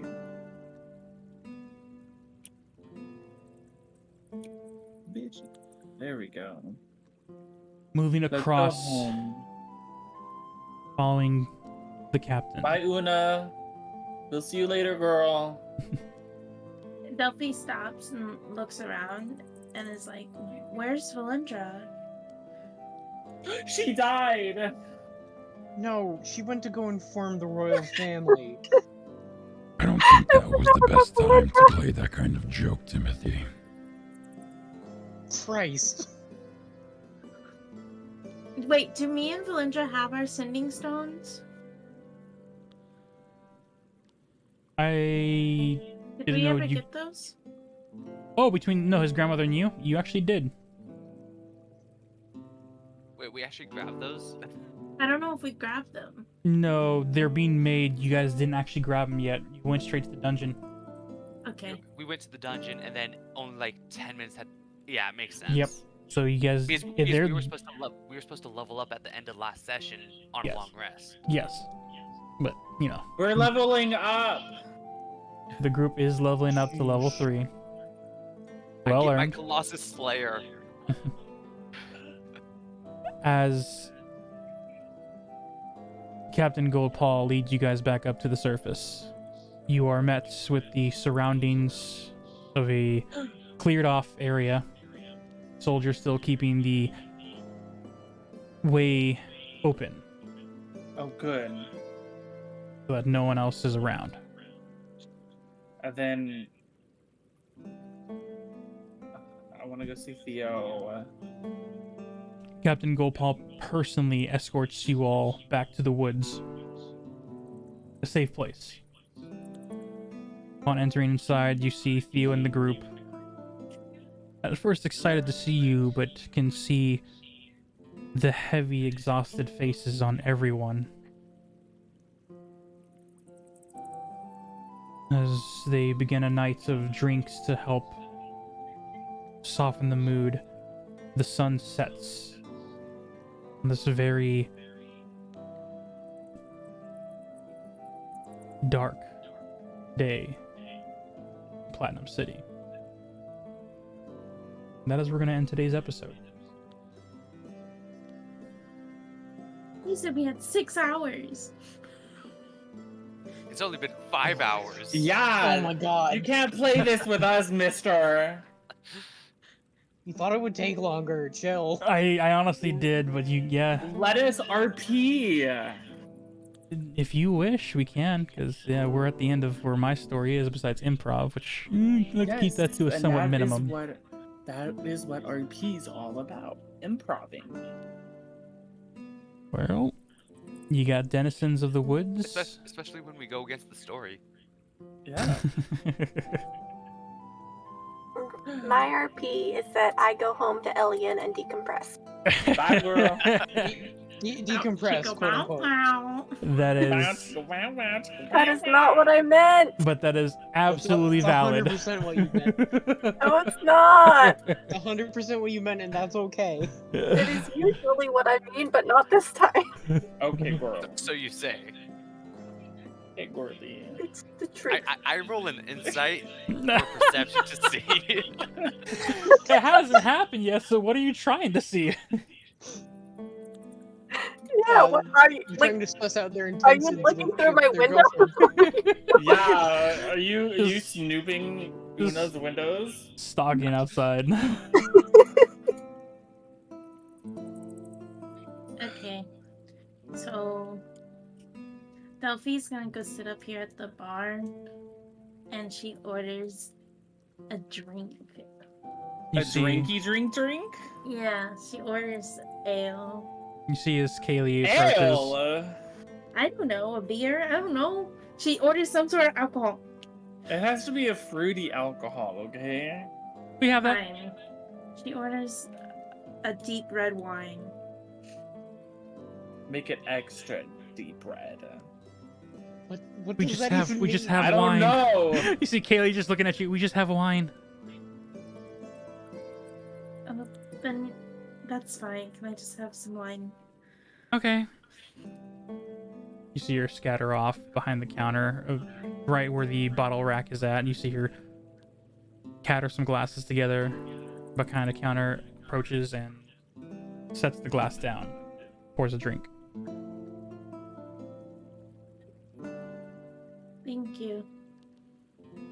Delphi takes a drink and then lays her head down and just flips the coin in the palm of her hand and is like inspecting it. You see as Kaylee looks at Theo as he approaches, concerned, and then moves on to her job. Theo approaches from behind the bar counter.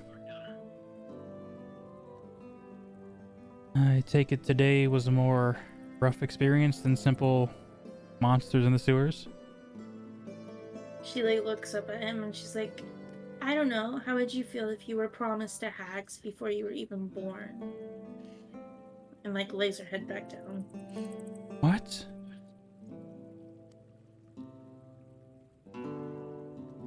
She doesn't say anything else to him. She's not in a talking mood right now. She just keeps drinking and looking at the coin. I'm pretending I'm in fairy form, so just ignore what I'm looking in. Cool. I get rid of that one. I'm over here just plucking my violin, just looking around, watching everyone. Especially, I have my eye on that Theo. Oh my god. Shut up! He needs this. I need it.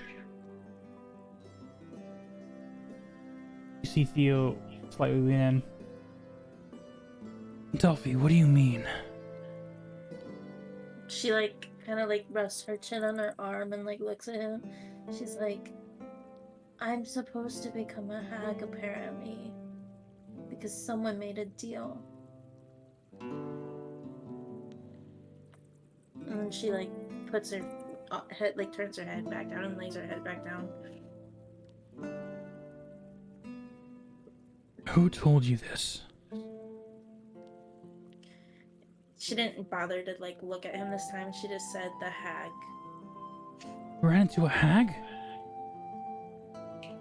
She grabbed the drink and finished it, and then stood up on the chair to where she's kind of taller than she would be sitting in the chair, but she stands up on it and she's like, yeah, I made a deal, and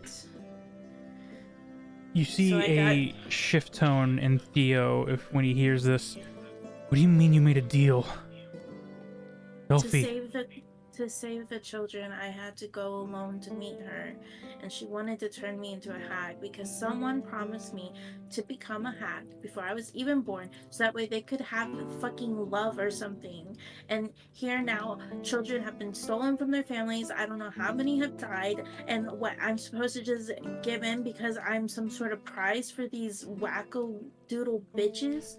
And then she gets up and flies to the stairs and goes upstairs. She doesn't wanna Delphi! talk. And Theo calls from behind. But she goes upstairs.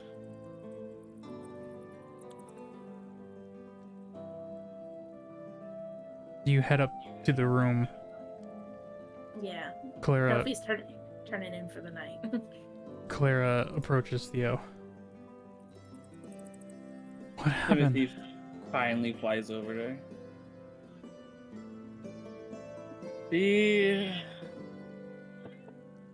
She made a bet with the hag to save the kids that had been missing. By the way, the kids gone missing because of said hags. She made a bet. Yeah, a bet? No, a debt. No, A deal. a deal. Yes. That she would go to them with no one else there with her, basically.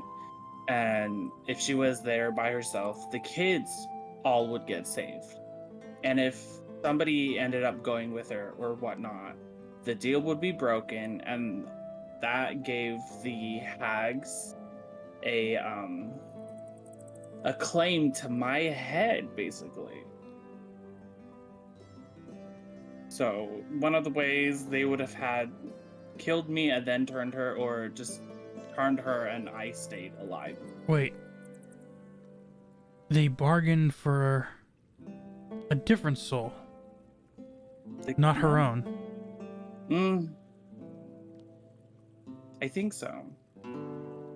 That's all I got out of it, to be honest. That's Made me really pissed too. That's not possible. Well, they did it somehow.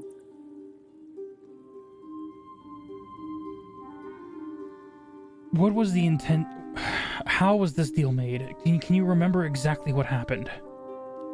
All right, so the hag had possessed the little kid's transformed body, rat body, and they had made a deal, and then they shook on it. Well, one thing at a time. They turned the kids into rats. Yes, these rare rats that would lycanthropy. I guess, sort of. That probably. skill's not that powerful. And earlier today, after that, I don't know if you saw the outside, but there's like no one out in the courtyard.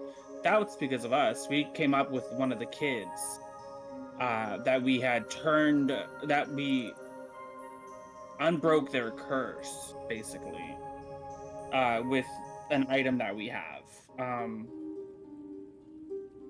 And then we went back, and then all that stuff happened.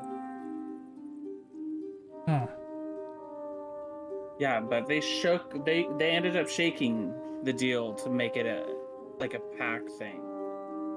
And the verbiage of this deal was simply, if she didn't show up alone, they would have you. Yeah. Well, they would end up killing me, basically. Sneaky bastards. Mm-hmm. No, Timothy. That was a lie. What was? Hags can't bargain for more than the person can offer. Well, they She did. cannot give your soul. It was a trick. What do you mean? When someone makes a deal, they can only bargain for something that they either own or have in their possession. You are your own entity, so she cannot have bargained for your soul. Only her own. So the deal was a false deal. So what does that mean? Because all those kids are safe now. Probably needed a show. They needed to do something. Are you sure Delphi is okay? Is herself? I think so. She mentioned something about being offered as a gift or something about becoming a hag. That's new information for me. I don't think she wants to talk right now, but you need to talk to her. Clarify exactly what happened. As powerful as hags are, they are bound by deals. They can't take more than what they are able to receive. Okay.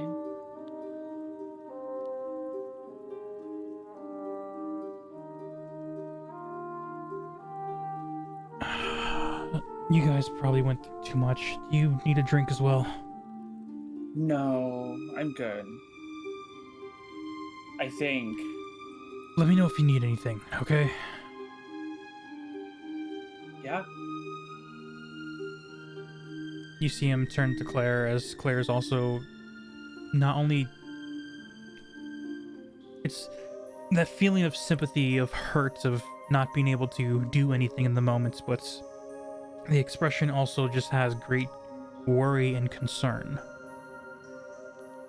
Timothy is gonna speak up again. Wait, Theo. Yeah? Timothy flies over him, gives him a hug, and then a kiss on the cheek. I'll be right back. And then he flies upstairs. Oh, yeah, you fly up and he's still behind the bar, so yeah, you head upstairs. I don't know what I was gonna do with that, to be honest, you guys. Thought someone else was gonna do something. Are you guys texting right now? Everyone else is falling asleep, I guess. No. No, I'm contemplating the math of how long it would take me to get to the royal palace. So, at this point, the news has spread to the royal palace as you are gathering people, weapons, whatever you can, that the princess is back. She is safe. Captain Goldpaw's returned. The children have been sent to the Adventurers Guild to be sent to their homes safely. So here's the thing. Wait, am I muted? No. Okay. Nope. Here's the thing. If my math is correct, which it might be wrong, in one round, so 6 seconds, or sorry, 1 minute, I'd be able to run 700 feet. Yep. How long between, so when I left it was 20 minutes to climb up the ladder, so that would put it at 30 minutes from when Delphi left, 32 minutes. Getting to the castle, across the city, crossing the city takes hours. Just from the woods to the Adventurers Guild is roughly 3 to 4 hours. Where does that ladder come out at? That ladder in specific came out just shy of the... Music. Nope, crackling again. Discord, fix your mess. It's fine. Let me go ahead and transfer to the main map, and let me show you all. Sorry to interrupt all this, but I'm No, curious. yeah. So the main mantle cover is here. The mantle cover that you popped out of lies near the school. Okay. So it lies right around here? Yeah. Ugh. It would take you about an hour or so to get across town. That other map really does not represent Like it I very said, I well. couldn't really expand it more because it was supposed to be a lot bigger, but Yeah. Roll20 can only do so much. Because I thought wasn't one of the covers supposed to enter into the noble area? There was a cover in the noble section, yes. However, on the sewer map, you guys never went there. So that's an entire different map. Okay. No, it's the same map. You just never went there. But that's the one I came out of. No, you came out of the section where the library is at. There was a Where I- whole where I section of fell. dark map that you guys did not explore.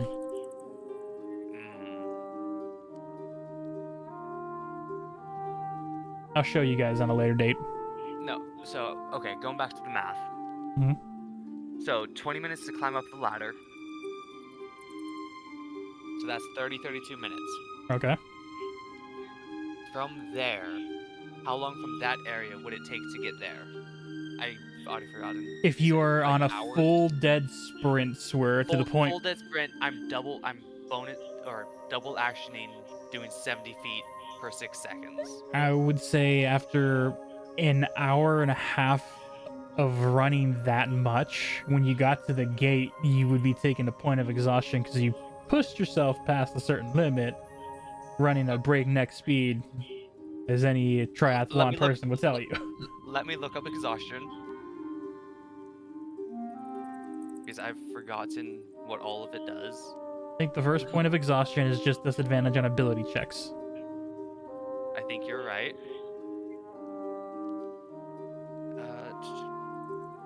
Come on. Let's see. First level disadvantage on ability checks. Second level is speed halved. So, okay. It's Even only if I one. was going, I would eventually get that, and that would. Okay. Yep. So, I'm good. would you spend that whole time running? Probably until I got to the gates. Okay, so yeah, you would have taken 1 point of exhaustion for just an hour of just your heart. Running your heart out, man. Hey, power to you. But yeah, as you get to the gate, you get extremely like winded, but you are able to relay the urgency of the whole thing. The information is passed on to the royal family. By the time you and a small battalion of soldiers reach the front gate to the noble district into the commoner, it would be at that point that Captain Goldpaw would have sent word that Delphi is back safe. Okay.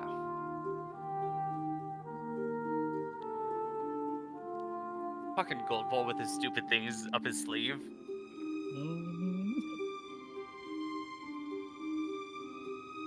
What is everyone else doing for this evening, as the sun is now gone and the night sky rules over Platinum Star City? Simon needs to get a bath and some clean clothes. Same, and then sleep. Yep. Staying at the woods? Yes. I'm gonna stinky. Yep. Alright.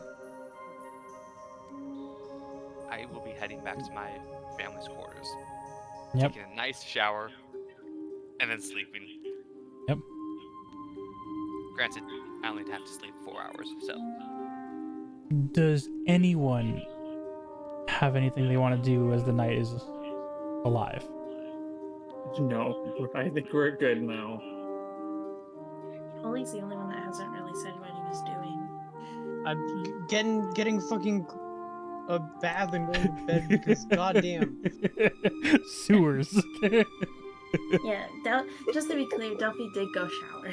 Yeah, I assumed everyone went showering because you were down there for a whole day, and I can tell you from working those type of dirty jobs in the past, that stench sticks on you like white on rice.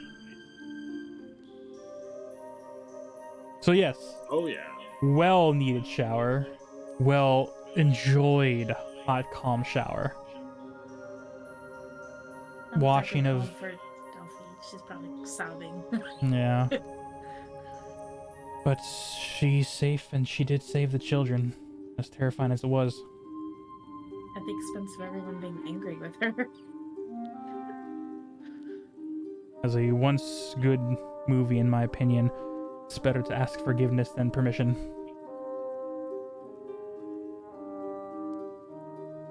But as the night conquers the sky, you all have not only taken a long rest, but you all have leveled up to Level level up. 3. Yay! I mean, we just fought some more. Can we level up to 4? Yeah. At that point, give it to Yeah, us. we earned it. We earned it. You earned level 3. We So earned yeah. level 4. Don't lie to me. There is a story base that I am basing off of. That's why we're doing milestone. And you guys are level 3, and you guys did great. I get my Colossus Slayer. I forget how to level I get. up. You I'm have not to sure yet go- because I haven't fucking thought. I don't. go to your remember these builds. systems, no. The anvil? Yes. Okay. I get another 1d8 on any enemy that's damaged. So you said from level 1 to 3, we get the max HP. Max HP, yes. All right. Once So we I level go up to from- 4, we start rolling dice. Mm-hmm. How do I I think- wait? How do I do it again? Once you go to your anvil, you'll do create or edit, I think. And then on the very top, you'll click on the 2 number, move it to 3. Right. And then when you go to your HP bar, wherever the number's at, you make the max that is available to your character, which I believe, since you're a wizard, that is 3d6. Yeah. So you would have 18. Okay, so I go from 22 to 33 then. Yeah. How do I change it to 18? Click on the number. Do not click on override. Click on the number and then switch it to 18. The rolled HP? Yes. Yes. Yes. Oh, I have 42 HP, you guys. I have So are you 24. 42? Yeah. What's your fucking constitution at? I don't know. We're I gonna don't know how to tell. we'll figure this out. Yeah. End stream. Yeah, Yeah. and end the stream first. We'll end the stream and then I'll help you guys out as much as I can before I, fall into my deep and needy coma. But to the viewers, I hope you all enjoyed this amazing journey. Heroes succeeding in doing what needed to be done. Sacrifice of themselves or others is what heroes do. And remember, at the end of certain episodes, there is an after credit scene specifically for the viewers. Stick around. There is always a cause and effect to every decision made. In the meantime, hope y'all have a good one, and our level 3 heroes will see y'all in the next video.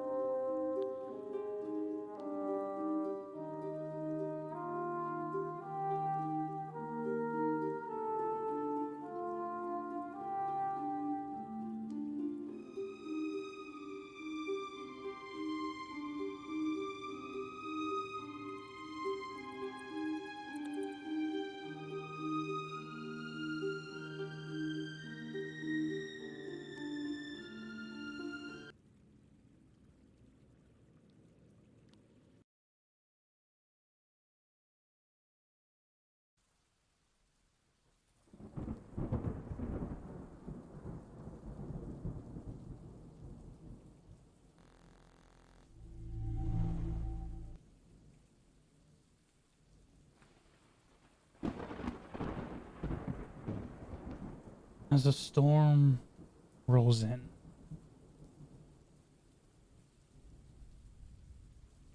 Approaching from the west, past the fog, past the unknown.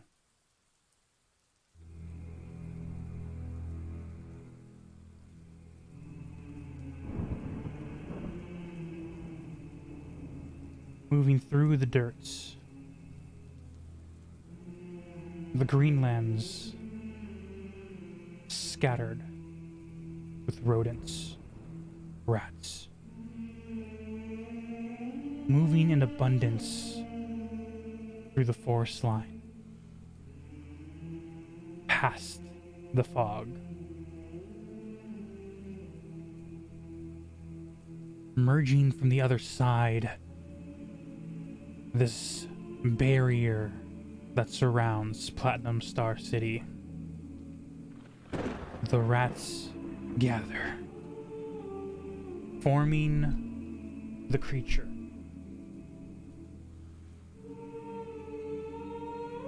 And as this creature takes its spots,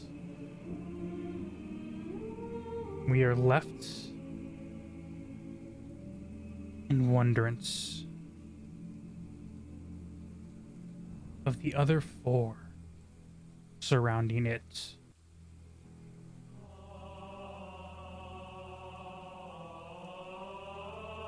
We almost had it. Almost had it.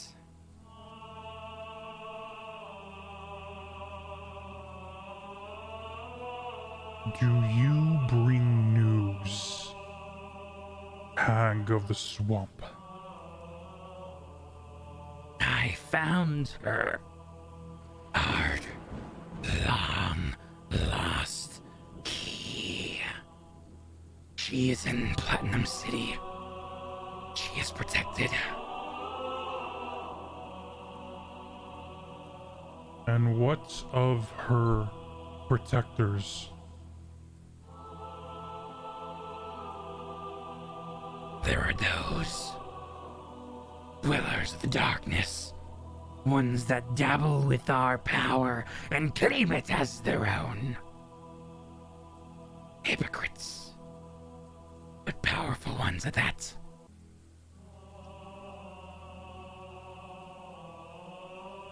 Is that all? Nay,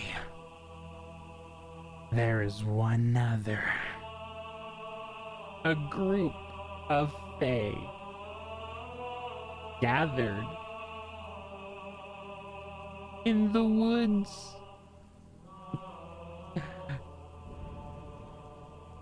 That should be our target. That is where we can hurt the city. For if the Fae are gone, the city will fall. And I guess there's only one thing left to do. Find the path. Get in. And infest the woods.